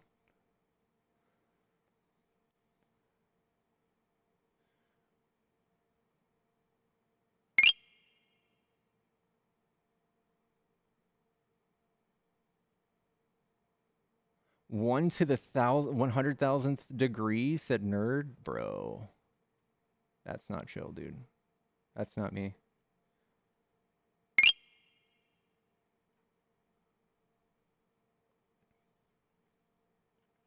I just missed where you said it'd be. Chat, follow me on my other social medias. I have a YouTube. I have a Twitch.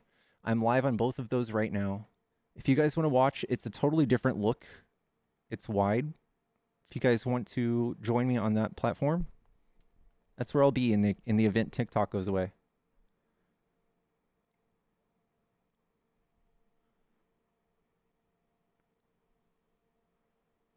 I do. I don't know why people are posting numbers and I'm a rebel. Okay, all right. I need a direct link. I can't get to anyone's Discord like that. Lisa, go to discord.com/picklesggs. That's my custom Discord link. That should work. Just my username here is the end of the URL. Discord.com/picklesggs. My YouTube is the exact same. Wait, abandoned. You have to get a job. Yeah, Cat Daddy.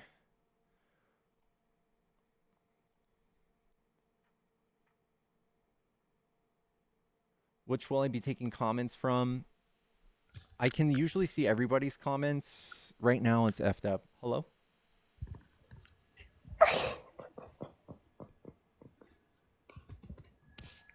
Hello?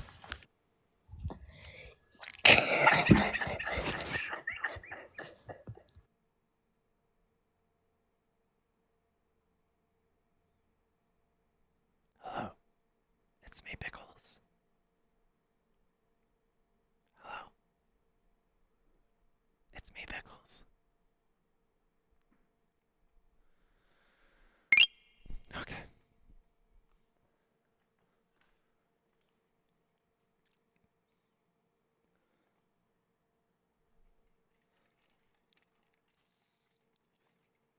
Chat, if you're Trump supporting, want to debate, hop in the box.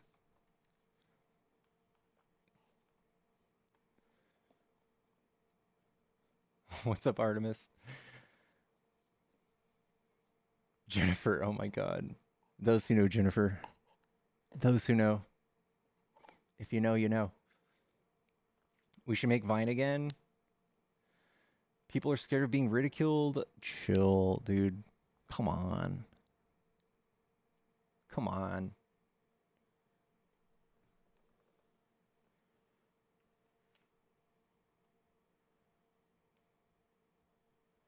Discord says links expired. You might have to copy and paste it into your browser. If you copy the Discord link and paste it into Safari, it should work.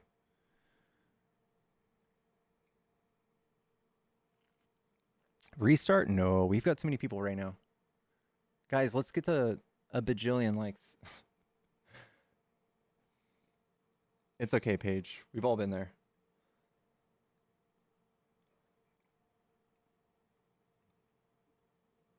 Oh, you'll try again? Okay, shoot. Shoot.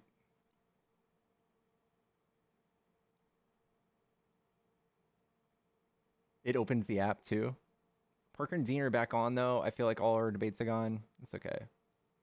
Gotta reset it every so often. I have a custom link. I just need to put it in there. I'll do it right now, guys. Just bear with me. I'm gonna do it right now.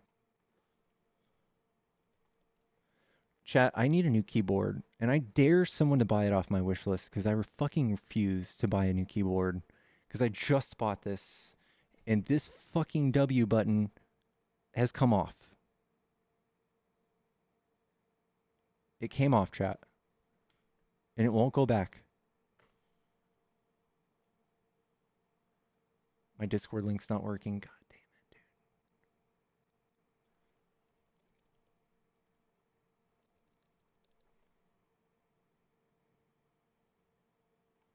Let me ask my admins for the actual link. What is the actual Discord link? The custom one. I got using the link. Okay. Discord. Oh, it's discord.gg's copy. Awesome, awesome, awesome. Got it. All right. I'm going to change my Discord link to this. Boom. Save. Boom. I'm going to move this down here.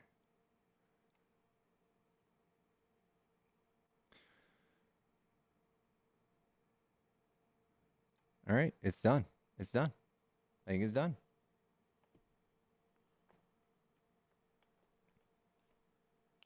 All right. Try my Discord link now. Could work.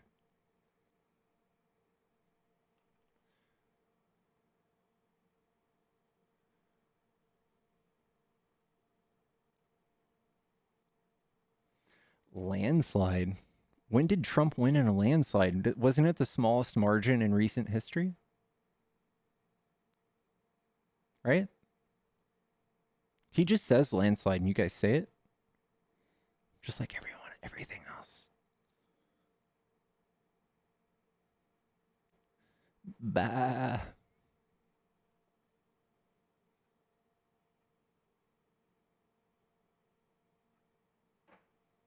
I'll get the keyboard if someone goes halfsies. Bro, that would be sick.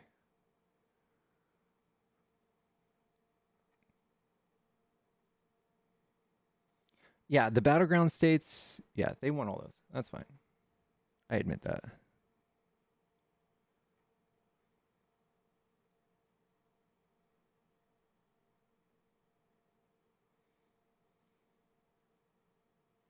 Trump improved in 90% of the counties. New Jersey is now a swing state. Landslide.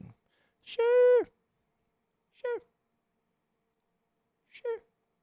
Just because where people's feet are doesn't mean he won more, right? Just because of where their feet were doesn't mean much.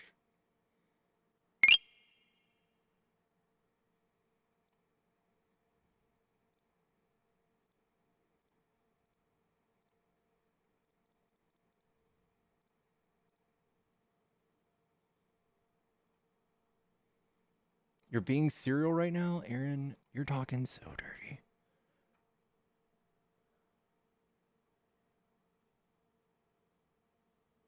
Three straight elections. Oh my goodness gracious. All right. Okay. We get it. We get it, bro. We get it. We get it.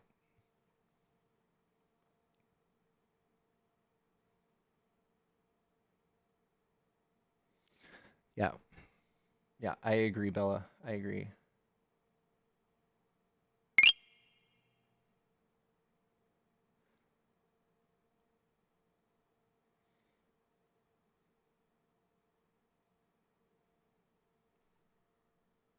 Chat, get me a keyboard. I dare you to. For the W's. For the W's. If you think I'm going to win, or if you think I won that last debate, do it.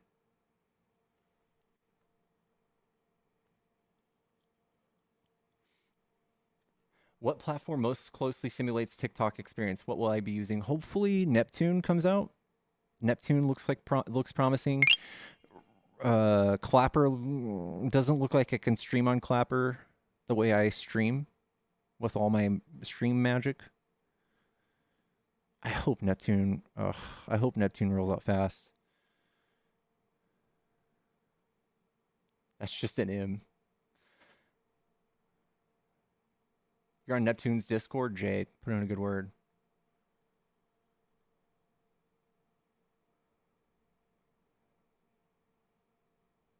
Favorited looks like TikTok. Shh.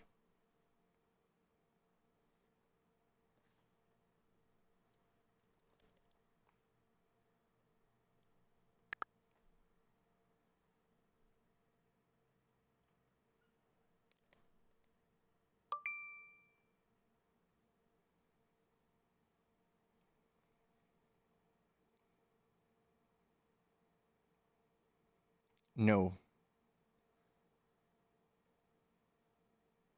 No. Chat, did I just miss a guest?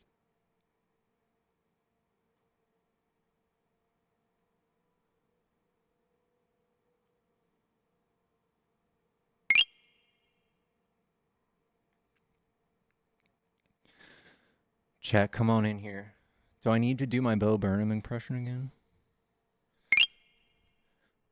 Are you feeling nervous? Are you having fun? I don't know, I forget the lyrics. It's almost over. It's just begun.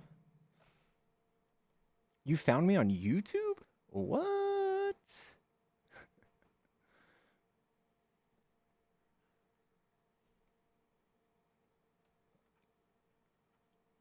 That's dope.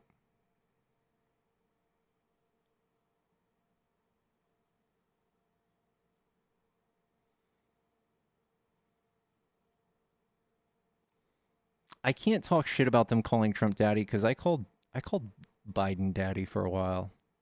He deserves it though. Biden is daddy. Margaret with the 3 months subscription? Thank you so much.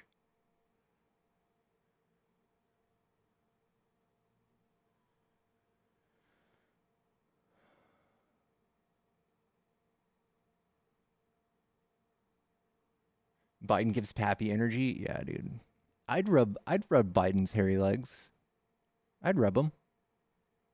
I'd put suntan lotion on his legs. It's Daddy Biden.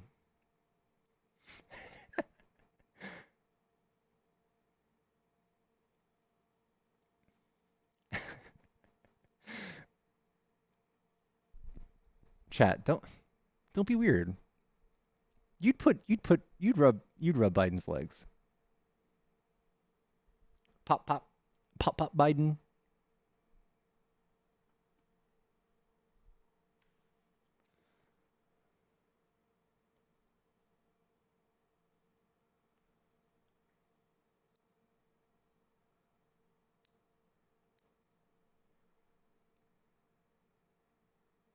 Probably not. That's okay. That's all right.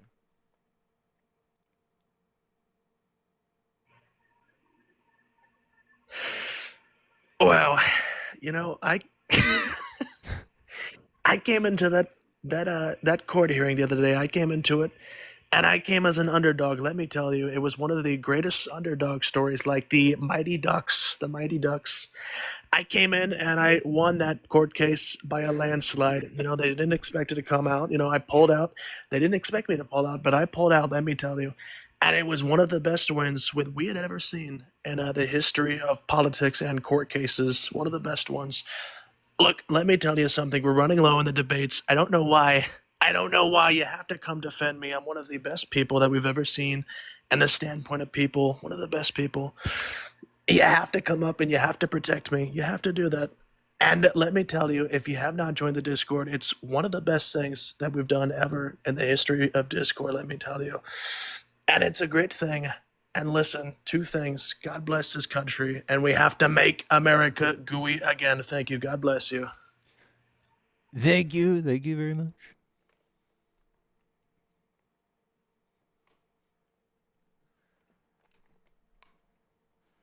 Love it, chat. Love it. I had to help him with the hand gestures. China.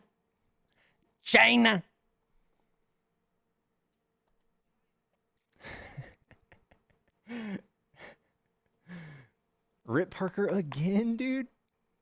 Are we about to get the Parker raid?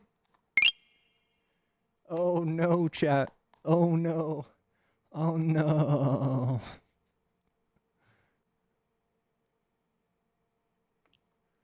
Yellow? Hello. Hello. Are you a Trump supporter? I am a Trump supporter, Igor. How are you? All right. I'm good, man. What do you like about Trump?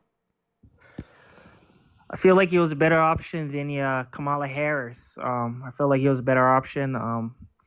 I feel like he's going to do better for our country. His first term was absolutely amazing from 2017 to 2021. So I feel like inflation was low, economics was low, and I think he's going to do a lot for our people. I'm Jewish, so I think he's going to do a lot for the Jewish community. So what actions do you think Trump did to like help the economy to help keep inflation low, so we can do more? yeah, low budget spending. So he does low budget spending. I feel like groceries was low. All right, can I debate you on that? Yes, go ahead.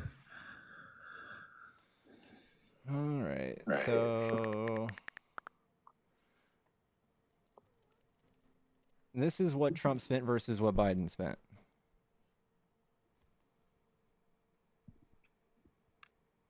So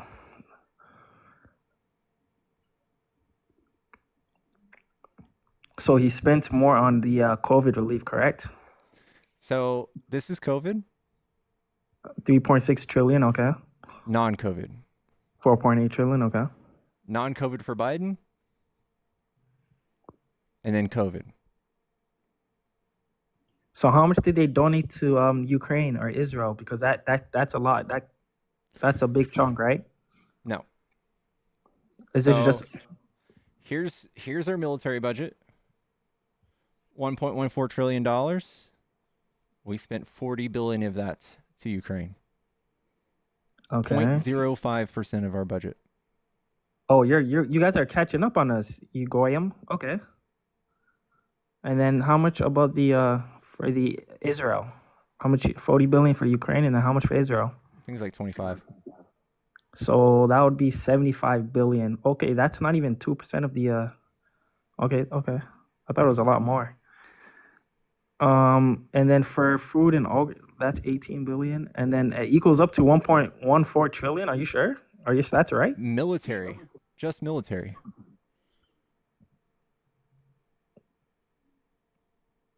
Wow. Okay. What's your source for that? I just want to verify. Federal budget expenditures 2023. And this is this is easily you can find this. This is just our 2023 budget. So do you have any examples of Trump sucks? Because I do see the do you have any examples other than budgeting maybe? Yeah, I don't like what he did with tax cuts. So like when we do tax cuts, we can look at like the lower class, the middle class, and the upper class, and we can say, okay, this is what the wealth looks like right now in the United States. 1% owns all this, and then 40% owns this red dot. So who do you think needs more of a tax cut? And I would say, like, Oh wait, can you go back to the picture? Oh right, that's a lot. Can I see that? Is that 1%? Oh, just that place is 1%? Yeah.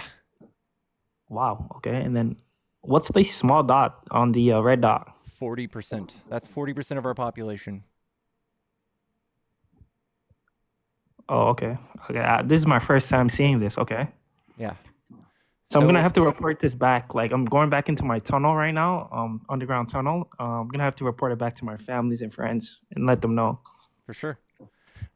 So like when Kamala wrote her tax policy, it was mostly geared towards lower and middle class.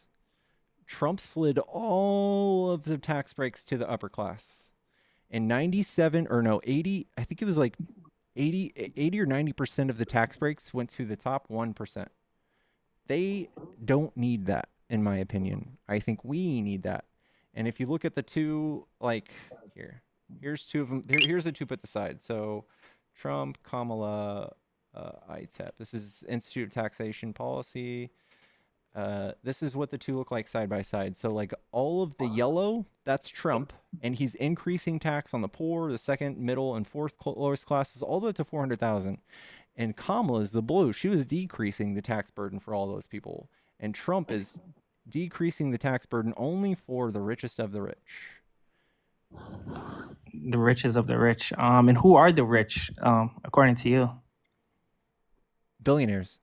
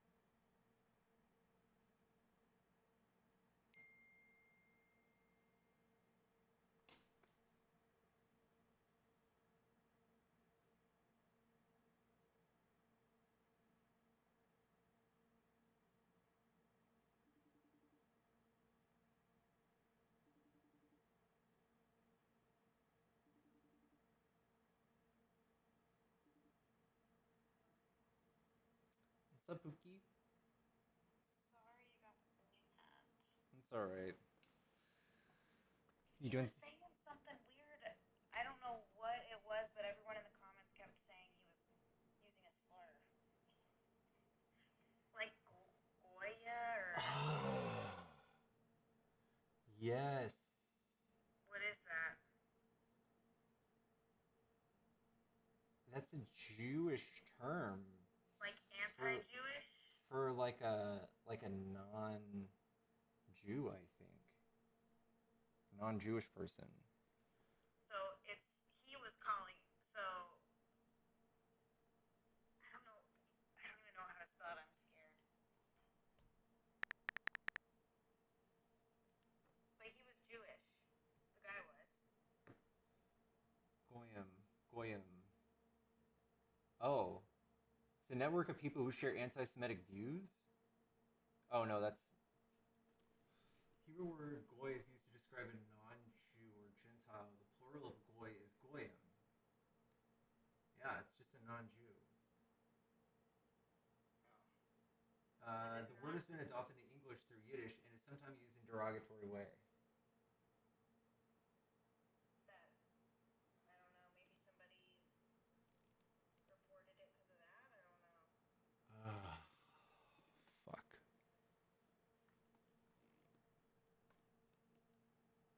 Are you gonna try to go on your dark pickles? Maybe. I'm gonna see if this appeal makes it. How fast does it usually go? It's usually pretty quick. Well, that's good. That's so frustrating. I'm so sorry. Oh well. You just doing puzzles? Yeah, I started a new one. What you got? It's been fucking hard. I think I'm about to take a break. But I got the outline figured out. It looks like this. Oh, cool. Yeah, but it's really annoying. There's so many of the same colors that go in different places. Yeah.